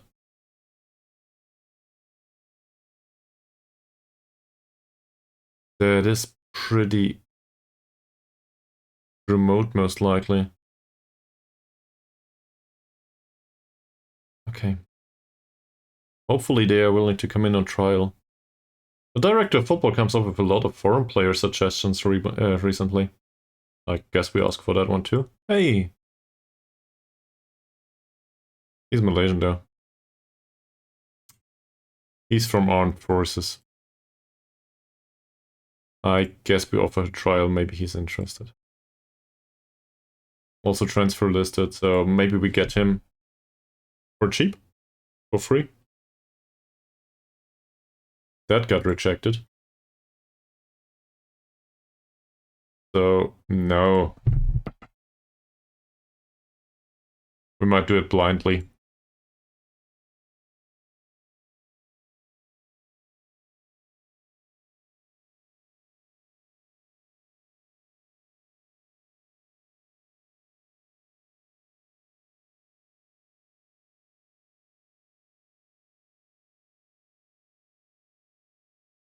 He's under contract until the end of the year.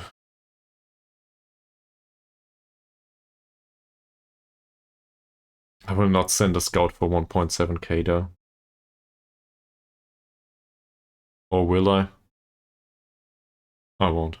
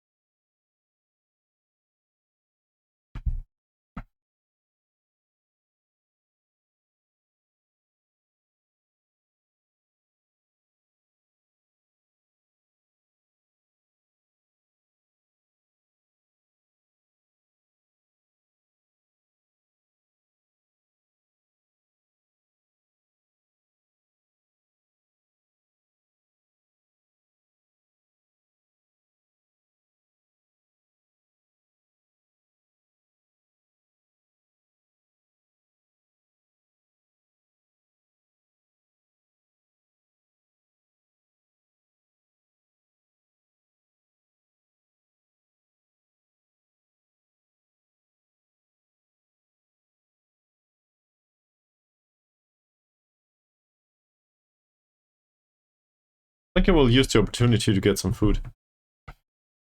Then we can see what's going on afterwards. So I'll be back in a few minutes.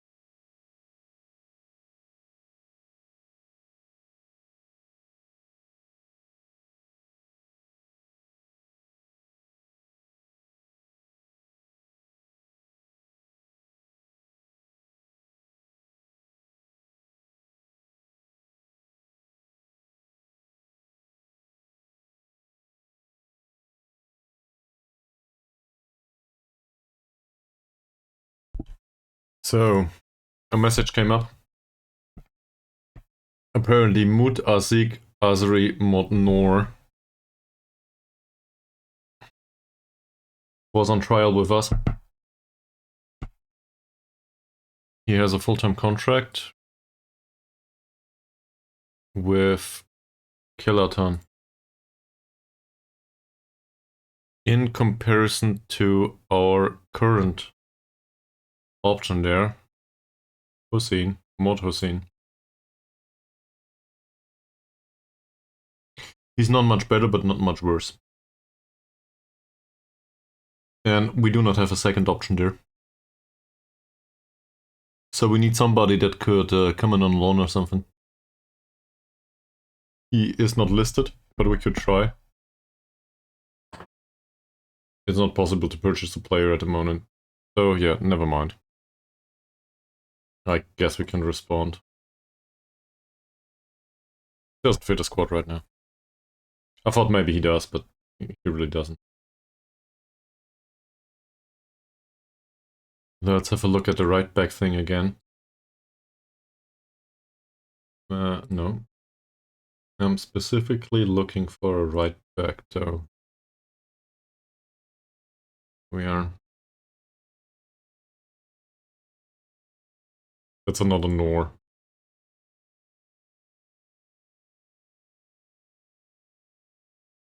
He's on trial with us right now. There's a ton of players here that we have no idea about.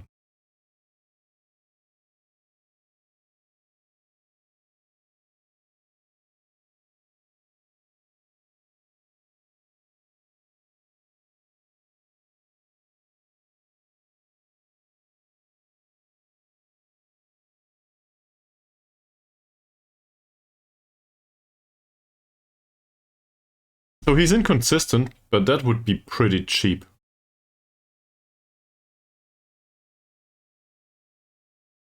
If the wage demand is correct.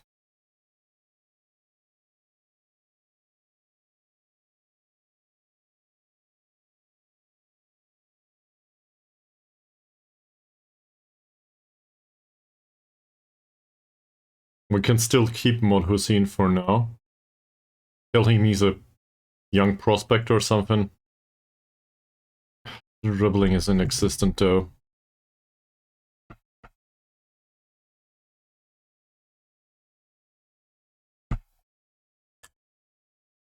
It's akin to Masrin on the other side, just without the offensive capabilities. Then again, I think this is good business. We will probably not pay much for him. They might even do some of the wages. They're not willing to let him part. I'm interested in signing him, assuming you pay a part of his wages. You want 20k for him, yeah, fuck off. Say 9 euros. 14k. So, none? Alright. Forget about it. Don't want to pay a fee. This just resolved the matter.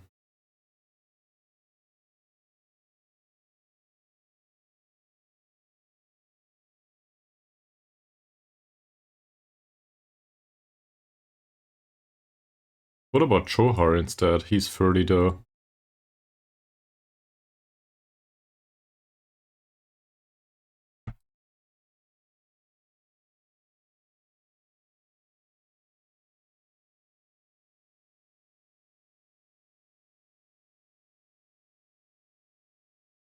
I think the ideal situation would be a right defender.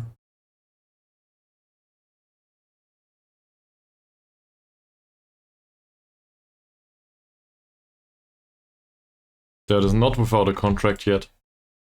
That might come over for loan.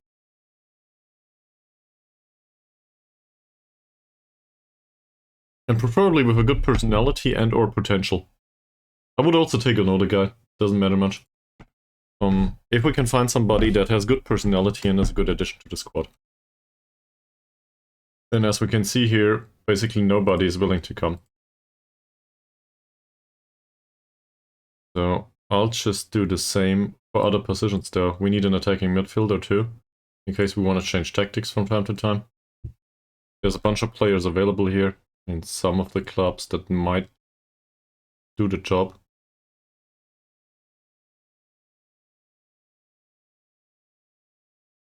It's weird. Looking for somebody that has a contract, quite contrary to the usual approach.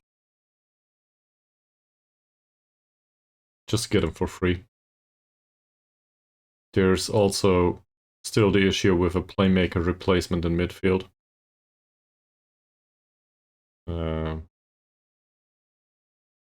We have him for trial right now. We don't know much yet about him. And we'll bring all of these.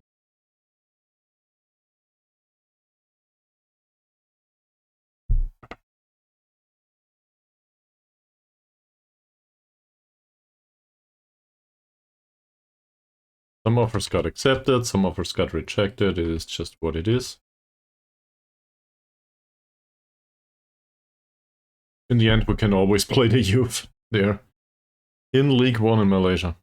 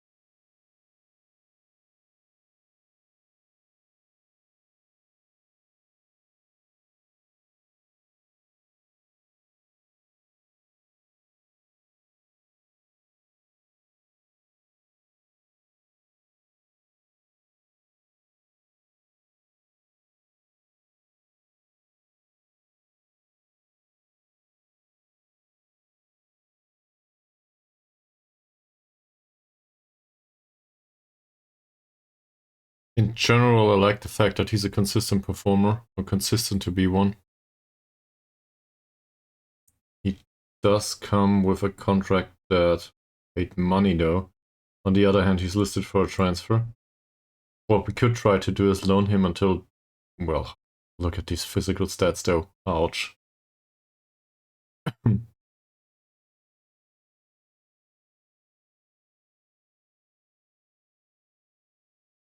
He might still be viable. Who knows?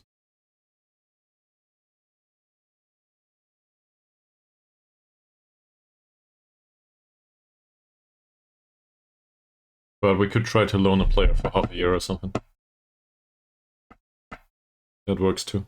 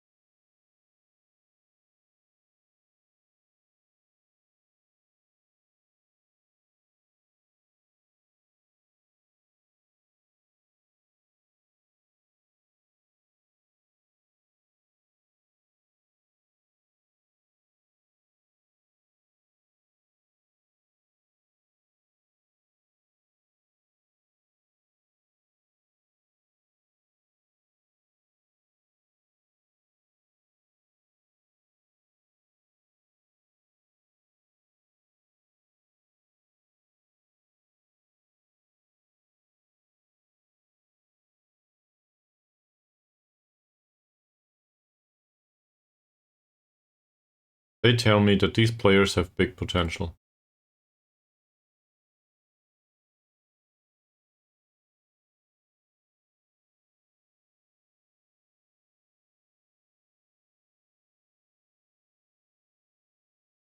I guess I have a history of trying to turn players into something they're not. That said, He does have passing. So the approach to try to turn him into a deep lying forward is not that bad.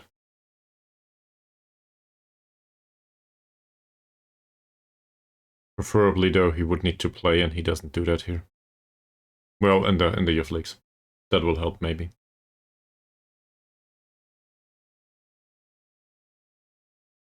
He's considered to be an inside forward. Not under contract. Scout says we don't know how much money he wants. It's not on Baru level. It's just different, I think.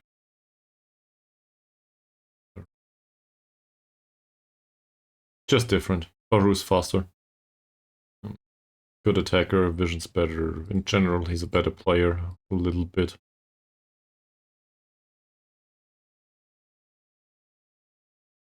How old is he? 23. So, it wouldn't be a bad signing, given what we have. But we don't have money.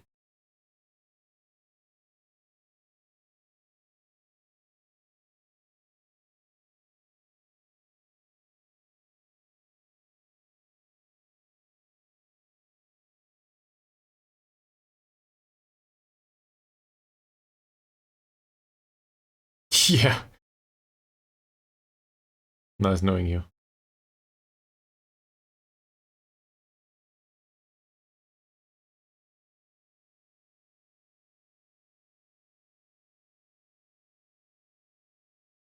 They signed a goalkeeper for 60 euros a week.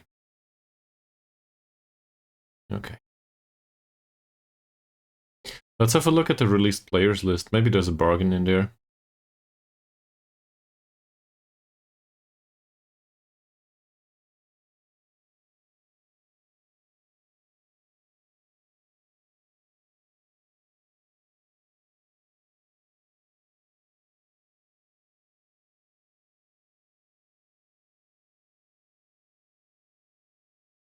I guess some of them found a new club, after all.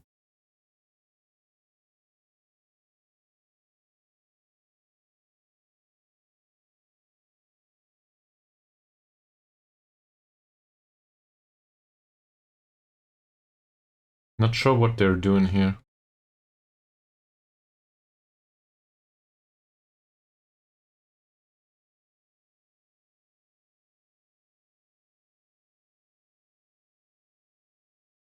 So,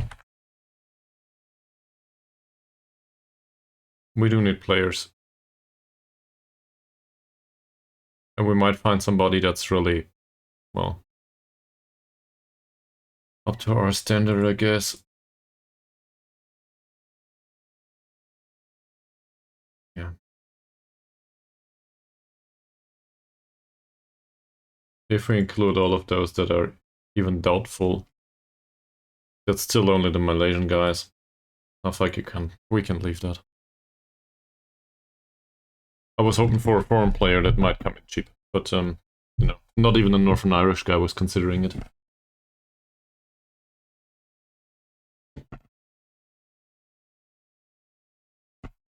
Neither the Finnish 16-year-old apparently.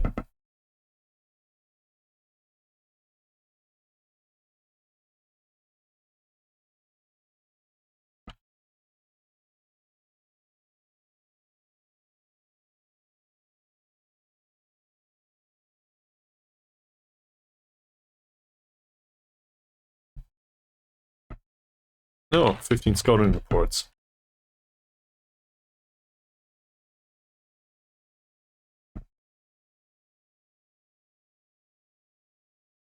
So we just declined his loan or transfer because we have enough options on that wing. We do not have enough options on the right wing, but we cannot afford him. Don't know what this is, other than a graphics glitch. I don't think we can afford him. Zero Dean.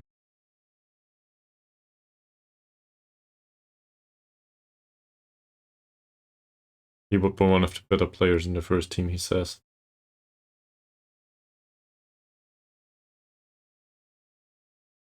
Sobri, don't need him.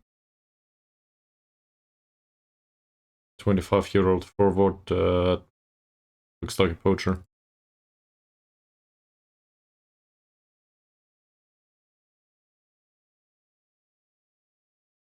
Same.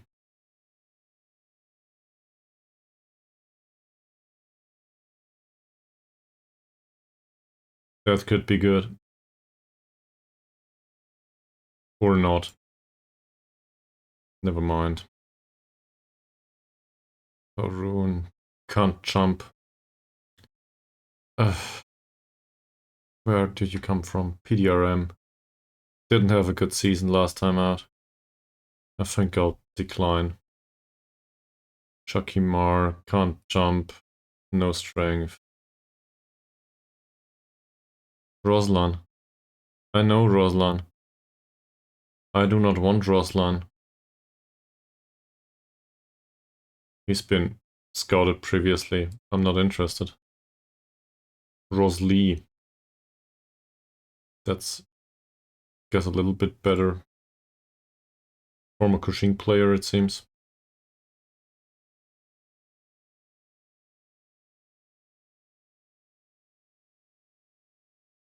(1m84), but he cannot jump. I don't know what's going on there. He has heading skill though, positioning, some strength. Former Perak player didn't make an appearance there. Had 2 loans, one with Bukit Tambun and one with Manyong City. None of them really bad. I think that's an opportunity. Maybe. Still don't need a wingback on the left side. In fact, I think I will get rid of all of ours. So now dribbling and technique are okay, it seems. Where does he come from? Kedah. Was with Polis for 2 seasons. Not too bad.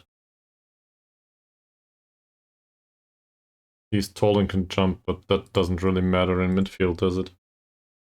I don't think I'm interested.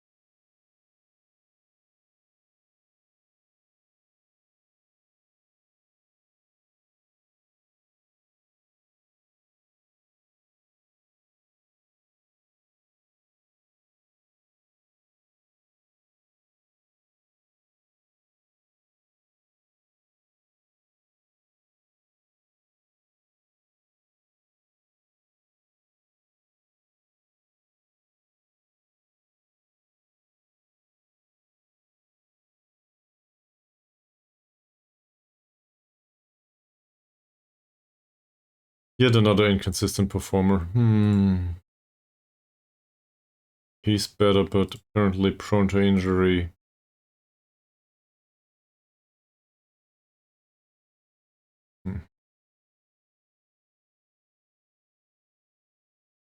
We do have an assistant manager. What are you talking about?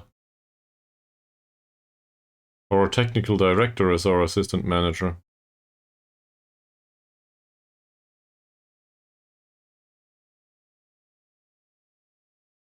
Here. Play the shows here.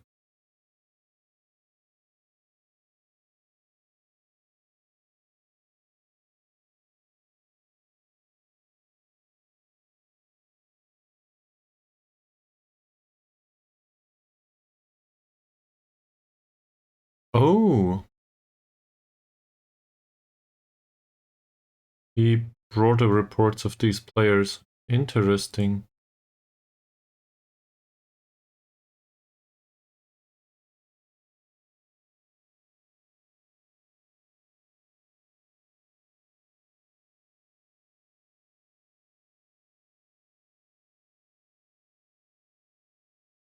I think he's too expensive for my taste, and well...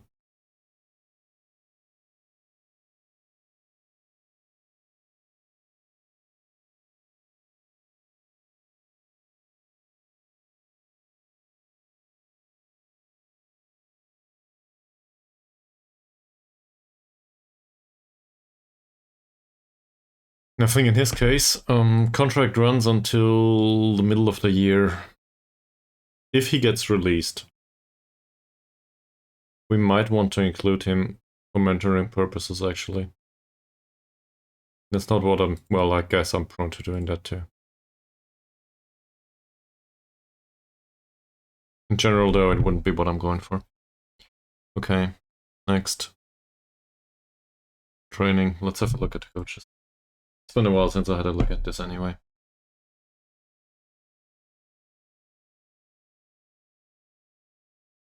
Our own skill set in the coaching department did improve slightly. In fact, we can now do some technical attacking and stuff. It's not that bad anymore. So remove Medal. Moreno, it says, should do tactical possession. 2-star only. I think I would have expected more. I guess that's it. He's no good in any other category anyway. So Dealey... Is there technical attacking somewhere? It's 2.5 stars either way. There's a ton of coaches that can do technical attacking. I'm pretty happy with the mentals. We do pay him 80 per week. He's bound by contract anyway.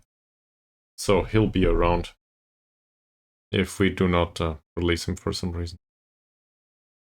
Schopenhauer should be with the club for a while too.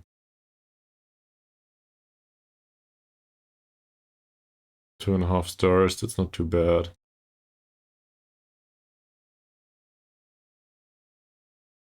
His mentals are a bit off, but at least he's an attacking coach that is somewhat reliable.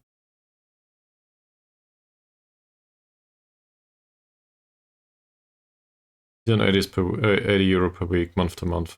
He's on 75.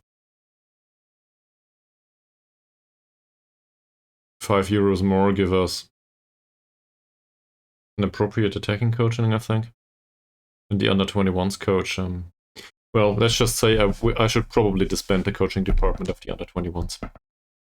It's not like there's that many players. The under-21s manager, different story, I think. But he's not really good as a manager. His coaching is pretty bad.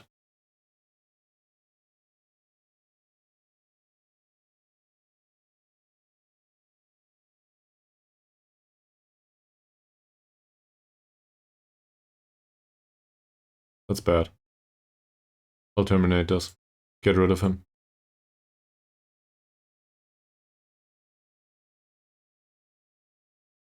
So he'll be gone. We have 2 goalkeeping coaches.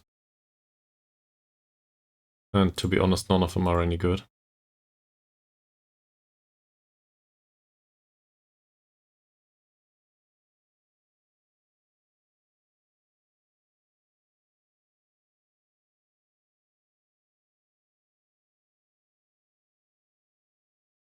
It doesn't really make a difference, does it?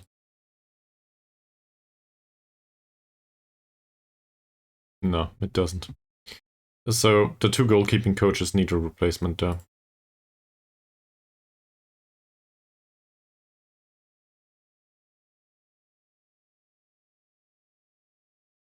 He'll be gone. That leaves us with the rest.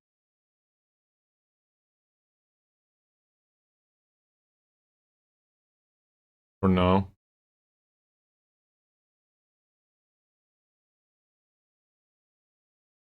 Why is he so bad at this? His attributes are pretty good.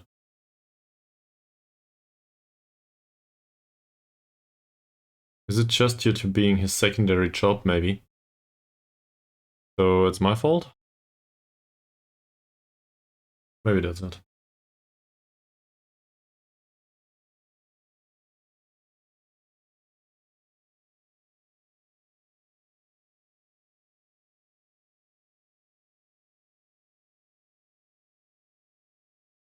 I'll just leave that for now. Okay.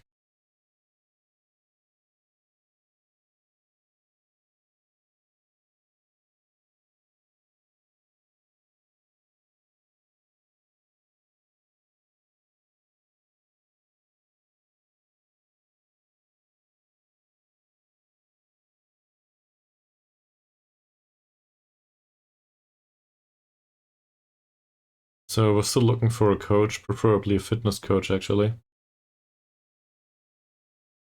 It's in my book. And there are some available that would be pretty good. Something like this, yes. Welcome to the stream. We started unemployed and ended up in Malaysia. And so far, I'm not really one to shift clubs all the time, so this is still the first club. But we got promoted to the first league in Malaysia after starting out in Liga M3, which is the second for some weird reason.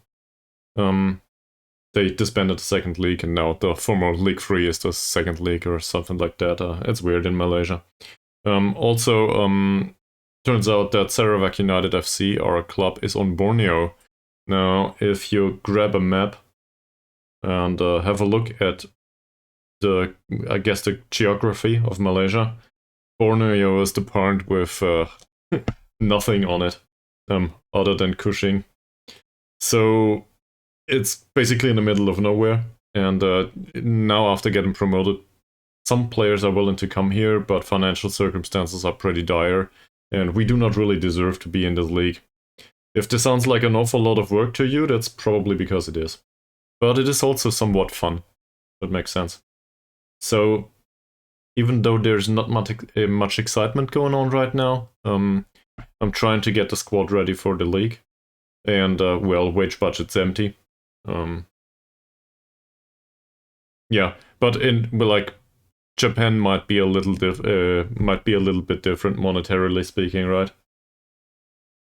You probably have players that want to play for you. Last season, so the season that we were in Liga M3, we had 34 players overall that were interested in signing for us. Out of these 34 players, approximately 25 were Kuching players, so a local club's players that were willing to come in on loan. We had, I think, I don't want to lie, but approximately 10 loan players, and all of them came from Kuching. So that's what got us promoted to, basically. And the rest of them, they are either 35 and desperate, or 17 years old and have no skill whatsoever. That's basically the circumstances. All of this has changed since we got promoted. That was pretty rough. But let's just say this club has a 40k all-seater as a stadium, and there's, well, last season there were like 200 people in it max in home matches. So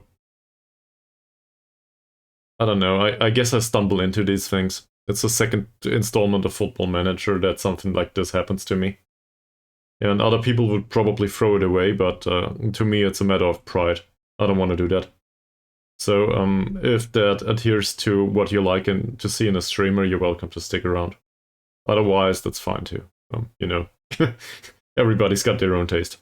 Also, as you can probably see, no music here. The entertainment value is, I guess, different. That's something, yes.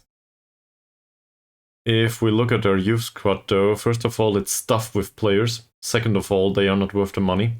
And this 1-star rating here, I guess we will need to play them at some point. The problem is not only the lack of capability, though, it's also the lack of personality, as always. And, well, we have a bunch of casuals, mercenaries, you know, the usual stuff you want to have on a youth intake, just to throw it at the wall. So unambitious is pretty common. And that reflects on the head of youth development, I guess. He's lighthearted. It's the best we could come up with. So his name is Chris Kringle. One of the followers named him that way. Don't worry. And I was trying to get rid of him and find somebody else. But really the best we can come up here is balanced. As a head of youth development. The staff is expensive. You know, basically everybody takes pain money. Or money, I guess money for the pain. Of working with us. It feels like, I don't know, some sort of retort club. Is that a thing in English? I'm not sure. I'm from Germany, so my English might be a little bit lackluster from time to time. That said, like, streaming makes for good practice. At some point you recognize all of the mistakes you do yourself. You still do them, but getting better. So, what's the expectation on your behalf? In, I guess, a fellow, I don't know, streamer, football manager player. What did bring you here? Don't tell me it's the name of the save.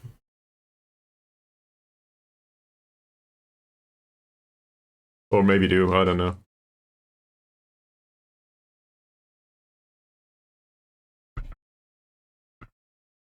Ah, I see. So I guess it is the title after all. To be honest, I'm not sure what made me do that title. Other than, well, the hobo part is derived from no skill whatsoever, and just do a unemployed football manager. So at this point, the manager, we are 1.5 years in or something. At this point, the manager has some skill. Attacking, coaching, or something like that is up in the 7 region now, and he has some mentals. But he started out with 1 everywhere, basically. Like, not everywhere. There was like, I don't know, 3 points somewhere. But rock bottom. That's what made me consider the hobo part. And, well, the hero part is pretty easy because it makes for a bold statement, I guess. But hero is up for definition, I guess. You know, it's context sensitive.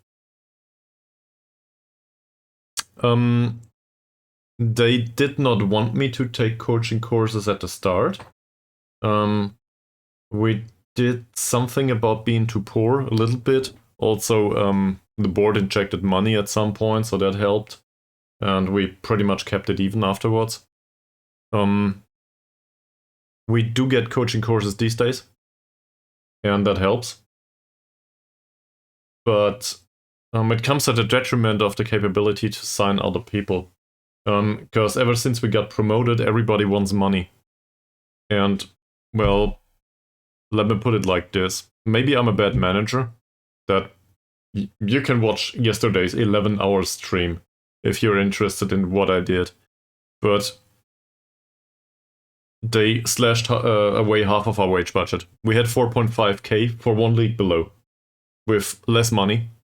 Now we have more money, and they took away half of our wage budget. As a result, now I'm over budget. And let me put it that way. We used 800 euros or 900 euros of the wage budget in the league below, still got the club promoted, with a wage budget of 4.5k. Now, they took away basically a third of it at least, and all of a sudden we're over budget because we were trying to sign quality. So as a result, now I'm confused. That makes sense? And I usually want to look at this financial stuff, even if it is not real. Same as in real life, I'm one that is interested in financial stuff. Sure.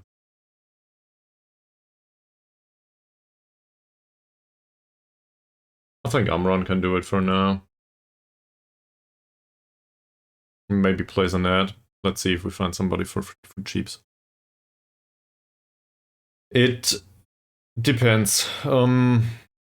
I think I agree with a little. The emphasis is on a little.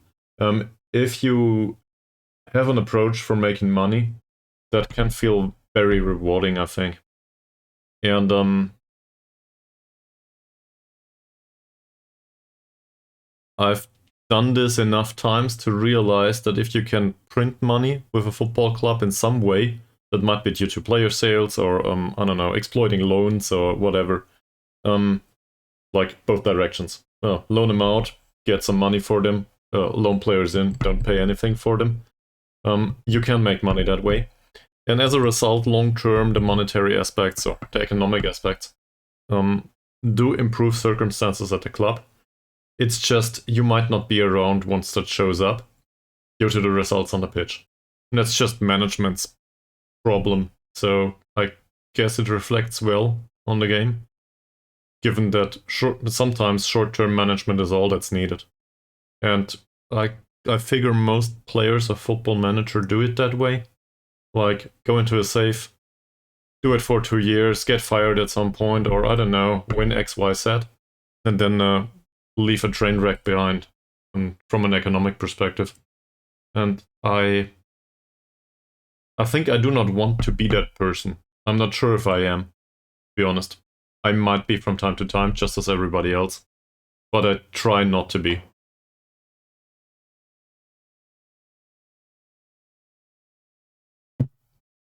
But then again, it's just a reflection of my personality as a person, I guess.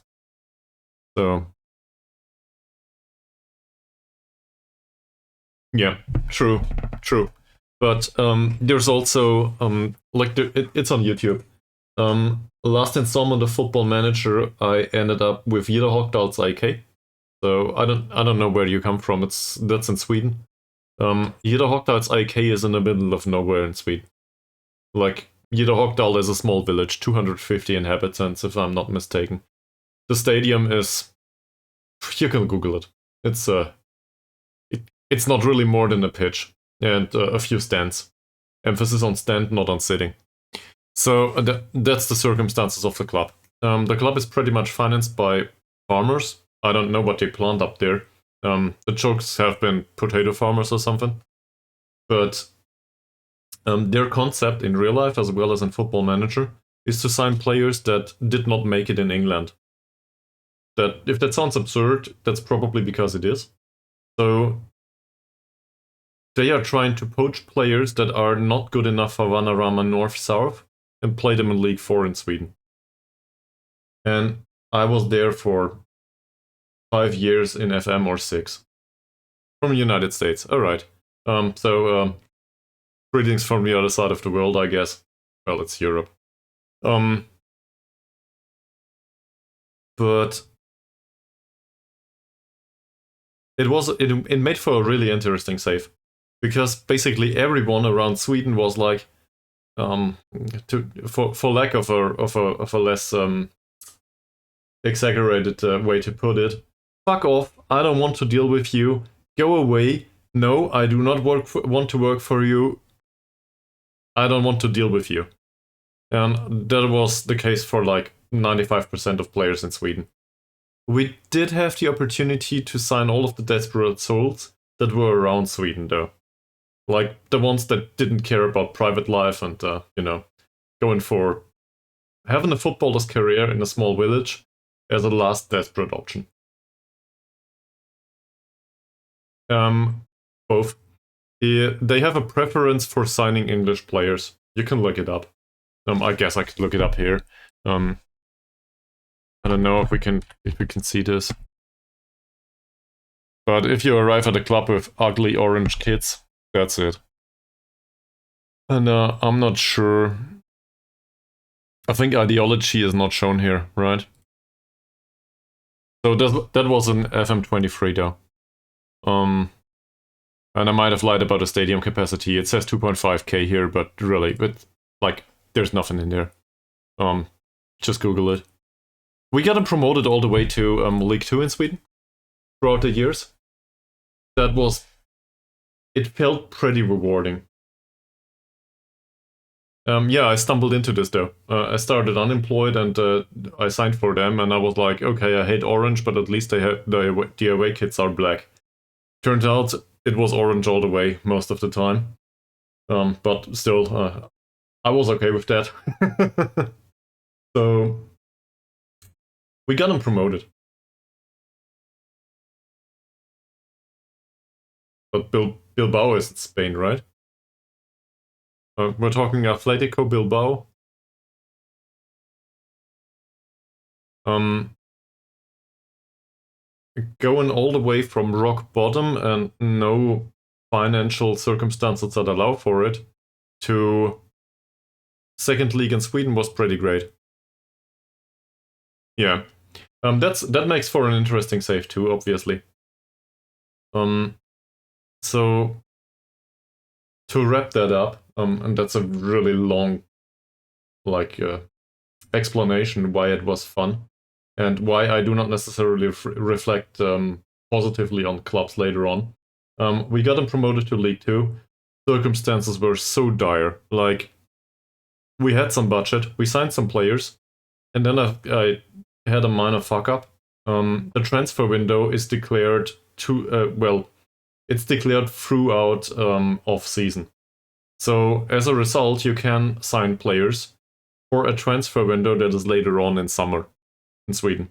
So I signed two really great players, Ruben Bernegaard and also I think Ostrom was his name, a central defender, young, professional, totally the person that I would want in the club to at least stand a chance in the league. Turns out there's a second transfer window that gets declared later on, and they were not available. They came later. But they came in after we got fired. And the club managed, with the new manager, to not get a single point throughout the remainder of the season, within half a year, despite the new players being available. And the club managed to get relegated subsequently twice until they were back in League 4. Still with vastly superior players on their roster. So, what kind of feeling should I have about this now? I guess we were successful. They still hold a place in my heart somewhat. We had a way better time there than in Wales afterwards for 1.5 years with Tafswell, and then I ended up in Indonesia. Is this a journeyman save? I mean, I guess. I don't abandon it. So that makes somewhat, I call this involuntary journeyman, I would say. So I just do the same this year. But I have no idea where it will take me, how long it will take me, if we will be successful in any way or not. But to be honest, it's not my primary concern. The primary concern is to see what the story tells, or what story is told. And the story is what's interesting, not the active choice of doing it here or there. That's I guess it's a reflection of life. I hope that makes sense. Also, didn't want to rant too much, so hopefully you didn't fall asleep.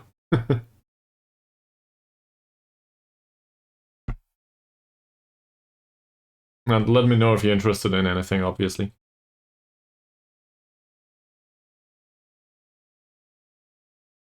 Because I'm happy to go about the squad or what happened here or whatever.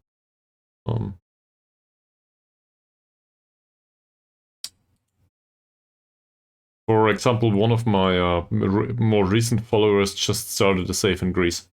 And he says it's really easy, because people there are willing to come in on non-contracts and play for him, and basically he's going for promotion immediately from League 4 in the first season. That's okay. He will stumble into problems at some point, but it still makes for a good experience, right? Just going somewhere you have no idea about, with no skill whatsoever, looking at the circumstances and dealing with it.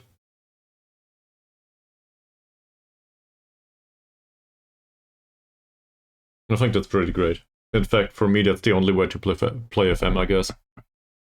So now that this club is professional, I have no idea what to do.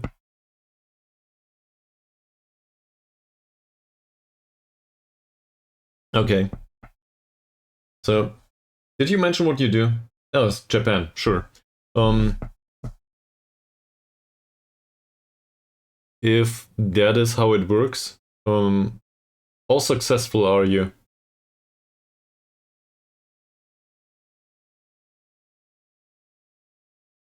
The assessment, it's incredibly easy. What kind of... Okay. Wow. Well, that is a ton, yes. So, given that amount of success, you probably are okay on the financial department too. But then you achieved it all there, right? So now you're set for something new? Or are you willing to stick it out? I see, yeah. Well, you can still go overboard with the budget and so on. It depends. There's clubs that just can't afford anything. I see. Then I misunderstood. Ah, you won the league in the J2 by almost 30 points. Yeah, of course. I misread. So, yeah, win the league. And if you win the league, maybe you want to move on to the Asian Champions League or something. Win it all. Like, there's something to be done there. Win it all or get fired. And that's fine. Getting fired is part of life. Like, not only in Football Manager, overall, I guess. That or leaving companies that are toxic to you for this reason or another.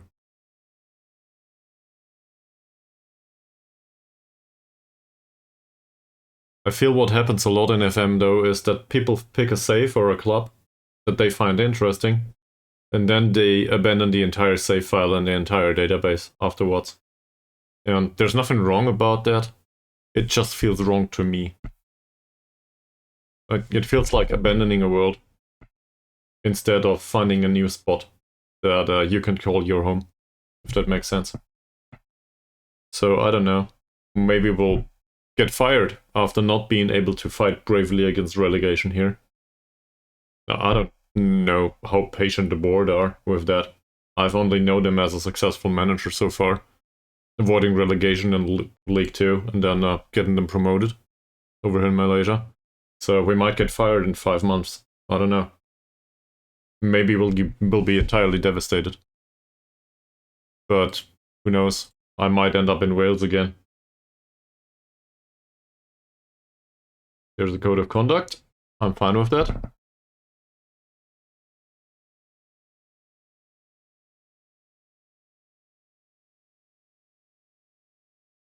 How's the player material in Japan? Are there any interesting things about attribute distributions? Anything noteworthy?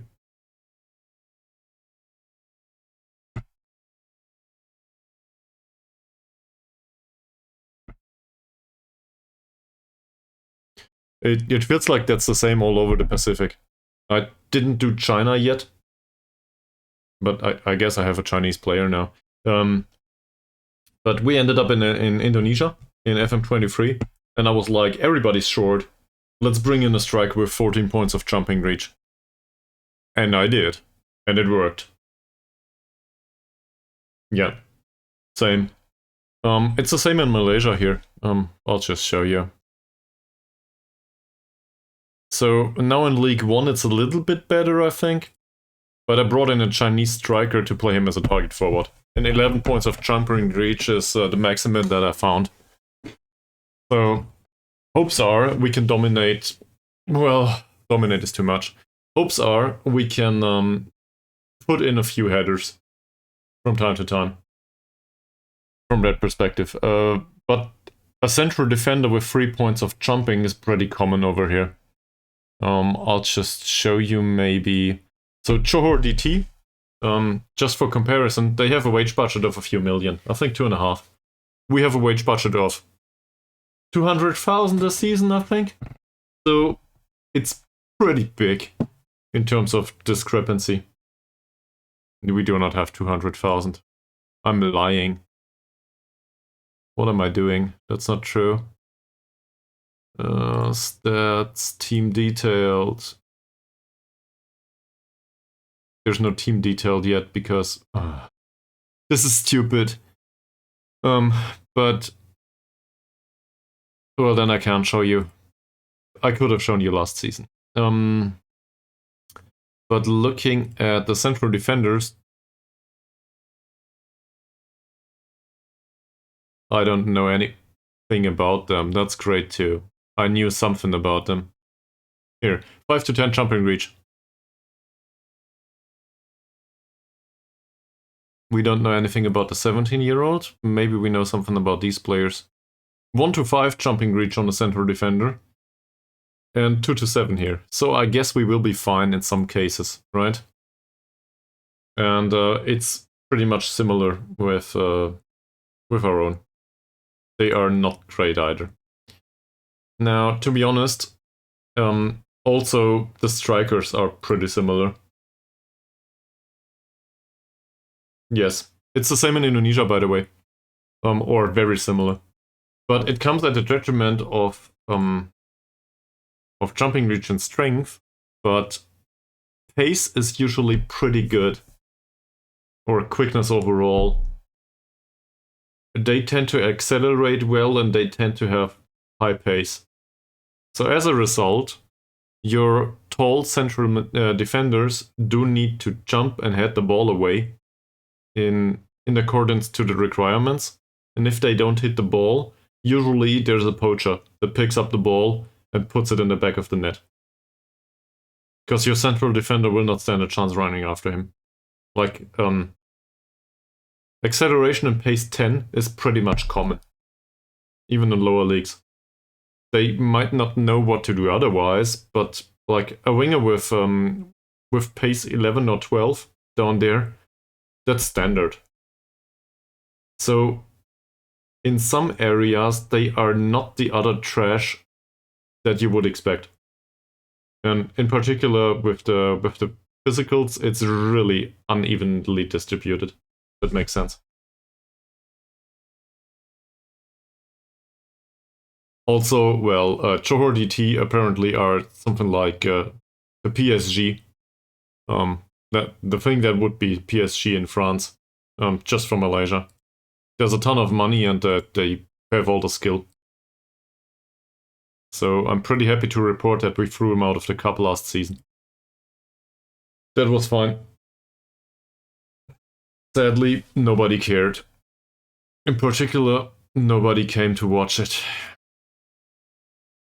Alright, a friendly can be managed by the assistant manager. Don't really need to do that.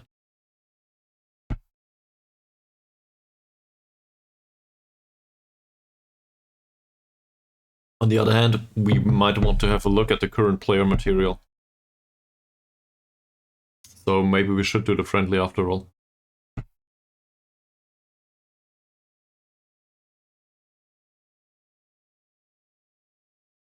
You got any plans for the new year? Sitting in front of the PC playing Football Manager?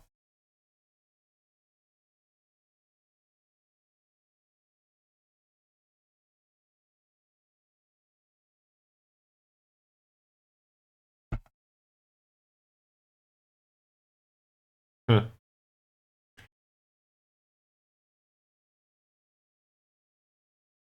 I had these hopes too, once. I guess it is still a thing, and it will happen from time to time.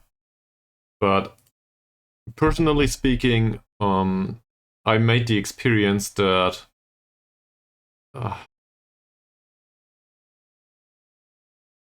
know, no, how do I put this?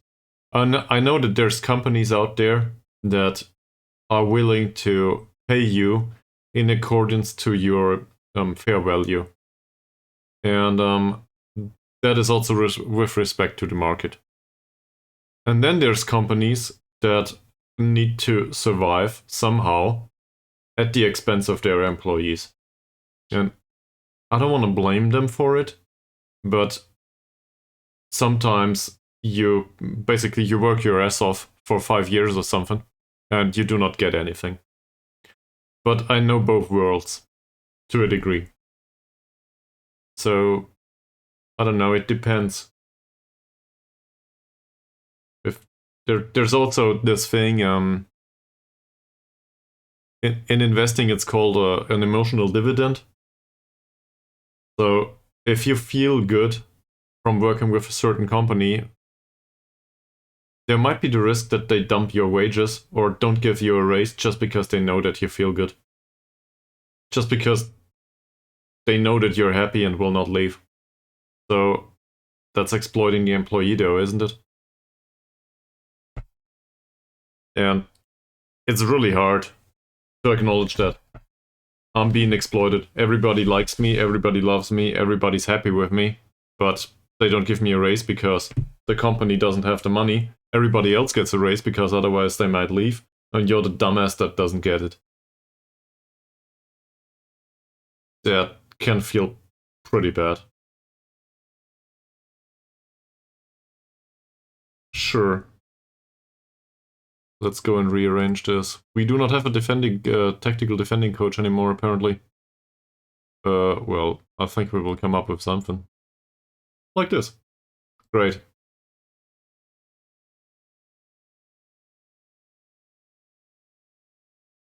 The under-19s have a similar problem. There's a ton of players in the under-19s. We need to get rid of some. Sure.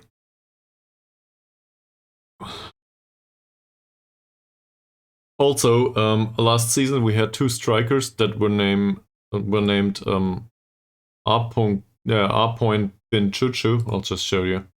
It's Ashri bin Chuchu and Asma bin Chuchu. So as a result, they were not really to be distinguished on the pitch. Both were R. Chuchu. So derived from the sound, as obviously both want to be a train, we named one Choo-Choo and the other one Thomas. Like, the train engine. And Choo-Choo is in decline at this point, the one that is named Choo-Choo. But he made promotion happen for us. So he's a club hero, at least for me. Doesn't want to play for full-time football though, so his time will come to an end. It still was pretty fun.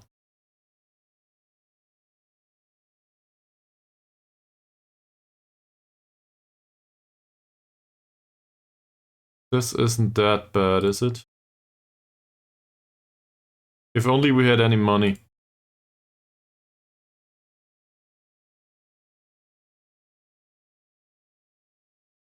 If I compare this to Thomas, he's probably way better. Holy shit, there's a list of players there. Where's Thomas? There.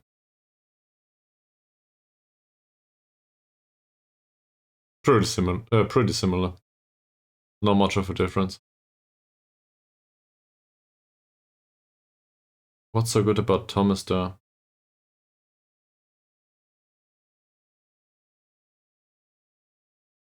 Dribbling's really low. Thomas' technique is a little bit better. That in aggregate is pretty similar too.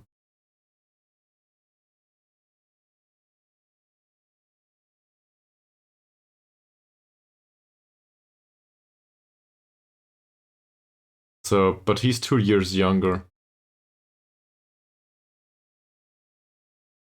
Medical report says no problem. Doesn't like big matches. That's not good. He's also not good enough for the league, but we cannot really afford a player that is good enough for the league, usually.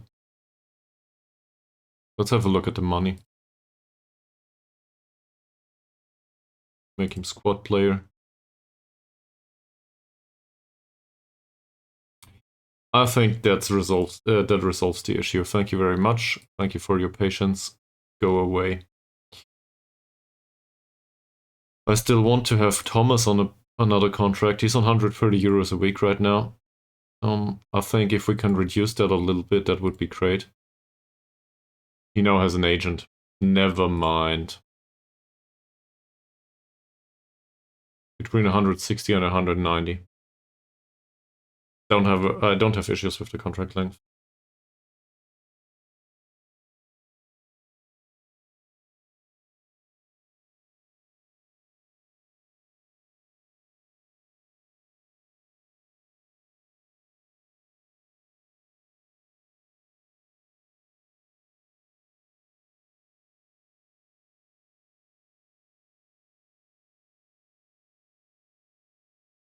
between 140 and 170. So right now he earns 130. Let's try this.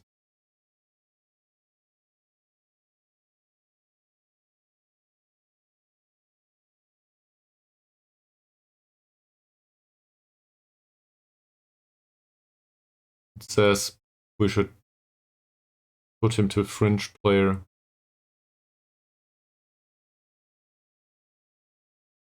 I'll do it squad player here. Okay.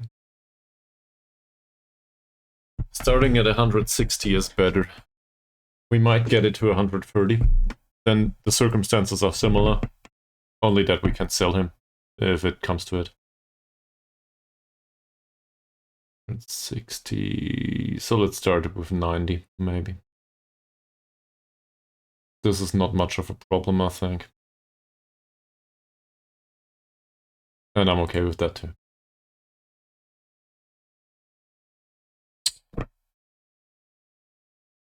Why?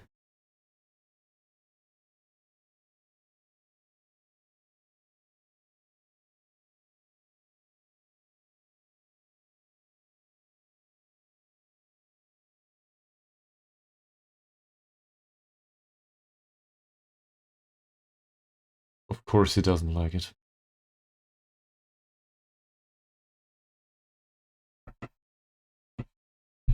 Apparently, that was a little bit too much. You gotta be kidding me. We loaned in a defensive midfielder, and the first he does is twist his ankle.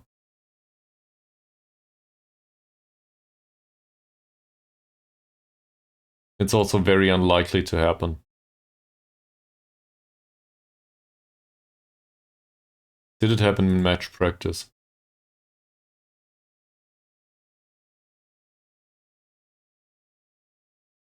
Great. Off to a great start into the start of the season.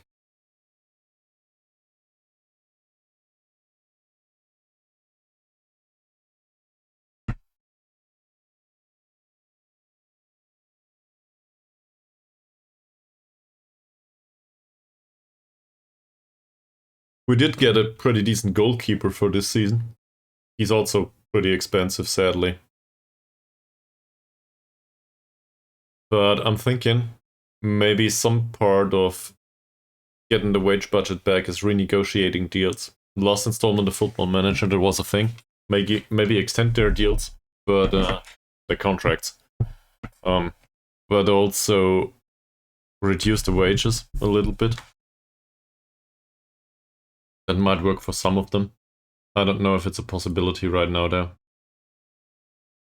So I guess he plays. Good luck.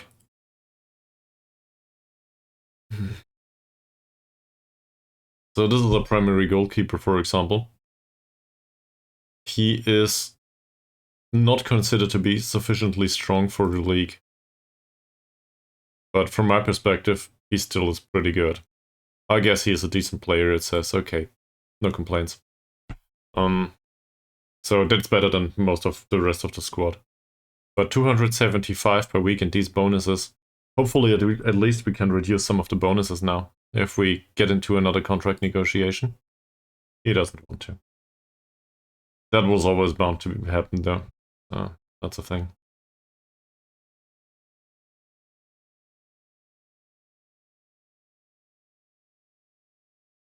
It's a big concern. I think I mentioned our wage budget since you joined. So we are 300 euro over. And I think I told you about the club reducing it and so on and so forth, right? The biggest concern here is that I should have gone with lower quality players and signed players that are basically for one league below. Like Baru, for example, is considered not to be good enough. Now, looking at the attributes overall, he's not too bad. He's a former loan player of ours, and we pay him 85 euros a week. So we haggled a lot for that one. But He has a contract that is very focused on performance-based metrics, if you want to put it that way. That still shows up in the wage budget in the end, for some weird reason. But at least from that perspective, we can derive from it, if we pay it, that performance targets have been met, right? But signing a striker for 300 euros or, I don't know, the midfielders and also the goalkeeper, that probably was a bit much. So the true value of these players is probably similar to what they earn. But the problem is the club can't afford it long term. And I still did it. But that might have been a bad choice. Just the wrong decision, maybe. Maybe I should have gone with more value stuff. And less bling, for lack of a better word. This is not really bling though, this is poor man's bling. So he doesn't want to renegotiate. I'm prone to do this. A lot. No, it hasn't. And it's a really easy assessment, I think. I'm not sure what's going on here. There should be Asian Champions League spots or something here, but it's not even mentioned in the rules for the Liga Super Malaysia, so I'm not sure how it works. It says here there's prize money for everyone that doesn't get relegated, if I interpret this correctly. That's not bad. So that might just make up for about a third of what we need throughout the season. And there's a similar amount in terms of TV money. So 2/3 probably approximately might be covered for. The rest of it would be needed to be done by spectators. And well, the supporters of this club, how do I put this? They increased recently. And there are tons of funds coming in from fundraising all of a sudden. Not sure what this means. I guess everybody drops an euro here and there into some sort of collection box or something.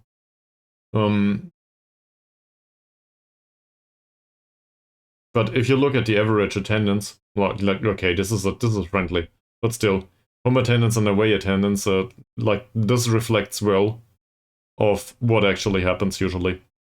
There's nobody coming into the stadium, and they sell the tickets for €1. A season ticket is €3, if I'm not mistaken. I read that somewhere. I don't know where it was. Might have been in here somewhere.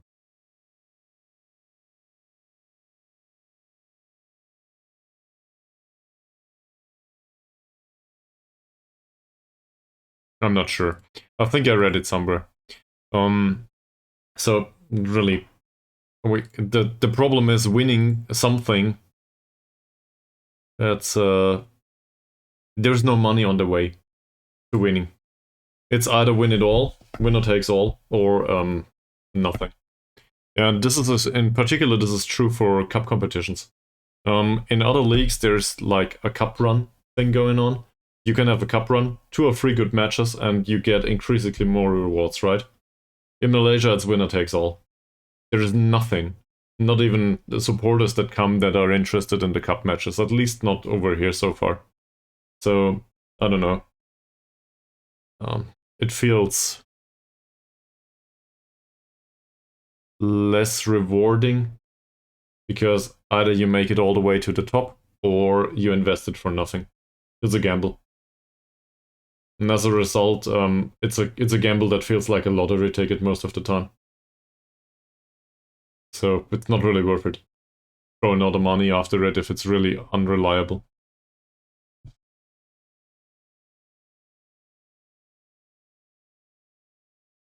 The president seeks to step aside. He wants to sell the club. We have no other problems, no. No problem, sell the club too.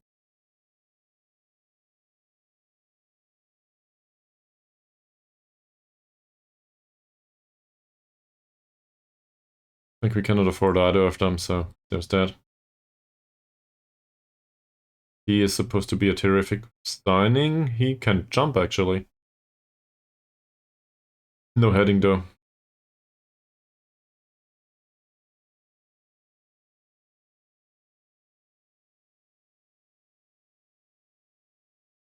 Well, let's give him a trial at least.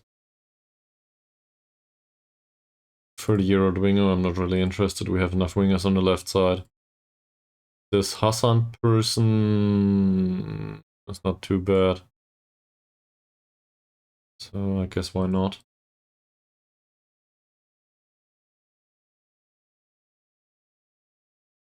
And Mohammed has been placed on the loan list. That's not necessarily bad, is it?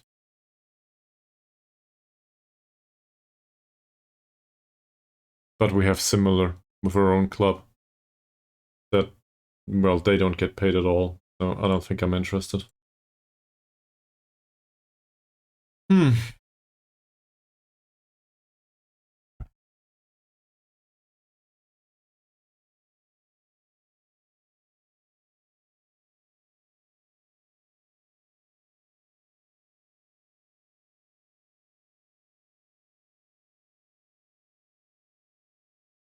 I think last installment in Indonesia, I realized that in some areas you can loan players and actually get a fee for them. So the concept was to have a bunch of younger players and loan them out for €1,000 a month or something. That made up a decent chunk of our budget at some point. It was a viable concept. Even without the player sale, it was just, okay, have the player on a cheap contract, loan them out, get some money in for having the rights to the player, ignore the press that insults you for stockpiling players, and move on with it. That worked. But over here, it doesn't seem like a viable option. Nobody's interested in our player material, and well, we just moved from non-contract all the way to full-time, so good luck with that.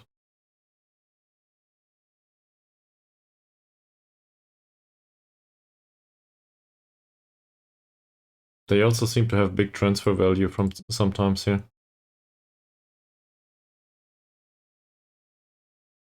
Maybe let's try this.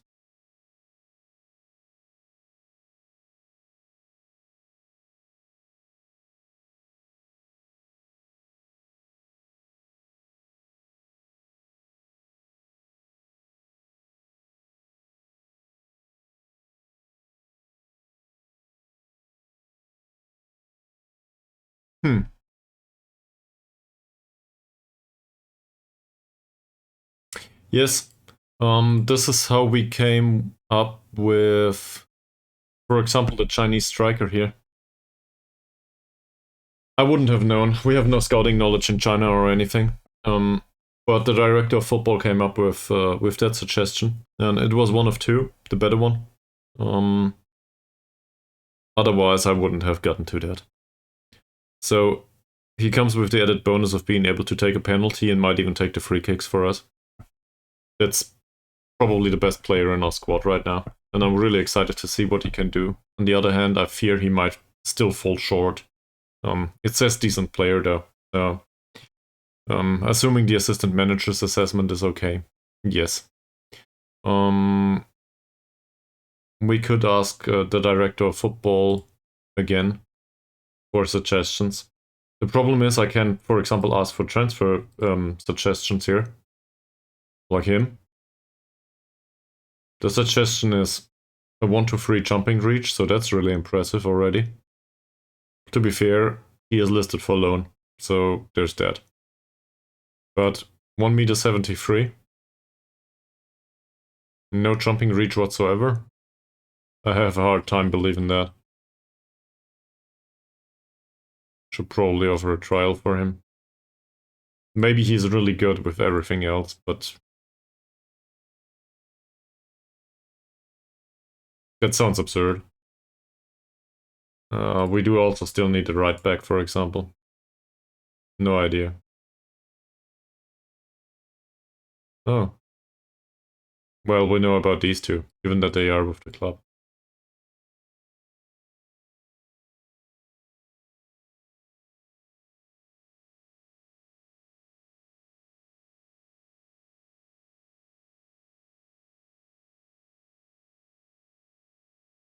He did, for example, come up with this suggestion too.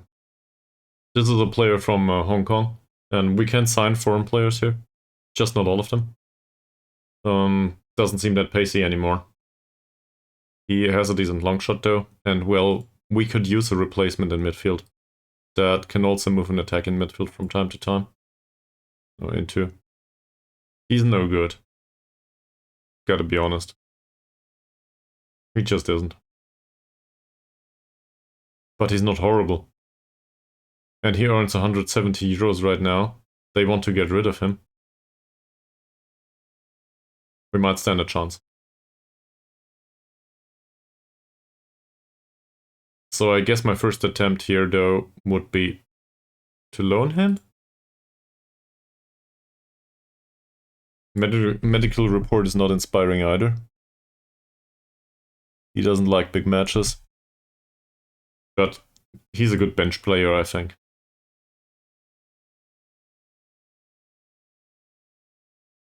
And we still have the foreign player slots, a ton of them actually. So at least we can loan him for 5 months, and afterwards he would be available for free. The alternative would be to make an offer for him, transfer offer, and get a wage contribution. So I'll try that first. They would be perfectly willing to offer paying half of his wages. That's great. So maybe he's interested in a transfer. And hopefully we can get him for like 120 or something. That would be pretty great. Then we had a squad player that would basically come for free. That's not entirely for free, but they would cover 2/3 of his wages in the end. Now he might ask for 600 though. No, it's in between.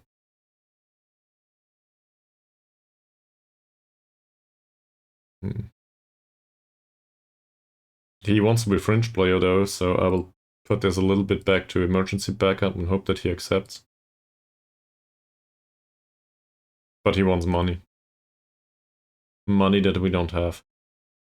Not for a fringe player of this quality. Not good. It's not good value, sadly.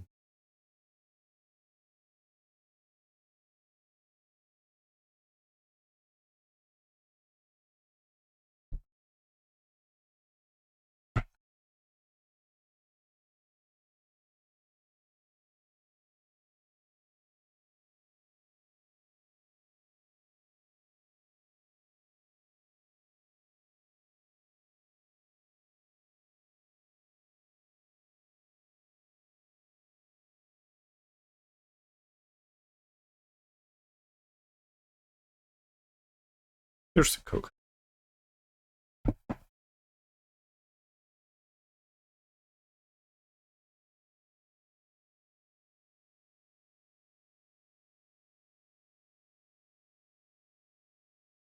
It feels like this is a good reflection of real life, actually, sometimes. The way Football Manager works.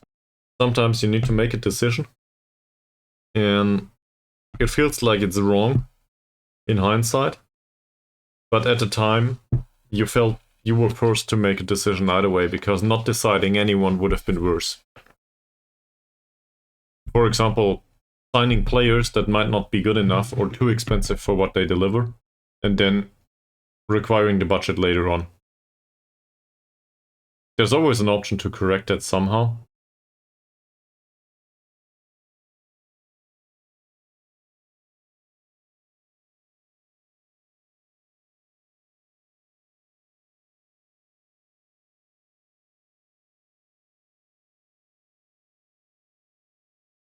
Oh, cool.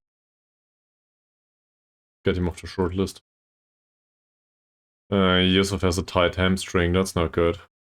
We expected him to be primary central defender this season. Great. Great start.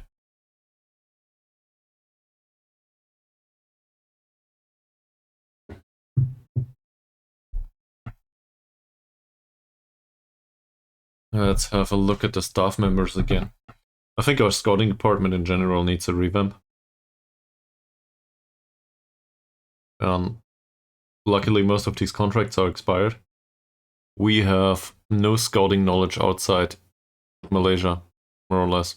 That's really bad. But, where is it?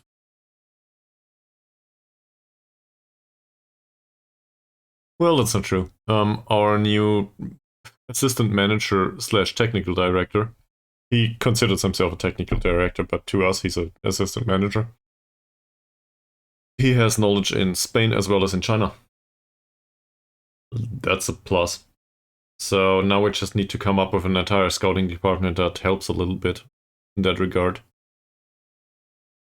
To know about a few more foreign players, preferably in the Pacific area. So, do we know any stuff that is foreign?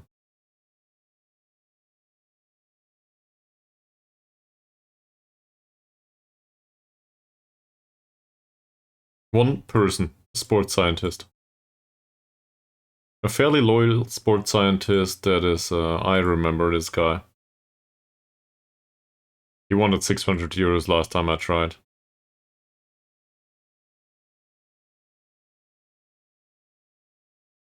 I'm not willing to offer 600 euros for somebody that has no idea what they're doing. Just for the scouting knowledge. So maybe second nationality?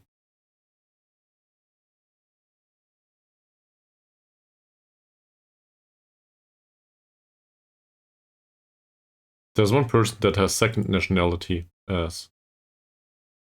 He's from Singapore. A goalkeeping coach. He's way better than what we have. I guess he would have scouting knowledge in Singapore. Yeah, actually he does. If I compare him to our goalkeeping coaches, they are utter rubbish in comparison. I'm quite sure. There.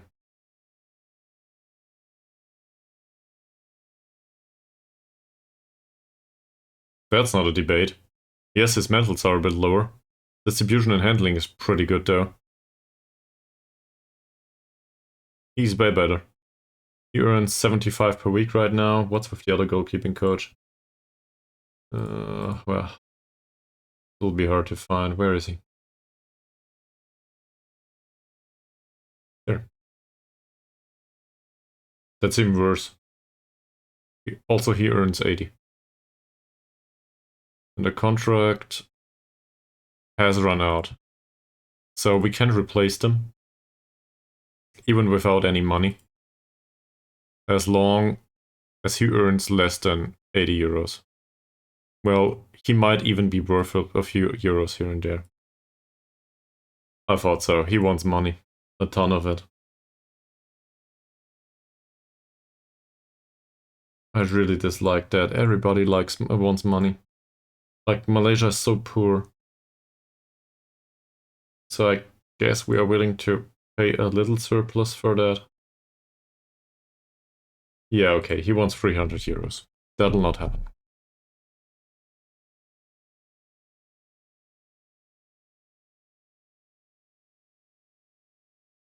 Second nationality is not Malaysian. That's everyone that has Malaysian nationality as first. So we need to add nationality is not Malaysian. That's just a sports scientist again. Right. Sure.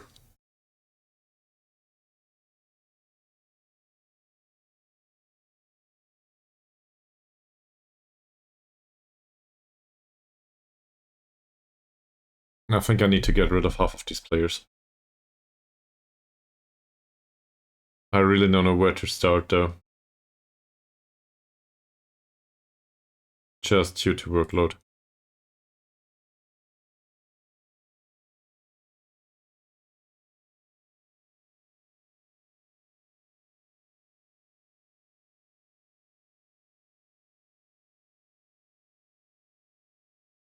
Okay, there's a 17-year-old goalkeeper in here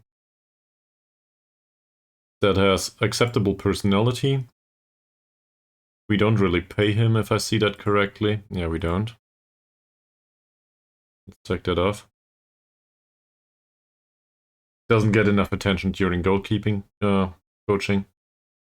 I don't really like the fact how he performs. He can stay.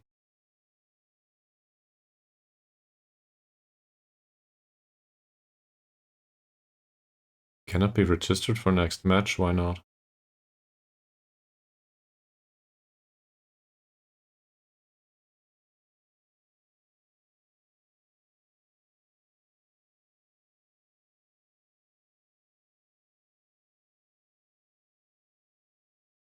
I guess the squad's too big.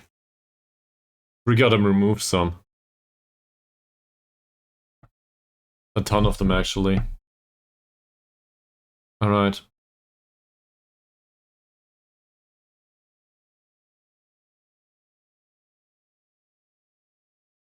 Thanks, that's way better. There's rock bottom stuff here. Like Hassan, but we're stuck with him.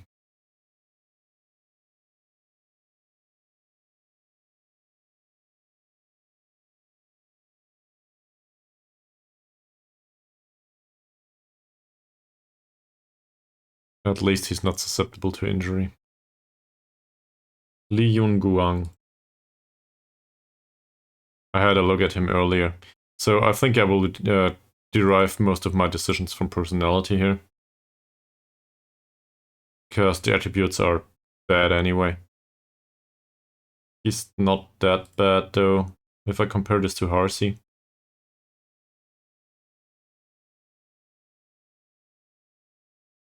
Obviously Harsey is way better in some areas, but he's not horribly bad in the attacking department and so on. Technical skills are lackluster though. The potential says he will not get very far though.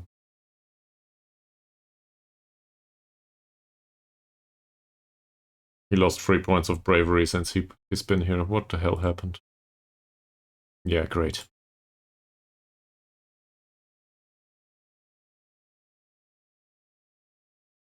Well, we gotta make the cut somewhere. So we'll release him. Kumar. We cannot get rid of these. They are all under contract. Rice.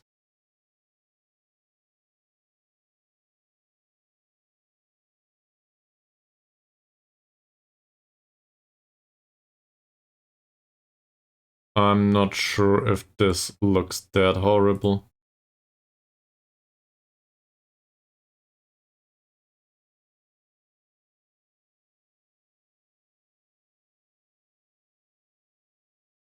Very inconsistent is quite usual down here.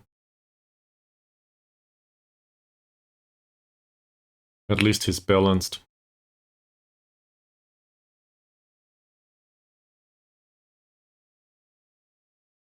I think I'll prefer to get rid of those that have bad personalities. He isn't really a bad personality either. Let's focus him on the role. Not really susceptible to injury.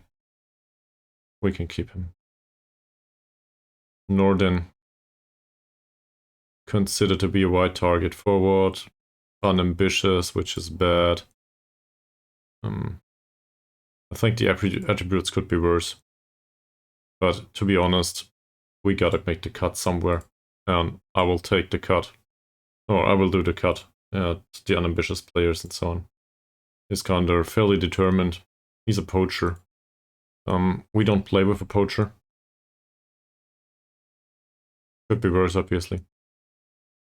Fairly inconsistent. He's not prone to injury. I think we'll keep him for now. I just want to reduce the workload a little bit.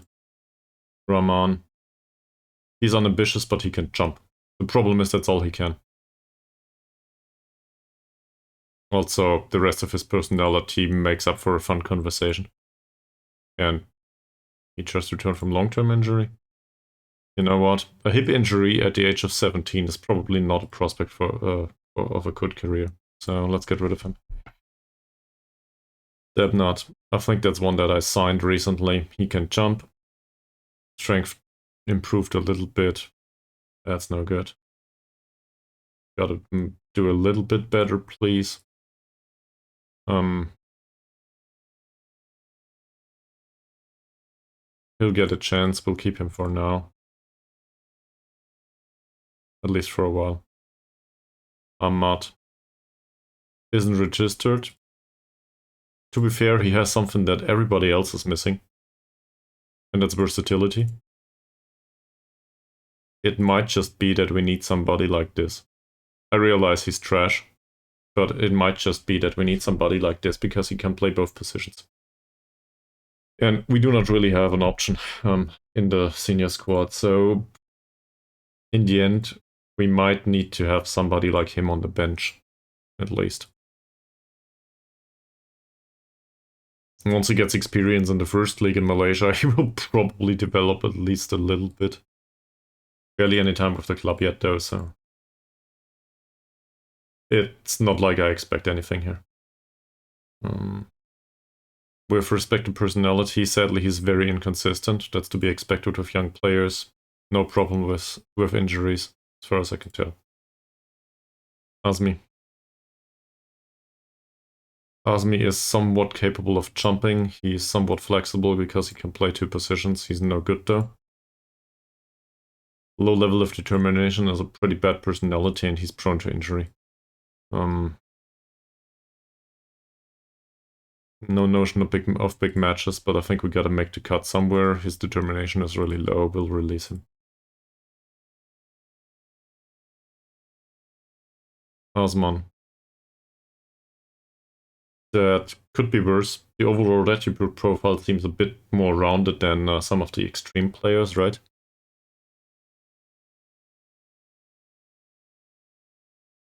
Medical report is not inspiring. He's very inconsistent. He does have versatility, somewhat. Sadly, the versatility is, well, in positions that we do not really agree upon. We don't care. I probably brought him in as a new signing, really. So that's on me. But to be honest, I don't think I want to keep him. So that's a hire to fire case. Go away. We need to make some space. Ahmad. It's yet another poacher, isn't it? Personality is balanced, very inconsistent though. Low susceptibility to injury is what cuts his case, I guess. Or makes his case? Makes his case. That is somewhat okay for me. I also just realized that his physicals aren't all over the place, so something like a pressing forward could be an idea. If he had some passing though, that would be great. He doesn't. He can do something like this though. Like, I realize there's a bunch of ones in there. There's also the option to focus him on target forward, but he's not strong enough. Pressing, on the other hand, does not come... Well, I don't know. If he had any technical skill, something like this would also be an idea. I'll just focus him on deep lying forward, because that's what we use in the senior squad. To be honest, he will not make it, but he does not need to be fired just yet, I think. Malik.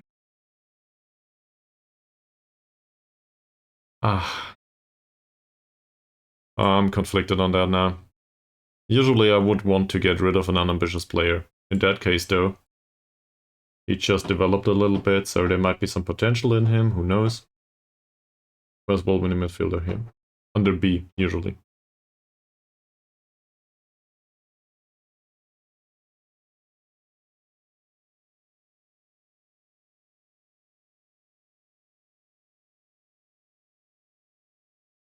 The biggest concern is that we have a problem with players in this position in the senior squad anyway. The biggest concern I have with him, though, is not only the personality, but also the inconsistency and so on. It's not impressive. But given that we don't pay him, okay. Red Swan. Could be way better.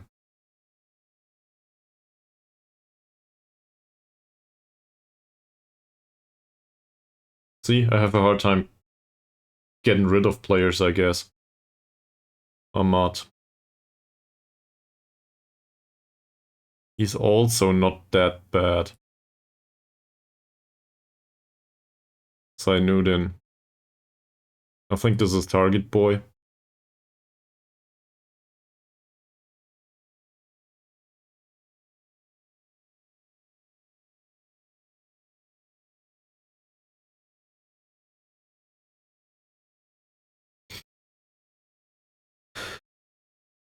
In his case, it's really funny.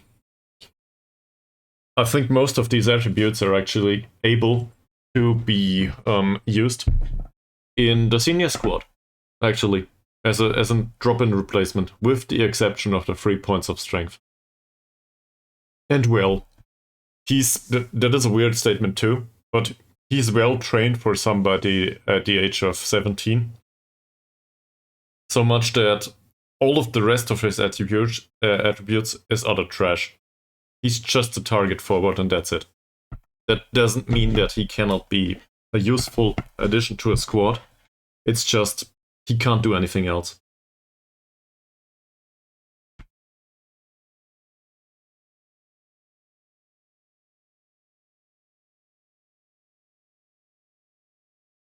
Gerald, it would be sad if I fired him, so let's not do that.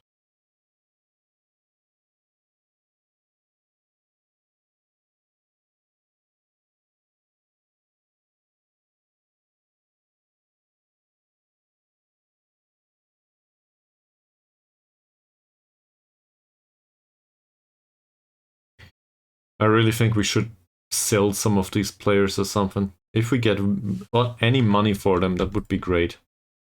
I would consider that a success.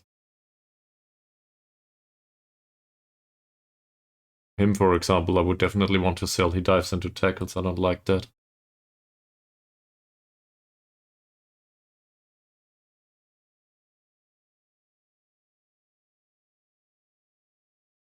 Right, can't do that. Or something like him. Yeah, he's brave. Yeah, he's considered to be better than the rest of the squad, but I did offer him more recently.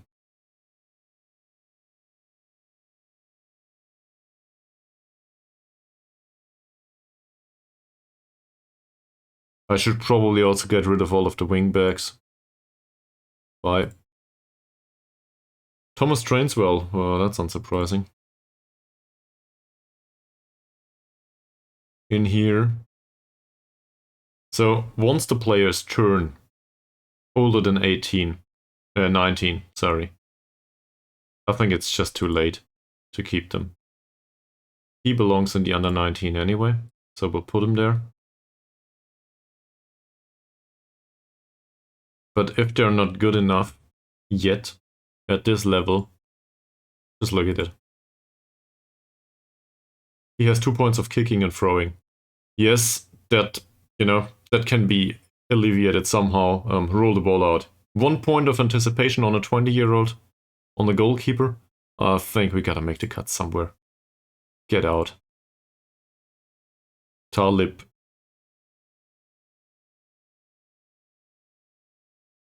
He's fast, but he's not what we need anymore. Idol Mustafa Robert. He's fairly determined. Granted, the attributes are a little bit better. Also considered to be a consistent performer, and well, I don't think he has the potential, so get away. Too hardy.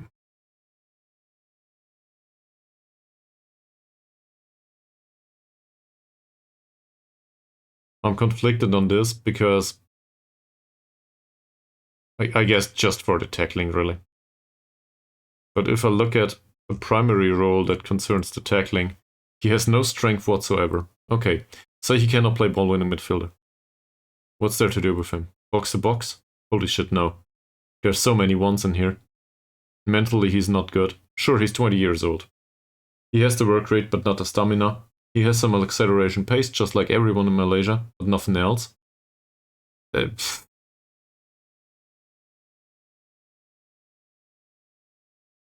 somebody watches this at some point, they will probably say, why do you reflect on this stuff for so long? There's nothing to reflect upon here. He's rubbish. Get rid of him. So let's do that. Wahab. According to the star rating, not good enough for the team. According to the attributes, in particular the technical part, I don't know what to do with him. Also, a winger with anticipation 1 and off the ball movement 2. It's just impossible. Did he develop at all in here? No. Nothing. In fact, he declined. Get out. I don't know why the coaches deal with you at all. Renang. This is not the kind of striker we play. This is also not the kind of striker that I would be able to learn out, and if I look at the amount of ones in here, he's probably more than 10. That's a primary sign for no potential whatsoever. Joe Hardy. That's a little bit better than the last one. He also has some versatility, not that we need it. We retrained him somehow. A little bit. If we look at wingback on defend, there's barely any improvement there. Overall, it's a decline. Medical analysis says nothing noteworthy. We have enough of these. There's so many players that would be willing to come to play for us now, in comparison to all of these youngsters. Sure, we can't afford them, but you know, we can always afford a loanee that is on that level or lower. No, a little bit better, sorry. I guess lower will also be possible. Same here. I signed like 20 wingbacks on the left side. I don't know why I did that. This one has good passing. Passing vision, technique is somewhat okay, first touch is okay, he can pass. That's all he can do though. But at least he can pass the ball. I guess. What did Bravo say yesterday? One trick pony. He's a one trick pony, he can pass a ball. Problem is he's highly susceptible to injury. And as much as I like the fact that we had him at the club for a while, if we look at this overall, well, there's some improvement here somewhere. What training did he do?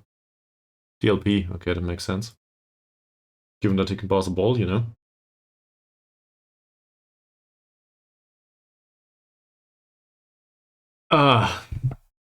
So development is too low, the magnitude, and he's prone to injury.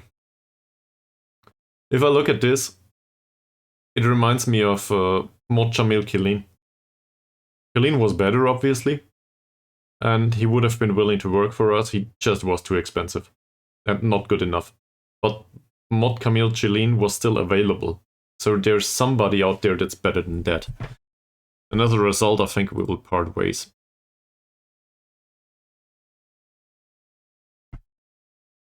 Even had an agent. Mod Iskandar Kumar is considered to be somebody with potential.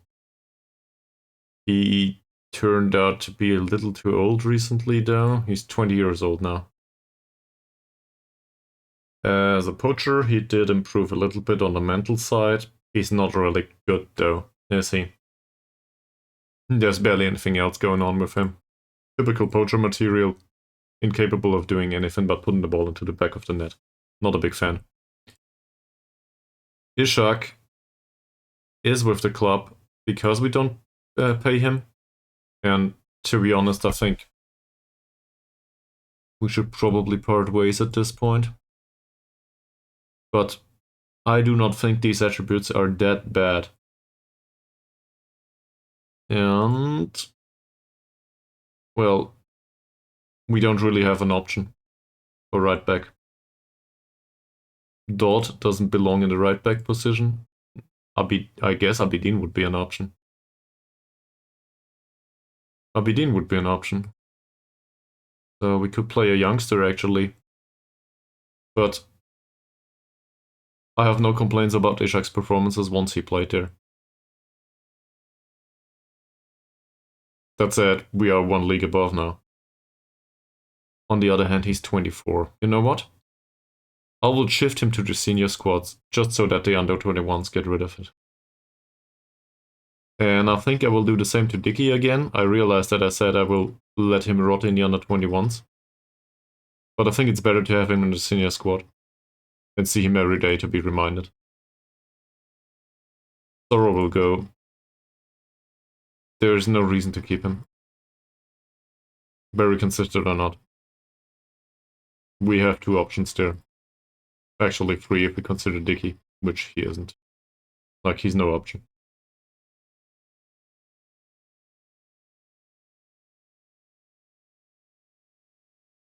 Any thoughts so far?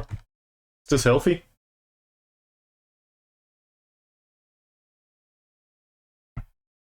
Ismail. The attributes look much better.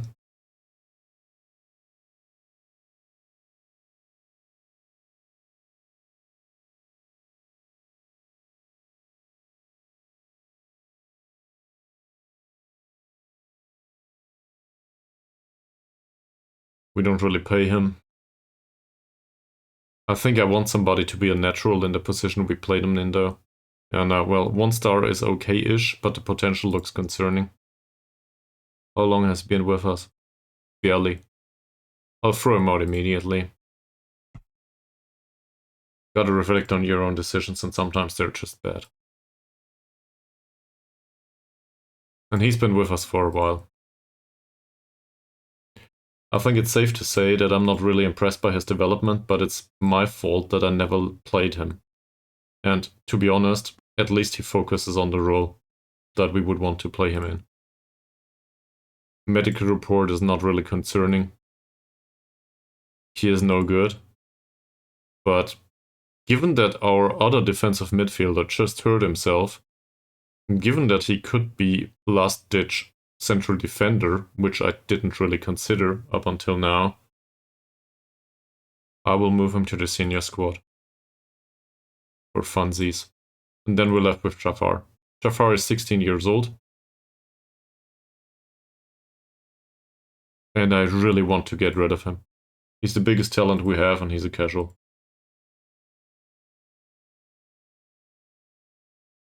So we throw him back to the under 19s, and now the under 21s is empty. Okay. I guess I have it in me after all. At some point. Just get rid of what doesn't serve a purpose. We didn't save a single euro there, by the way. Just putting it out there. I'm just doing that for I don't know why.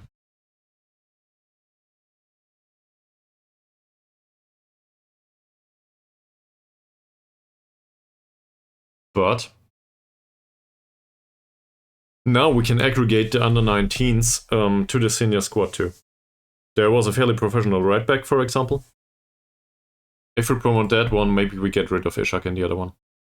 We make a conscious decision, basically. Yeah, I'm okay with that. Bathroom break, BRB.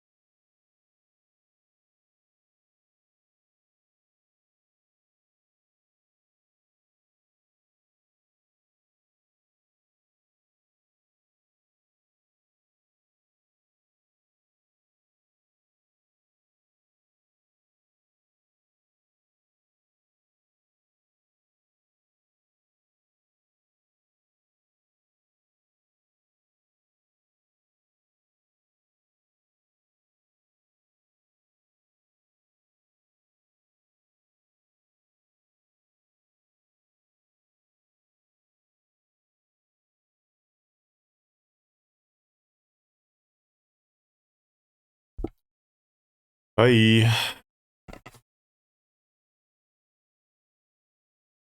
I guess getting rid of the old trash is a great theme for New Year's Eve, isn't it?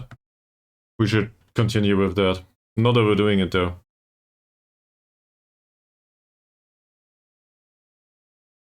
Might be a good idea though. So, as a result, the under 21s do not have any players. I also think we have too much stuff. I do not really like the approach of firing everyone all the time. But if there's no players in the under 21s, why would you have coaches?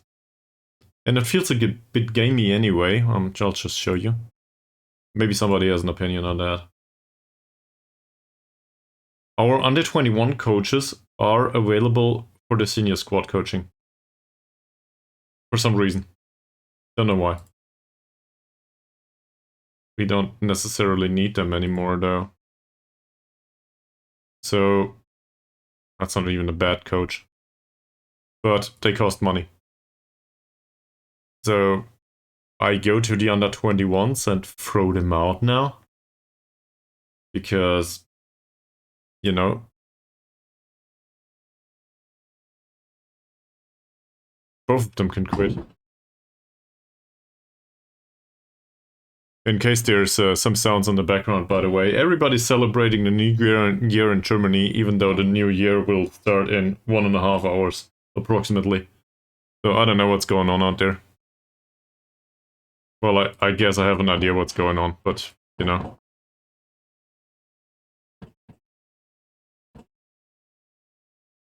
Same here, he's not that bad. We'll terminate the contract anyway. In the under 19s, it's a bit more difficult. Because so far, all the stuff is here.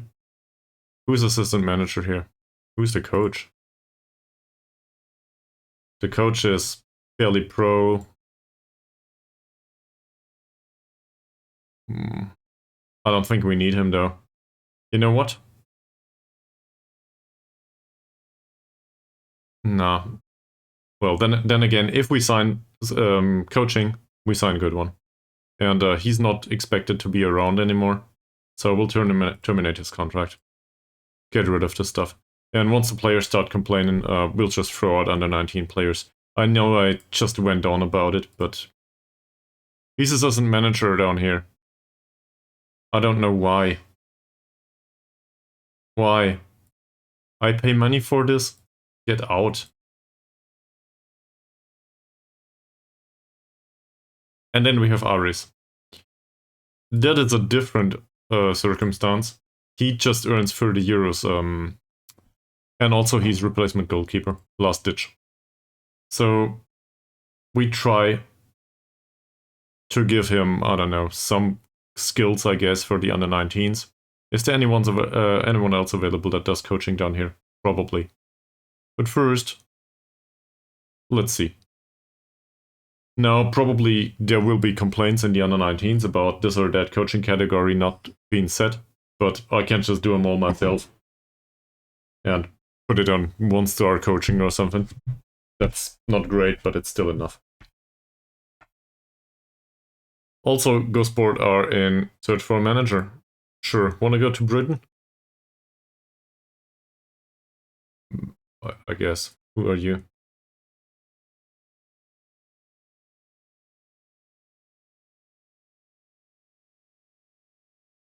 Sure, let's leave Malaysia immediately. No, I won't. We sacked 4 people, so that will save us approximately 300 euros or something. That should help financially. Not with the wage budget though. It should just help financially overall.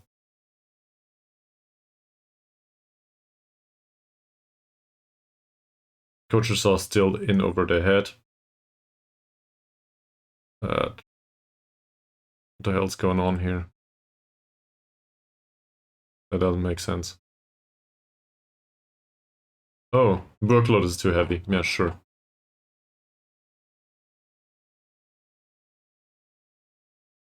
Yes, we can keep it like this, yes. On the other hand, I might as well do some coaching here. So there's way too many players and not enough coaches. I just did that.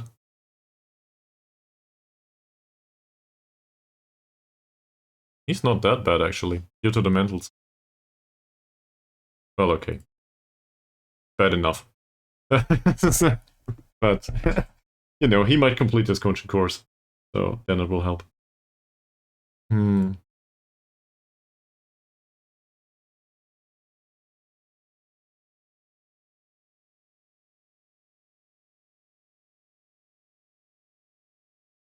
Yeah. So, squad's too big.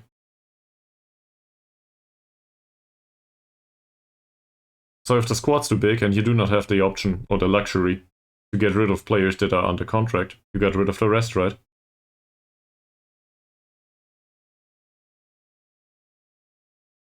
And you start at the bottom. So I just went on about this.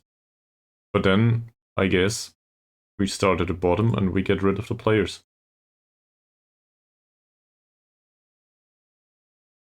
He didn't do much recently, did he?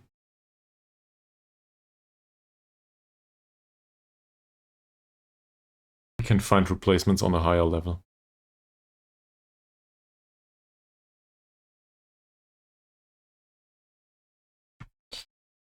Rice, Saleh, Skander. I just want to keep that one. I'm not even sure if I want to keep him. I think I want to keep the professional ones. That's what I'm going for. So let's get rid of him too.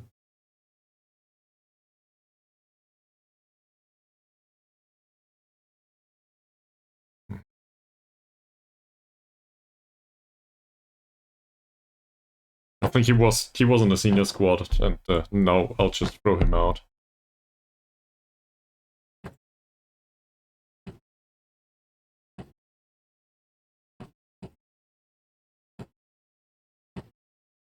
Same here. Hire and fire.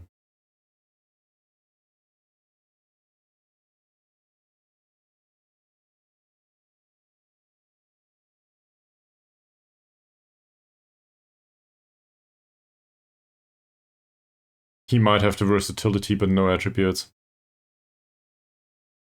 If he had both, maybe I would reconsider.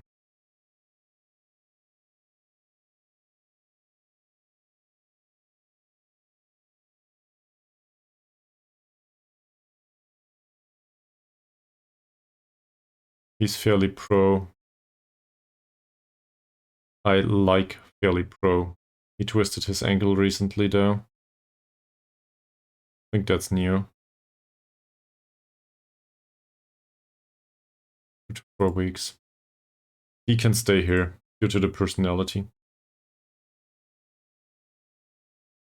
He can't.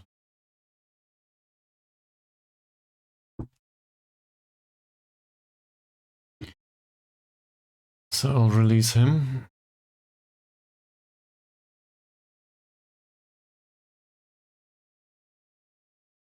I think we're going for playmaker-ish option here.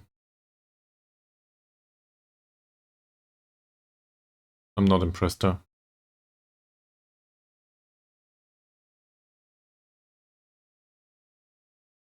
Target boy.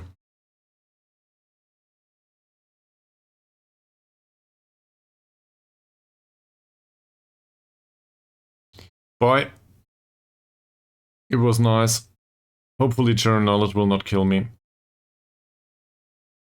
Then again, we fired Charon Nullet, so I guess, well, my decision after all. In his case,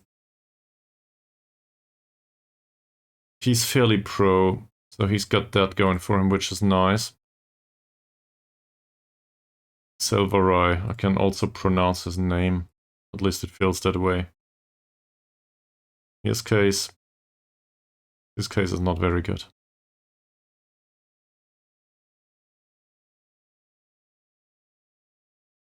Jafar. He's 18 already. His skills are all over the place. Go away. Abu Bakr. There you go. Nice knowing you. Goodbye.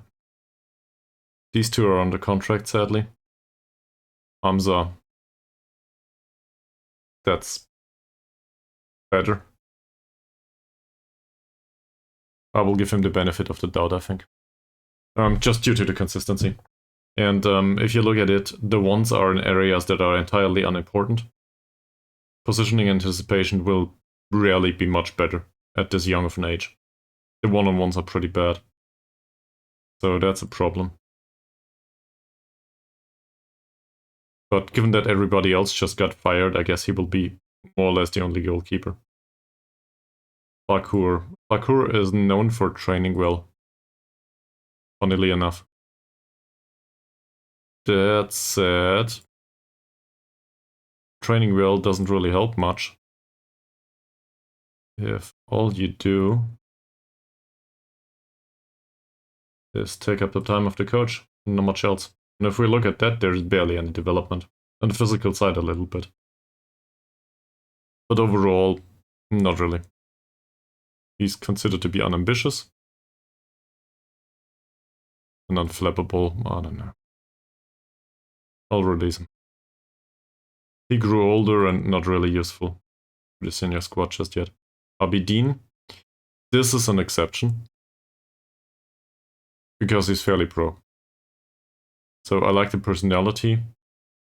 We can also see that there's some development in him. Not much, but a little bit. And I consider him to be emergency replacement for the senior squad, actually. I could give him a professional contract, but the technicals are so all over the place.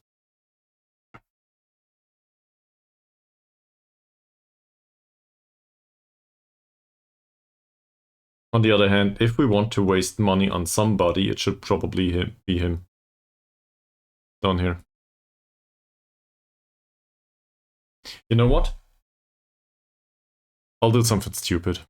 I just released a ton of players. We don't pay any money to anyone. I'll do something really stupid. I'll offer him a youngster contract. And, well, this will not do. You get 30. That's the minimum. I cannot pay you less. Otherwise I would. And I'll do a 3-year contract, so you'll be 20-something at that point. And all of the stuff can go away. Also, optional extension. And that nice little relegation wage drop. Would you be willing to do that? He says we're close to an agreement. So I think I can force you to accept this if I just keep it like this. The optional, the optional extension is pretty important to me. Nearly there. As I said, please accept it. I think he will get closer. This is why I repeat doing this. I'm not sure if there's a difference. Getting close to reaching it, yeah. I'll just force it onto him. He's with the club for now for an unlimited amount of time anyway. So if this fails, it doesn't. Adhesion contract, I think they call this. So, but he will not be overpaid in relative to the rest of them. Not by much. Him, on the other hand, thanks for being around. Bye. Tiny. I like fairly loyal.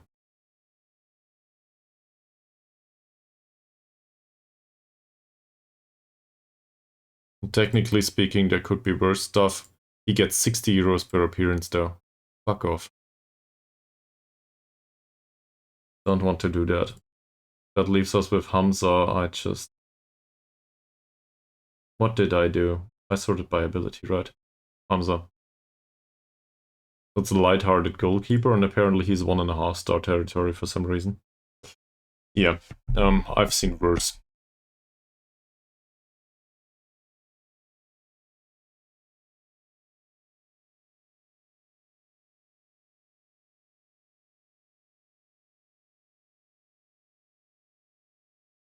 We do not have a goalkeeper in the under 21s anymore. The only question is he good enough to actually be signed long term? Says he could improve a lot in the future here. So what happened to him so far?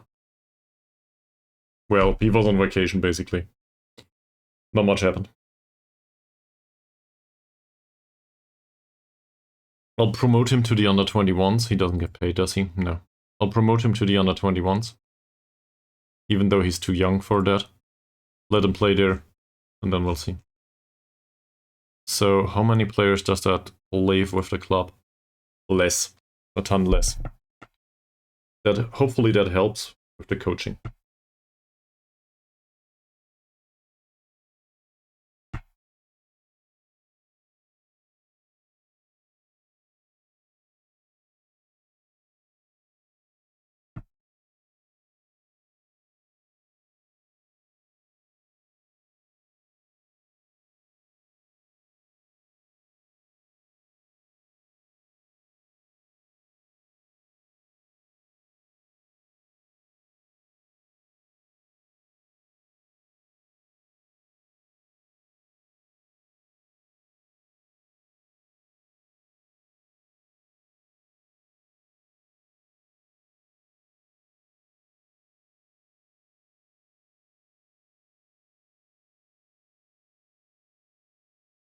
Tons of players leave our club.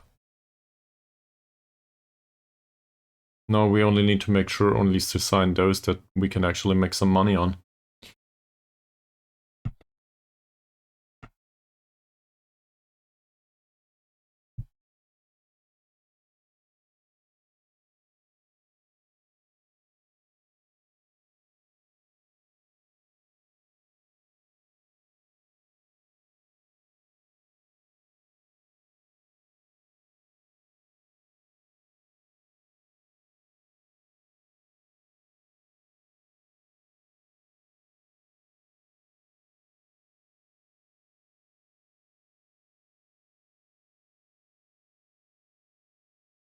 Okay.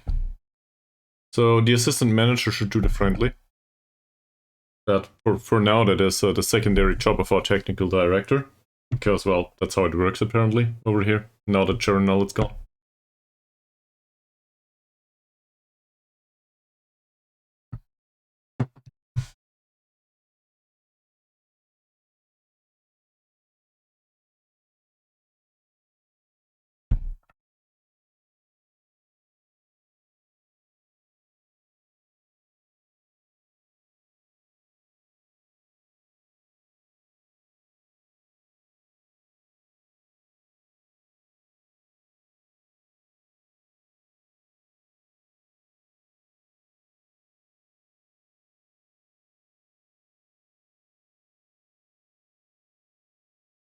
Any ideas? Anything on the top of your head? Maybe that would help in the circumstances where we find ourselves in? No progress with Chong Ai King. Yeah, that's unsurprising. He rotted in the under 21s, basically. So, the perspective on his potential is not much of a surprise either.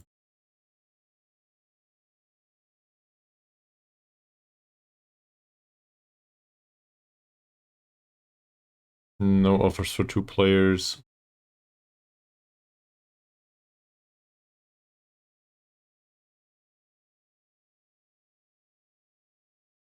Where does this come from? Oh, he's a former released player in Malaysia. Great. Bye. Leong Sing Yu finishes his trial with us. I think we had a look at the monetary requirements for that, and he was too expensive, sadly. I think he still want to keep on the loan list, maybe. And now, on the short list, sorry. He's on the default shortlist anyway. The physicals are a bit concerning and, well... But I do like a player with long shots, though. I really do. I like myself a player like that. And Amirul Hammer.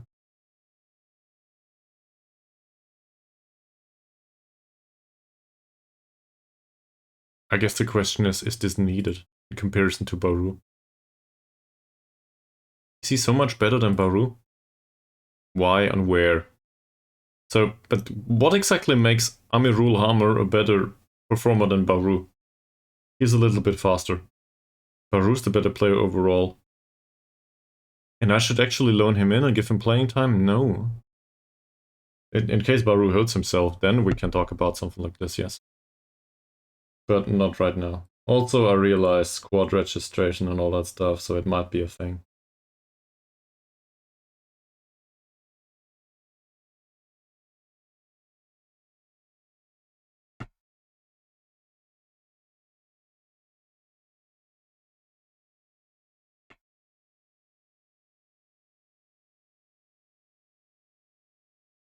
No club considers a deal for Jeremy Brown viable, because the player's wage demands are in excess of what they are prepared to play. Well, so you say you would take him on loan? Oh, I can't. I see.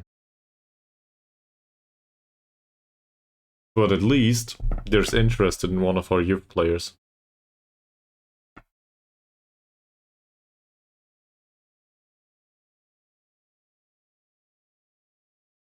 Okay, we play a friendly against Sarawak. That should net 2k or something. It previously gave us 10k every single time we played it, but right now it seems it is not a big issue anymore.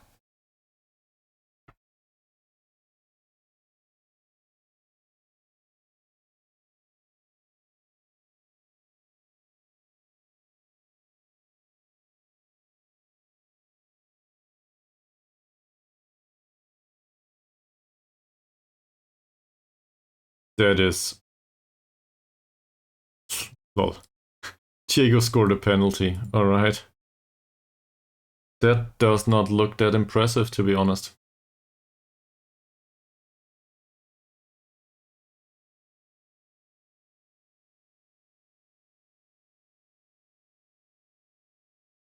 That doesn't look like anything to me. We'll terminate the trial. I just want to get him out of the training, really.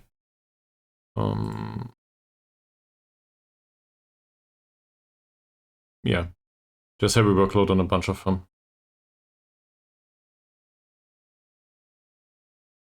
And I think I'll take the rest and throw them in the under 21s. Because in the under 21s, there's nobody else in there anymore.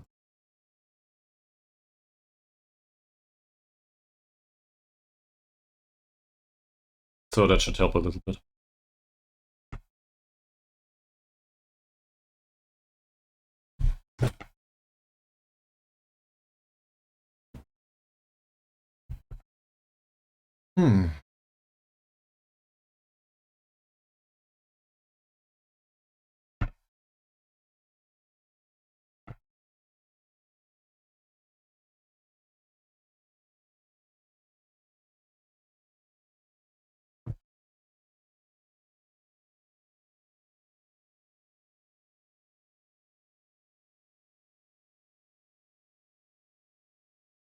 Yeah. We recently won. Apparently this is an impact on form. Alright.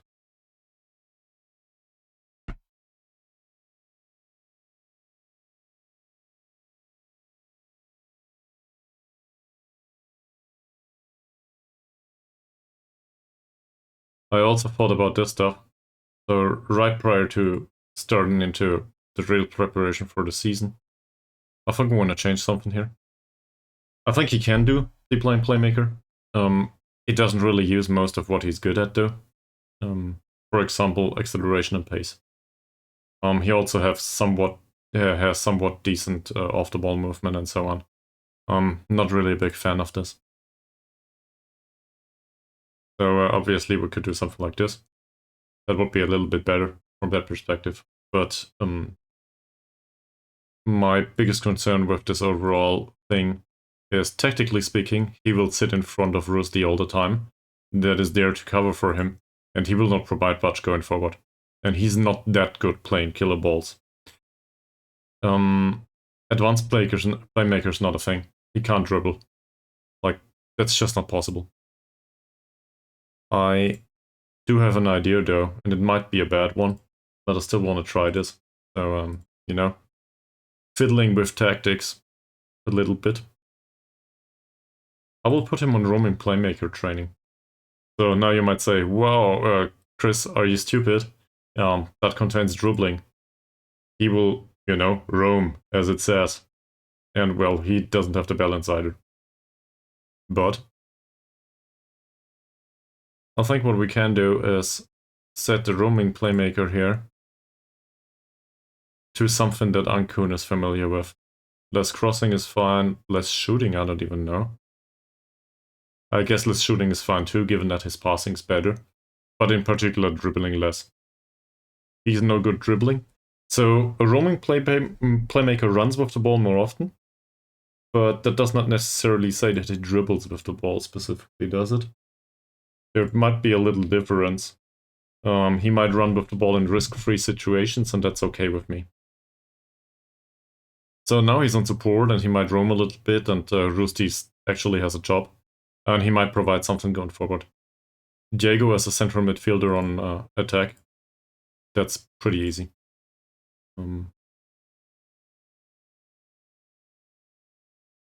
I think that does make sense. Somewhat. And in the other formation, I would actually try to do it the same. So, don't know about the more direct passes here. I guess we can do that. And obviously Diego is no good up here. But, no, we would just bring on Thomas or somebody. So, both of them will need to learn how to play central midfielder on attack / shadow striker, or we just replace him at some point with somebody that can do both. On the other hand, I guess Thomas would be somewhat capable of doing that. Not really. It's better than nothing though.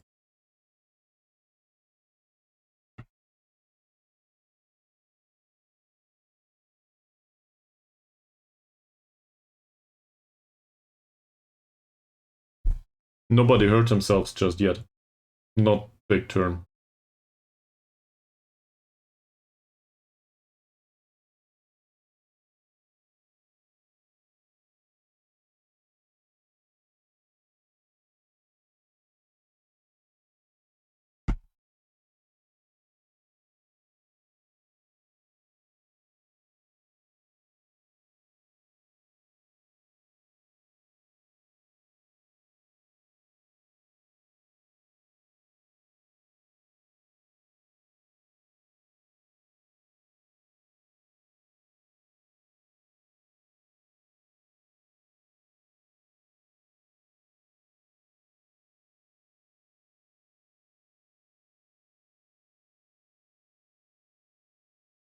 That's the 2 trials that finish.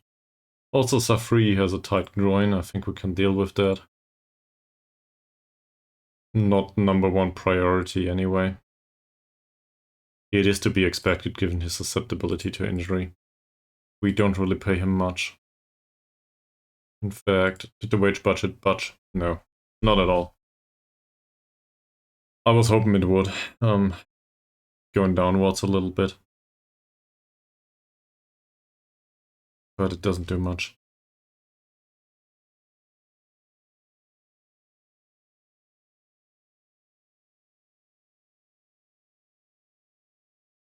Who are the most expensive players in here now?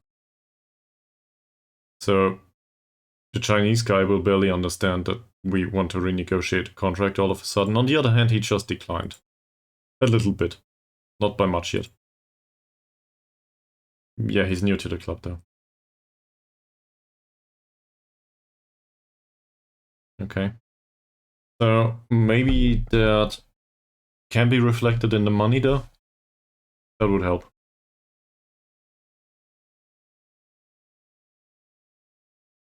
He doesn't want to. Granted, we just gave him a deal. Katu Anor Mojalil.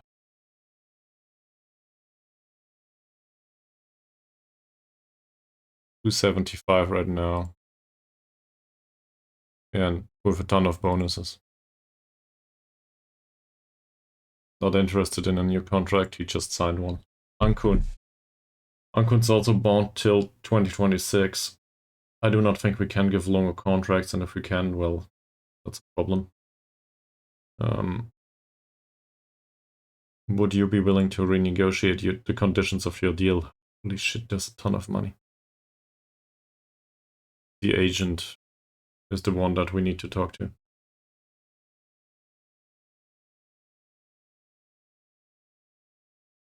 That's way too much money. But he would actually be willing to renegotiate. And he would want a longer term contract. So I'm willing to add a longer term contract in case he's willing to go down with the demands.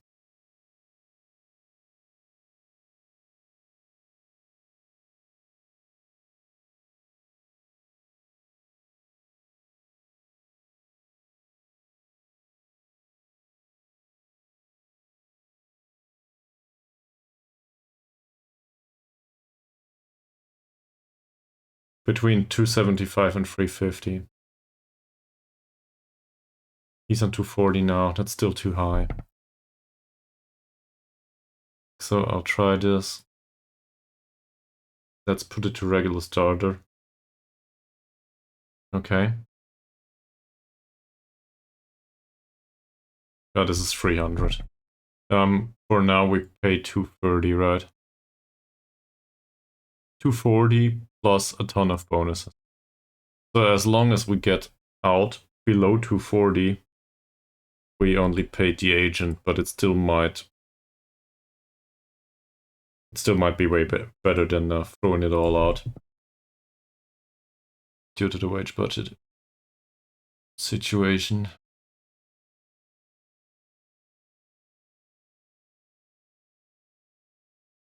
I'm okay with that. That doesn't matter at all. Part of another budget, is it?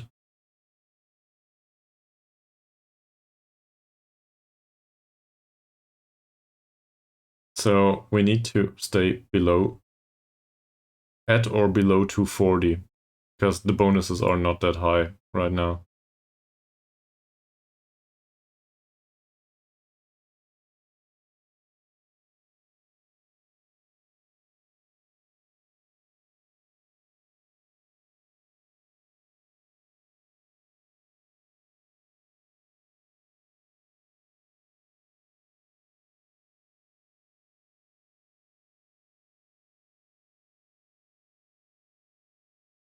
That will not happen.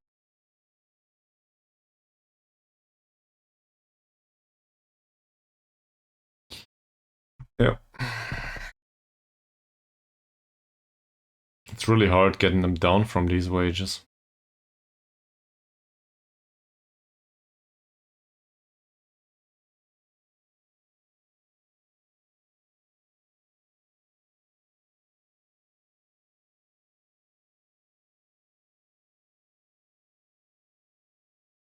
Oh, it says poacher here, but he's not really a poacher to me.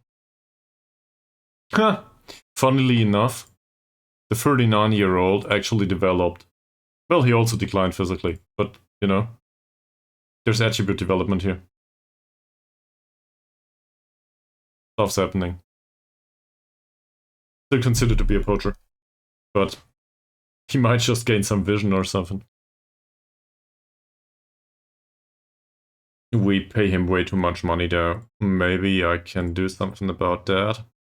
He has a 1-year contract and, well, this is damn expensive. Nah, he doesn't want to.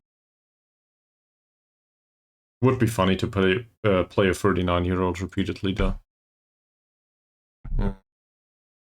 Can we have a friendly, please? Let's do one on Friday. Nobody wants to. That's better. I guess we could play Cushing. Oh, that's not too bad. Also, within this week? Sure.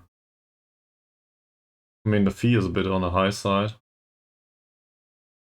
But if we get 6k of income, why not? We'll play Cushing on first day, apparently. Which means for me, I want to get rid of the management due to the other stuff. I want to play that friendly myself. Cushing will be hard, but at least it's on the level that we're targeting in the future.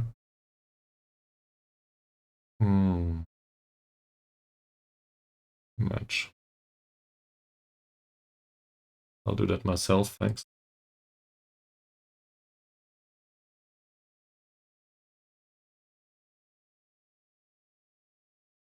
I don't think that's needed. Not anymore.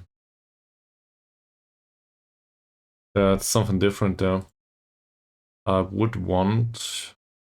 Hi Strong Shay, welcome back. I would want John Marino, if I can find him. Here. To do it the other way. No. He's not long joined the club. Yeah, but John Moreno would be a pretty interesting option to have as an assistant manager, first and foremost. How's it going, Strong Trey? Anything new with you? Oh. Why?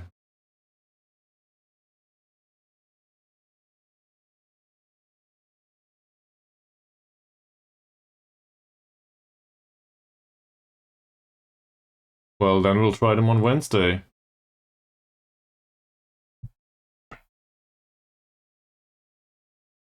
That works.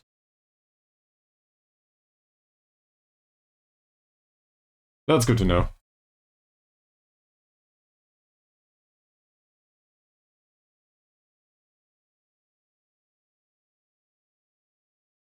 I think I'm happy with all of this. Okay, they play a cautious 4-4-2. This actually is somewhat interesting because we will play them in the league. We'll play them at home now.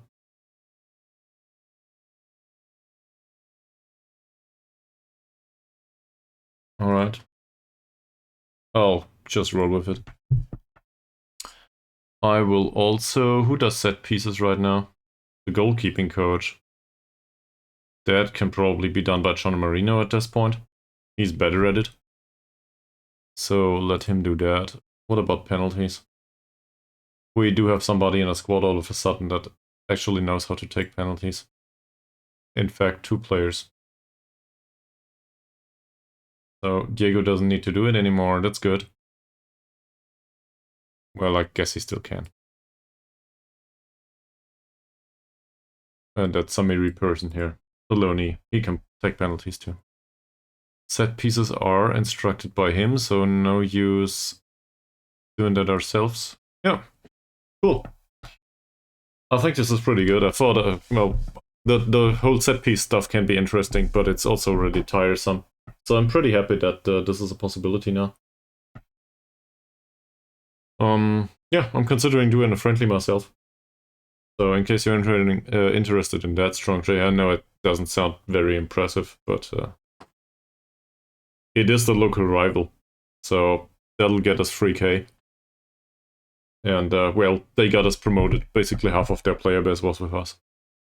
Now we just have the little problem that we are missing vital additions for some positions. It rhymes, so it must be true.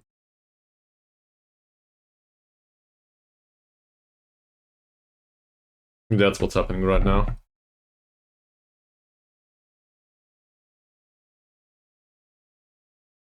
Also, nobody wants to work for us, not for the money that we offer.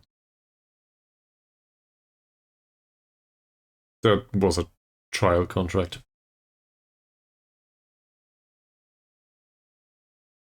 I also threw out like 60% of the youth teams, I think. Okay.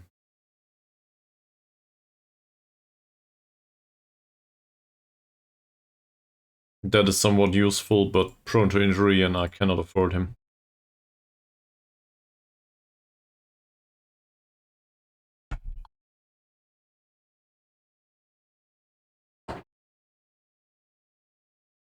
Hmm.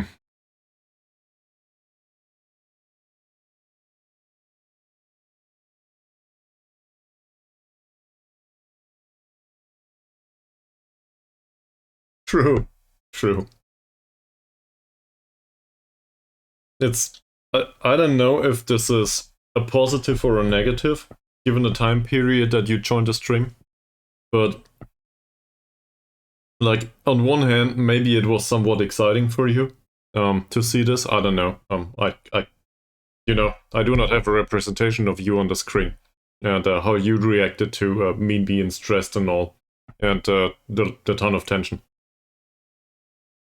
So I'm kind of happy if that made you stick around the stream, and if it was interesting for that matter. On the other hand, I like it weighs somewhat on my conscience because usually the stream's pretty chill to the degree that it can be pretty boring. But that's just Football Manager in a nutshell, right? So I don't know if it was a positive or a negative in the end.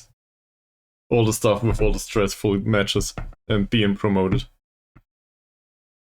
It might turn out to be pretty stressful, well, soon. Given that we might get relegated again.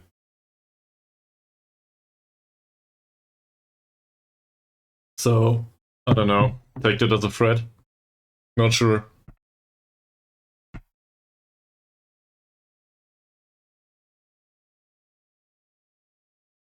That is an interesting way to put it.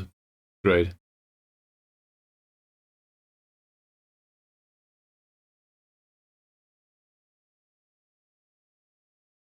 17-year-old Baldwin midfielder, that is with whom?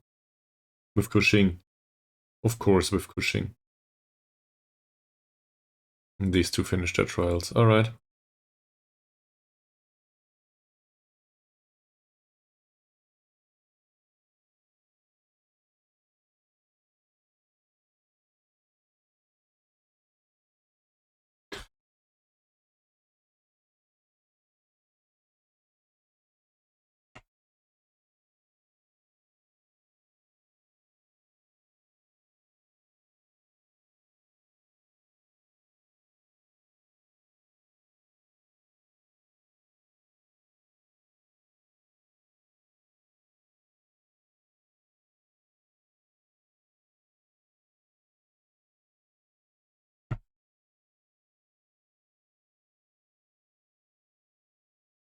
'It'll be interesting to see how this season works. Also, the scouting package will be gone. I will take it off now. We should focus on whatever we have, and well, we cannot really afford any of the players anymore. So there's no use paying for a scouting package anymore, I think. In particular, not one that includes the surrounding divisions, whilst we cannot scout, in foreign countries. But that's what's needed. So I think take that off, and then we'll see.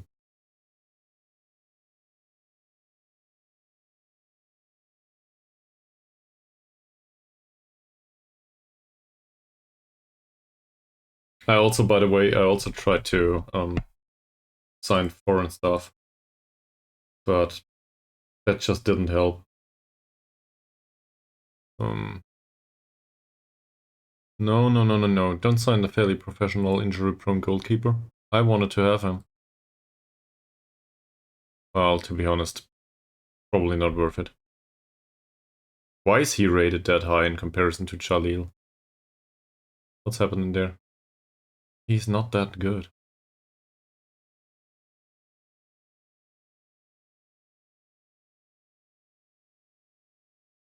Considering the expected amount of money involved, maybe. You know what?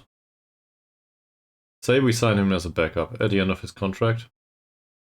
Let's make it emergency backup. Let's have a look at the actual wage requirements. That's 120 only.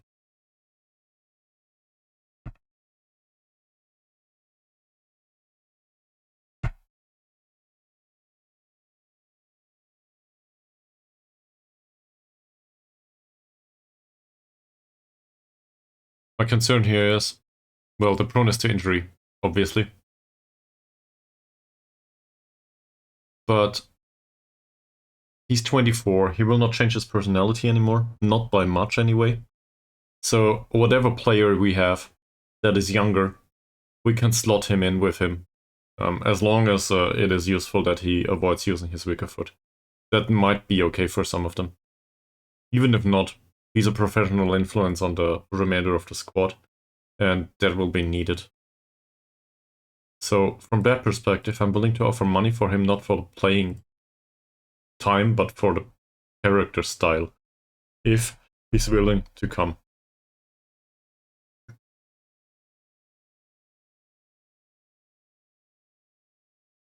So let's start with 80. It's a bit of a lowballed offer, probably.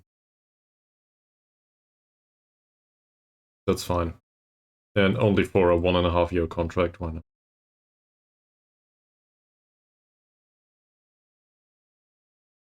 $90 maybe.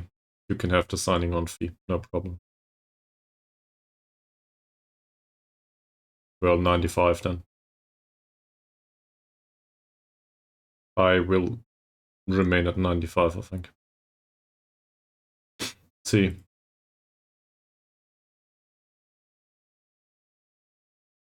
You don't like that, of course you don't.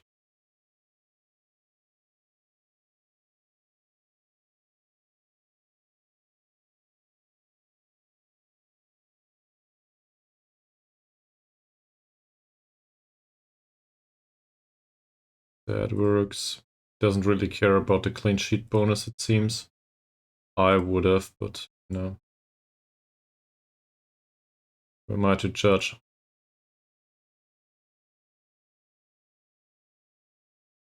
Great.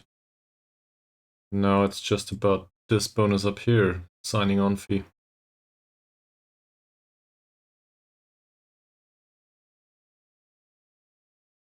Okay. He needs it somewhat, so I guess I gotta do it 10 euros by 10 euros. Let's save all of the monies.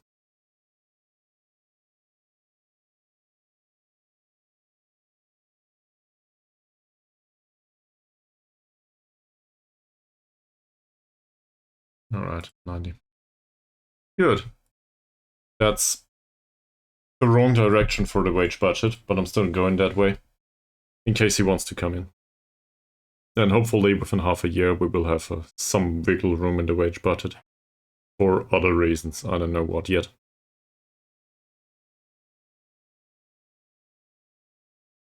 We do not really have a long-term addition to the goalkeeping department, so there's half a year of overlap, but I don't think that's too bad.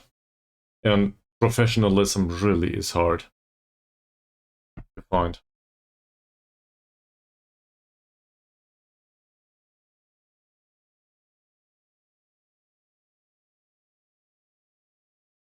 He hasn't decided yet.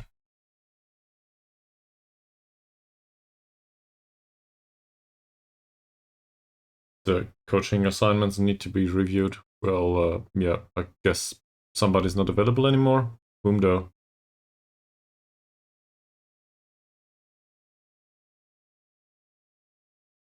We are okay with this. So I guess we'll do that job. He's no good at fitness coaching. He's even worse with the set pieces. Well, he's no good at any of this, really. But Solidi, maybe. That's too much.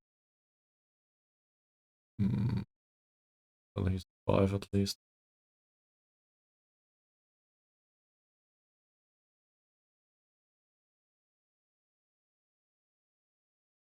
Might as well do it myself.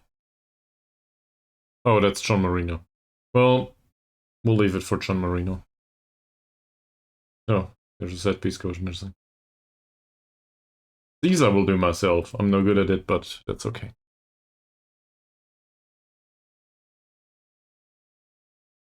Okay.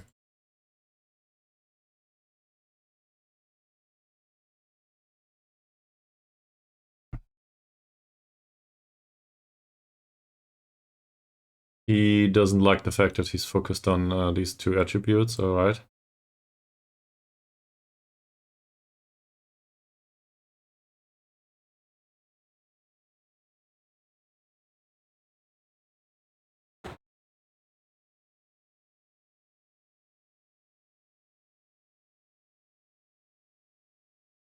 He wants more strength training. That'll not happen. There's a mentoring group that needs attention, yet it's probably because there's nobody in there anymore.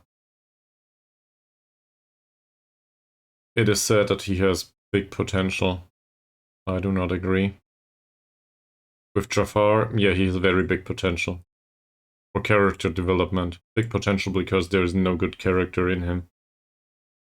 So, there's that.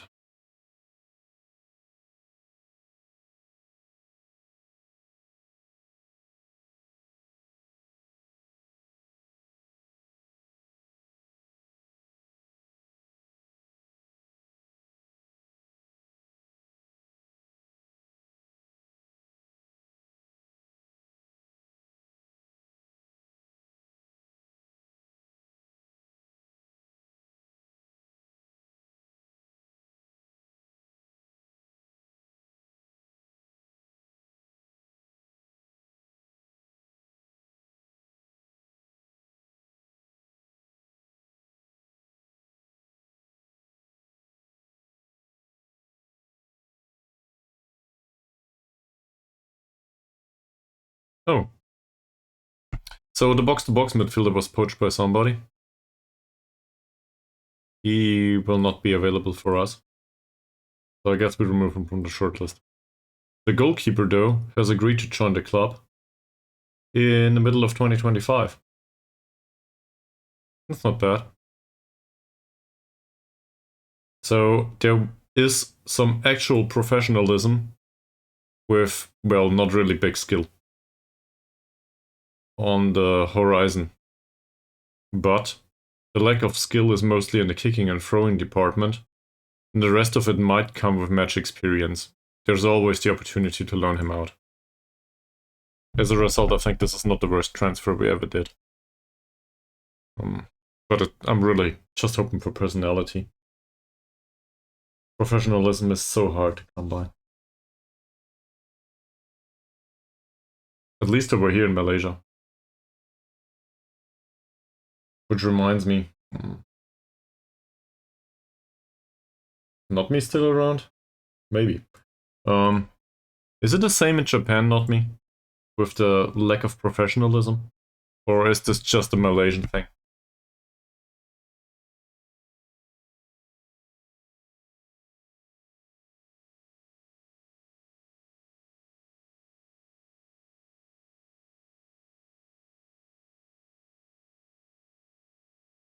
Okay. Will do. Defensive setup.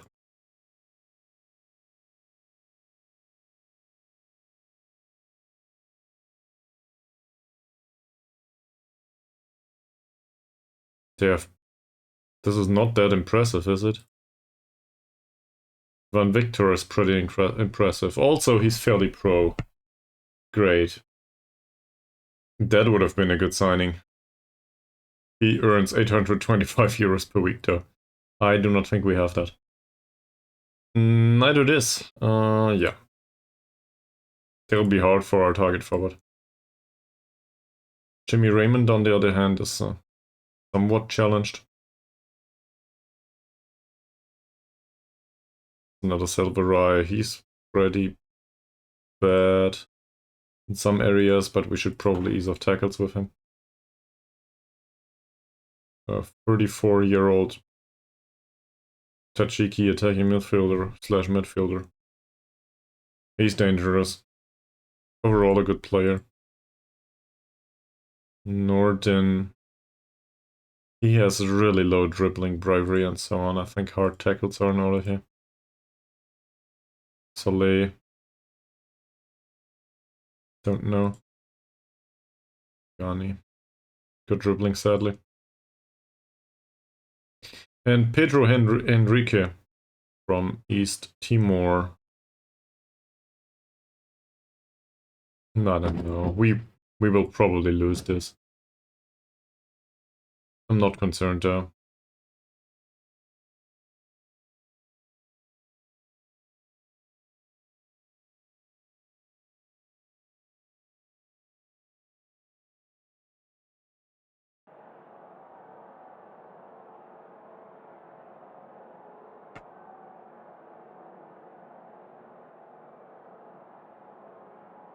It's a friendly. It's also a local rival.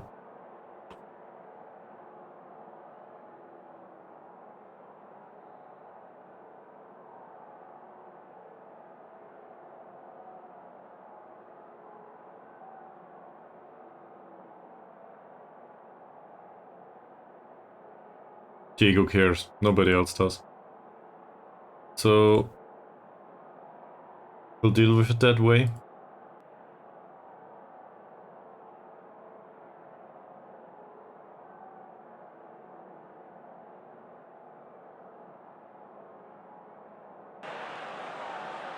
Oh! There's people in the stadium. How many is this? 5? There's actual people in the stadium, I'm confused.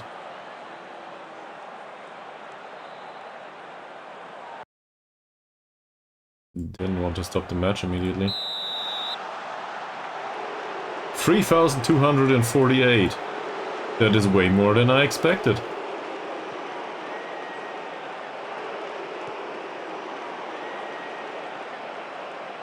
That will actually be reached by Baru. Ah, interesting. Not a bad attempt.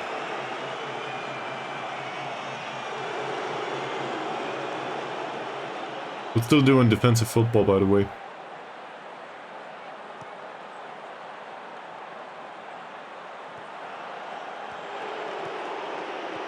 On paper, at least.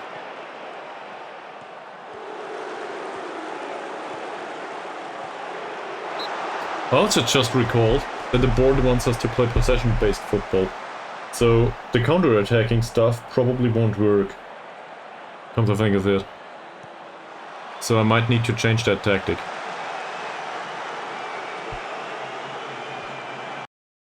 And also right here. The directness of the passing probably should go down.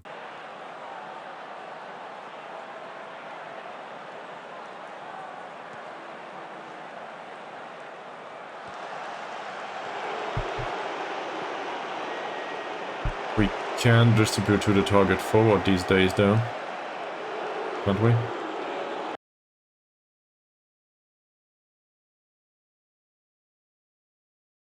It'll be for this match only anyway. This can go away. We have a target forward on the pitch. His kicking is 10 and his passing is a whole whopping 4 points. Still, I realized that Kushing have decent central defenders, so that will be hard. But it might work sometimes, if not intercepted like this.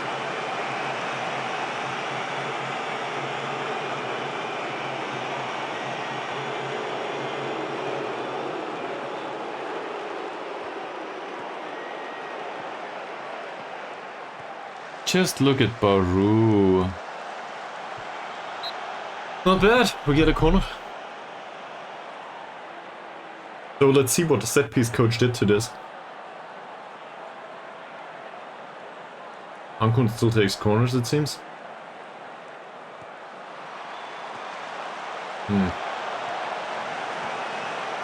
Not much of a change so far.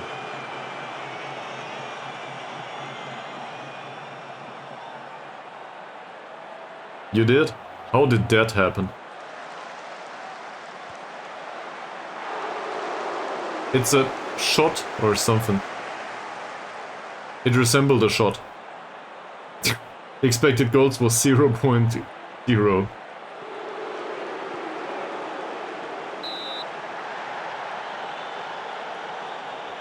I'm not sure if that is the lesson I wanted to teach, man. It probably goes way faster if you use acceptable hardware. I don't own that though, not yet.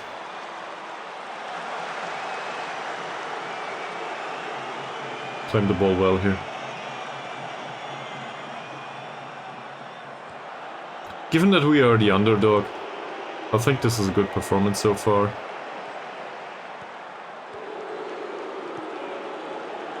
Nice long ball.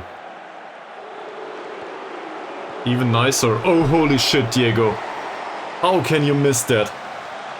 As a former striker, you should know how to hit the goal at least.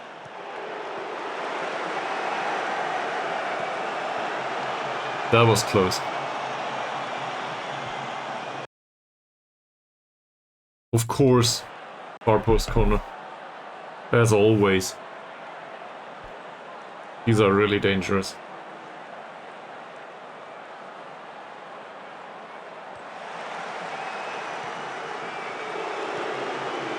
Mazrin loses Celia by... I mispronounced that probably. Diego, nice header. That's bad.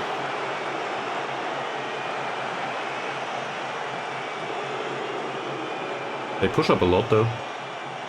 Carrier intercepts. Baru. Ankun. And apparently nothing came of it. Sadly. It did look great at the start.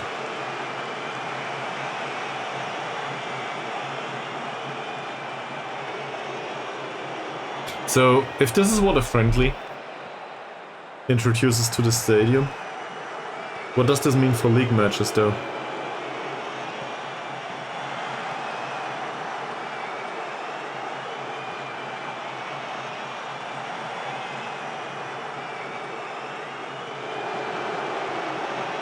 The 40k probably won't be filled.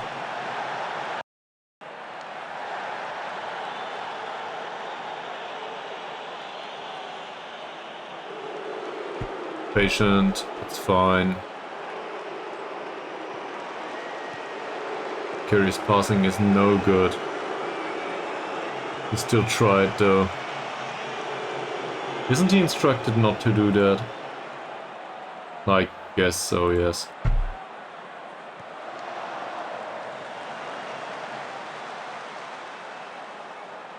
Well intercepted, Mazrin. Great play.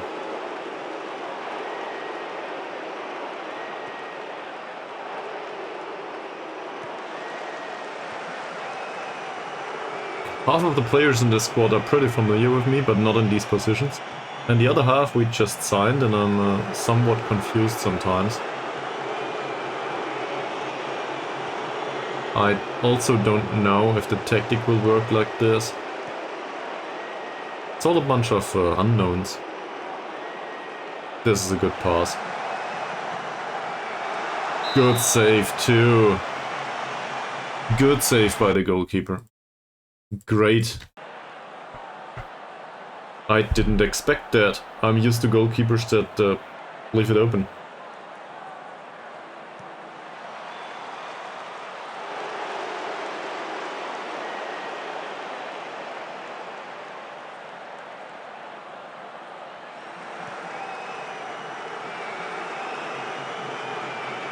Nice long ball by Anko. Oh no, Baru hurt himself. Oh, shit. That's something that I cannot do with potential knee injury. Great. So I guess Choo Choo comes on.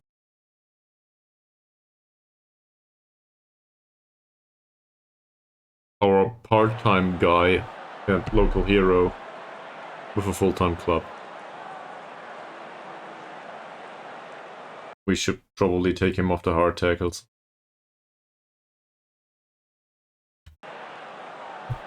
This guy has great free kick taking, doesn't he? Okay, that's not too impressive.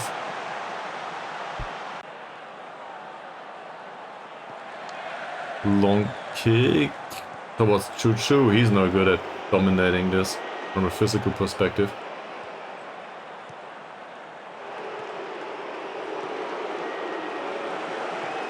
Bukai with a long kick again. Mod Hussein's defending is pretty interesting, to say the least, and that'll be a corner.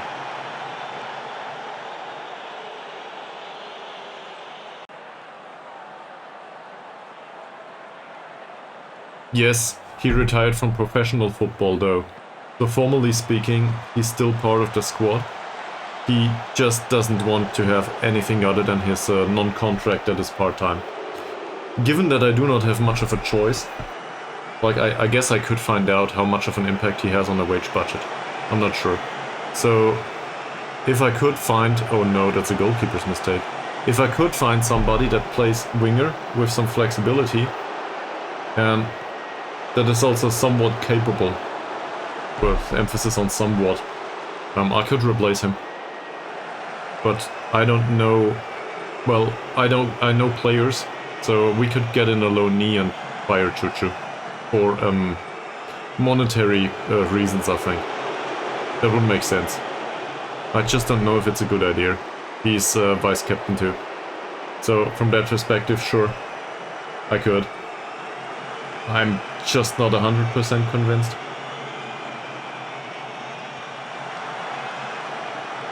But if you have recommendations on whom to put there instead,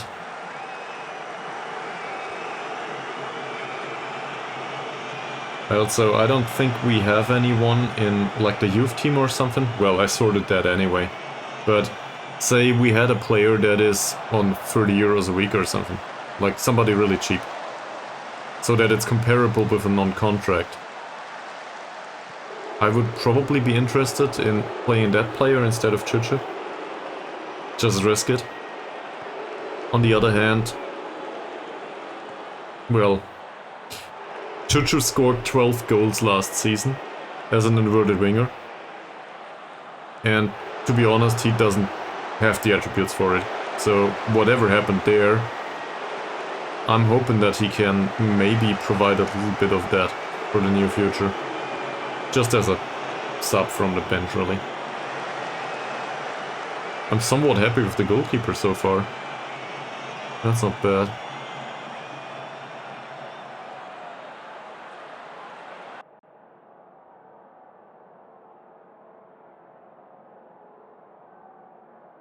I think I'll praise him a little bit. We are the underdogs after all.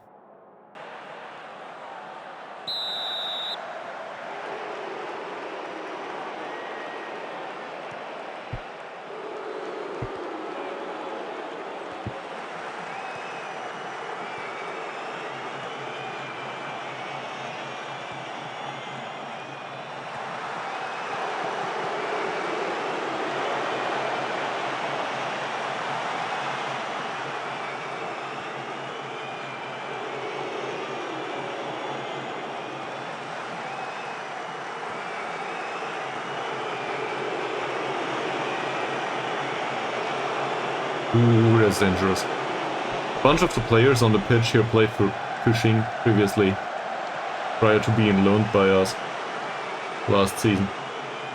Well, they played in the under-21s, never made it there. So, maybe they hold a grudge, I don't know.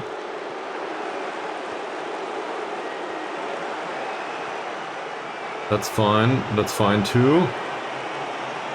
Ah, not bad. By our new target forward, Elbook Chucksdale.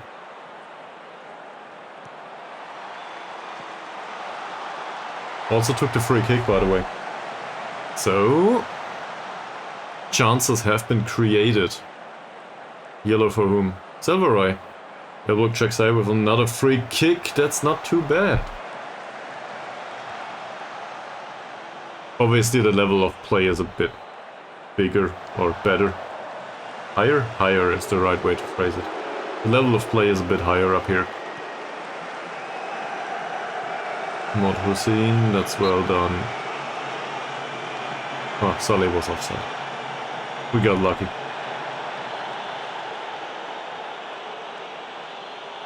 "60 minutes gone."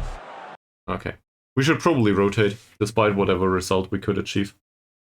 We'll bring on the 39-year-old striker. He does do the playing forward though.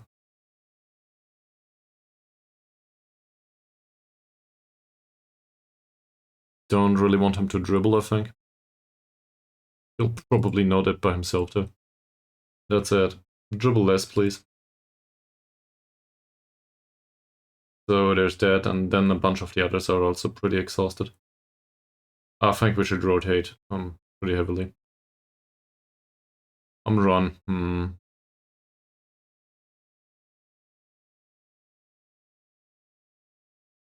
We do not have another central defender, so I guess Ishak makes an appearance.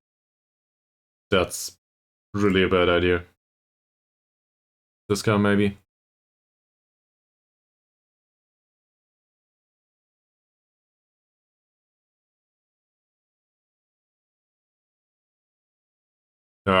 When's the transfer window?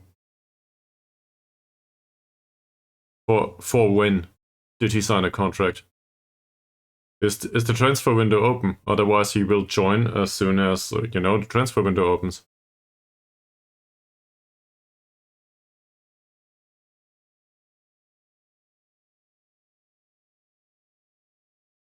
So it's not a bug, it's a feature. If that makes sense. But that's in the league rules. Just have a look into the league rules.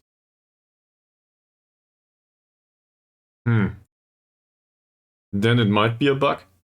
Like, I do not want to say you're wrong. But I would argue usually it has to do with the league rules. Registration maybe or something, but no, registration is not relevant there. Let's bring mod Aris too. Not like I think the goalkeeper did a bad job. We do not even have a replacement for Ankun.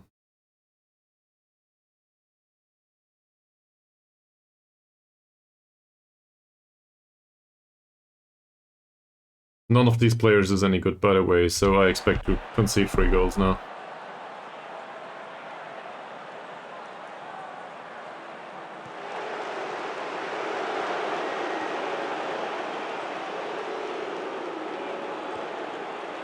It could also be that the players cannot leave prior to a new transfer window somewhere, but I don't think this is how it works.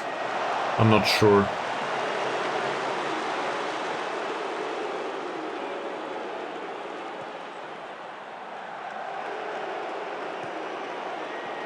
There's usually a reason for it. Like every single time that I encountered something like this, and it happened to me a few times, I found a reason somewhere. Something like, oh, the transfer window wasn't open back then, it wasn't determined yet. Yeah, now they come in half a year later because that was the time frame for the next transfer window. Or there's a rule like the player cannot play for a multitude of clubs within a specific time frame. So they are assigned for later on. Stuff like that. I think Football Manager is pretty bug-free in that regard. It's usually, the problem is usually between the chair and the keyboard in that situation. So just to encourage you to have a look. You'll find it.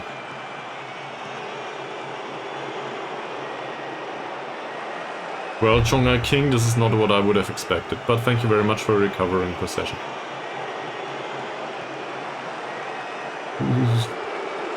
Oh, Ankun with the ball. It's not a long shot, it's a foul. I guess we take the free kick. This is a really low-grade match so far.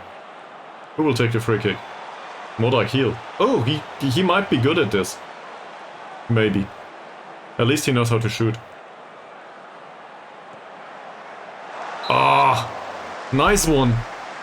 This is what you have 39-year-old in the squad for. That might have made an impact. Takes the corner too. I guess physically he's not that strong anymore, so that makes sense.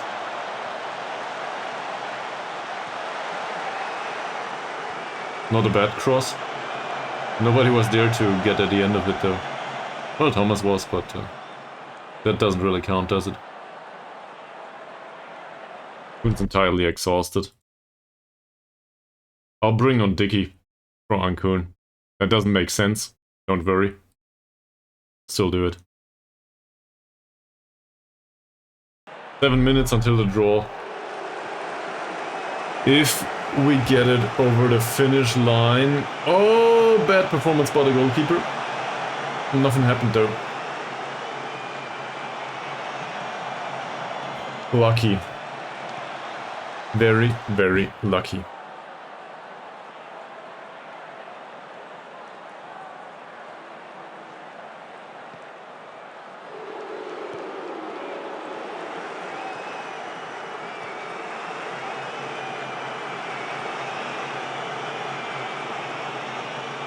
Safri misses the header. Is it offside? Yes. I'll encourage what's left of the team. Modar is with a long kick towards Shanghai King. That's not too bad. I can live with that one.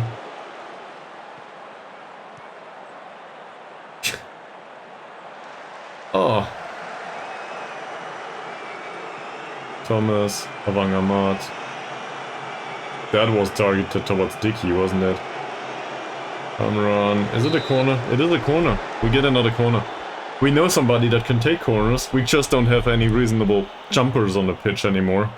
Or any central defenders to speak of. Arcee's on the pitch though, and well, he apparently takes corners from the right.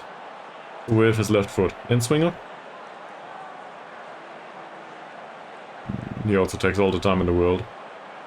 In swinger. Second attempt maybe? Yes, but nobody's there.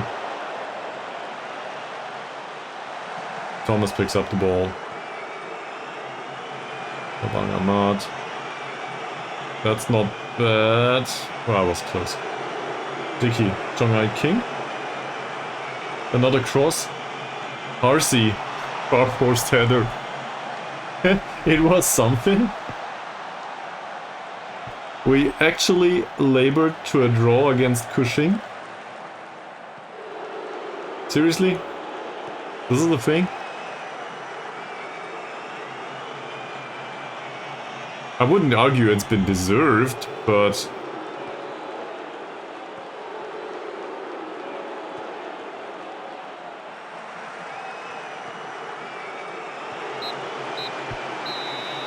it's a draw. In a league match, we would get a point. For barely any reason other than the goalkeeper.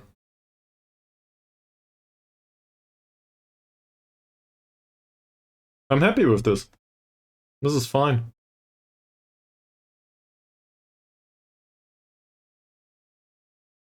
It really is.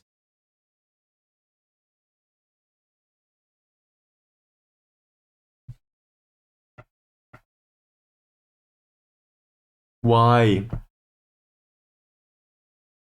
It's the first friendly I manage, and Shane Thomas Baru manages to sprain his knee ligaments immediately.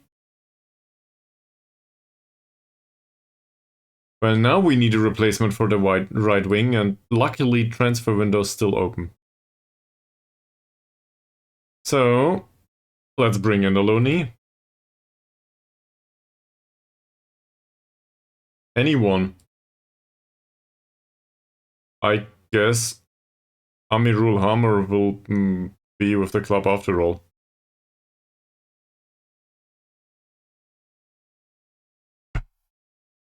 We know him.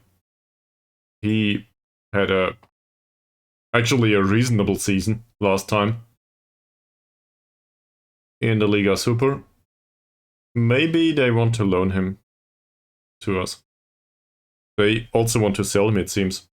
And he's pretty cheap. But I think we will go with not buying him. I think we'll try the loan. No wage contribution. Sure.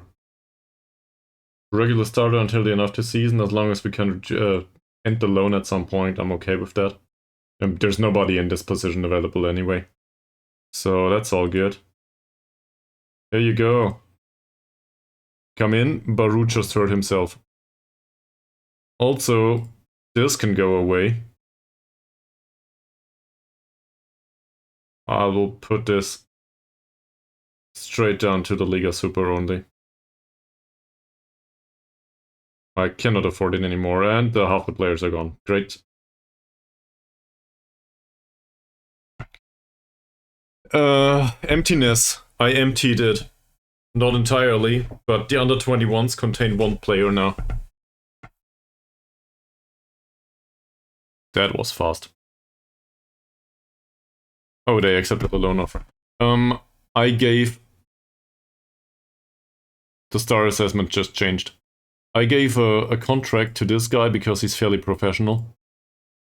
That's in the youth team. And then there's a bunch of trash that costs too much money.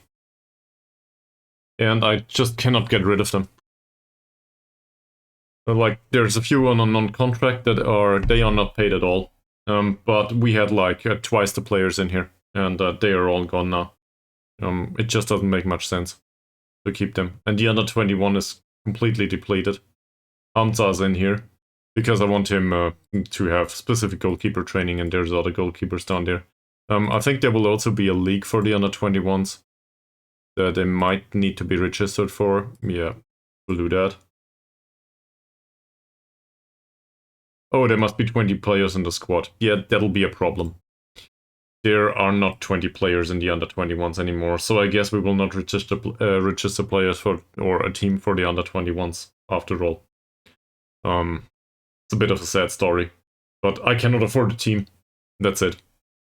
There's no option to do this. So, yeah.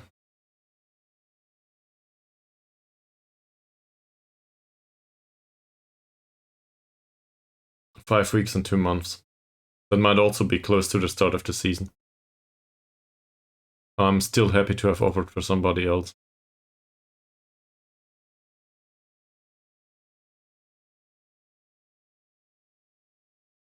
So, none of this is really impressive, right, Strongtree? I realize. It's this weird situation in which you try to save on every front just to make sure that you can play in the division. But throughout the season, we might earn some money. Considering, I think we were at -9 prior to the friendly.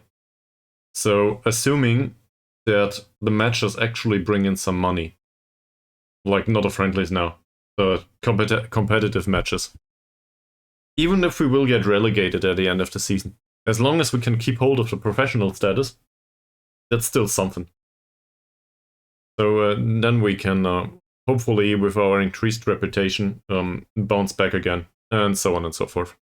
But it's a drawn-out process. Like, everybody wants us to be, like, champions now immediately, and that will not happen. Not with this team. On the other hand, it seems like the AI is not very good at countering everything, specifically, so maybe we stand a chance.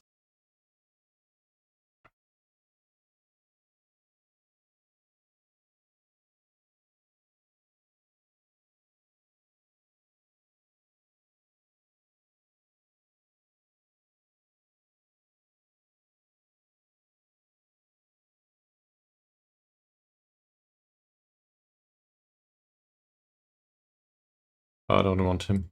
Go away. Apparently, Mr. Hamza can become a top player. That's just your opinion.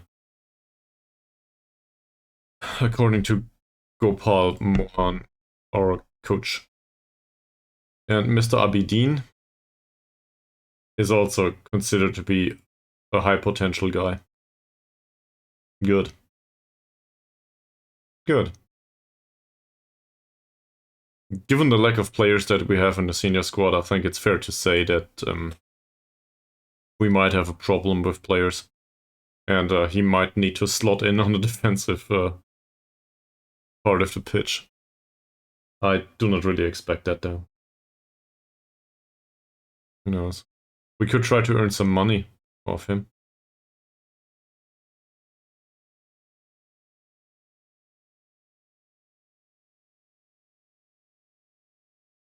So, assuming we can throw him out on loan immediately, that will get rid of the wages, which would be nice. And I also do not want to earn an unreasonable sum of money, do I?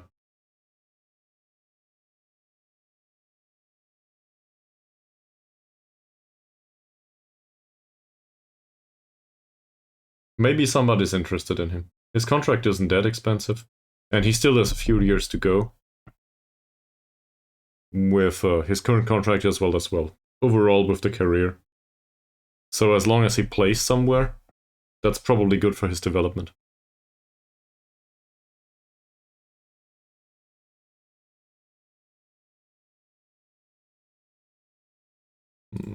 Hassan's trial comes to an end, okay. Hazar. I'm not really as interested in the guy, am I? Shari. That looks better. Good jumping. Overall, fast. Positioning's good. Tackling's okay. Passing's bad. Marking is a bit off. But that's not horrible. Where does he come from? He's available for free. And of course, Harini are on his heels already.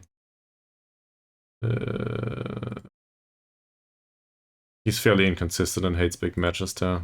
Don't know. Let it go, I guess.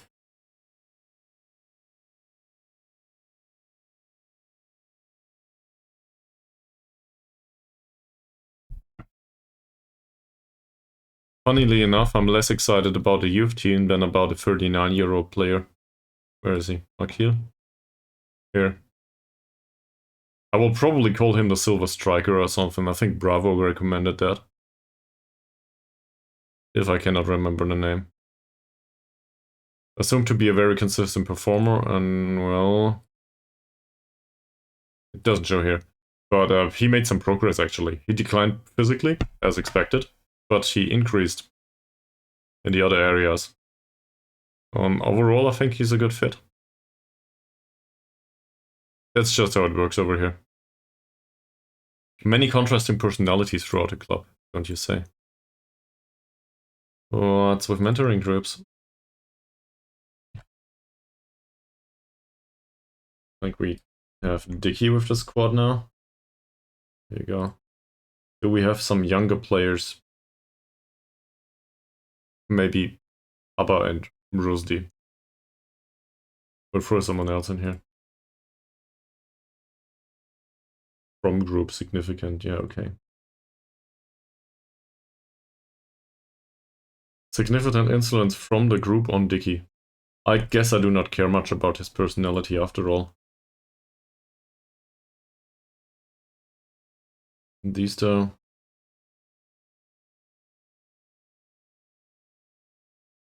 It's Ishak and Damat. Why not? These two probably don't benefit from it. Light benefit for Ankun. Well, I guess that's something. Jaxtel though, the thing might be he just doesn't understand the language. That's the best thing I can come up with now. There's a reason. I mean, he's Chinese. He speaks Chinese. So, I don't know. Malay is probably really hard. I have no idea. Not sure if it's akin to Chinese in any way. Probably not.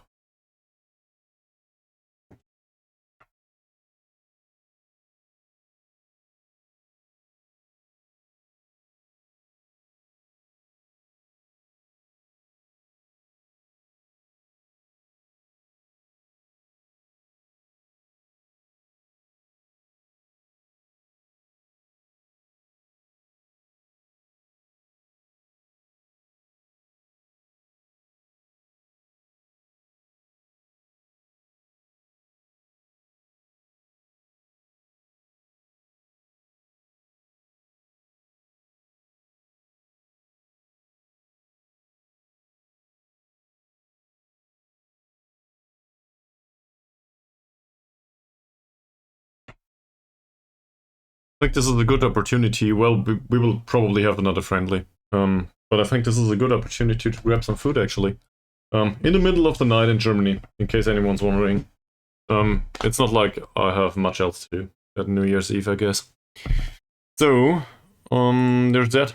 I will take a few minutes for some potato salad and a few sausages, I think. In case anyone's wondering. BRB.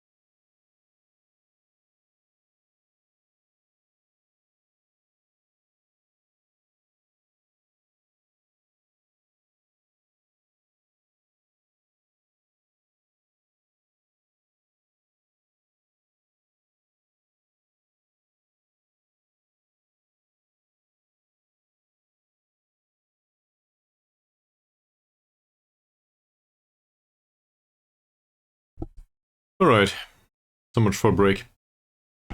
My biggest concern right now is that on the outside, people are starting to celebrate New Year's Eve in like 4 minutes. In fact, some of them seem to have premature firework correlation or something. So as a result, it might get pretty loud. And that doesn't really work well with streaming. So I guess I need to wrap it up, if I want to or not. It's a nice point, I guess, though. Player list has been submitted, yes, 0. I will need to register players next time out. So I guess Happy New Year to everybody, and thank you very much for watching. I will probably continue tomorrow, maybe an hour or two at least. On the other hand, I spent 7.5 hours of streaming today, and I just wanted to do 1 or 2 hours, so make of that what you will. Anyway, see you soon. Bye.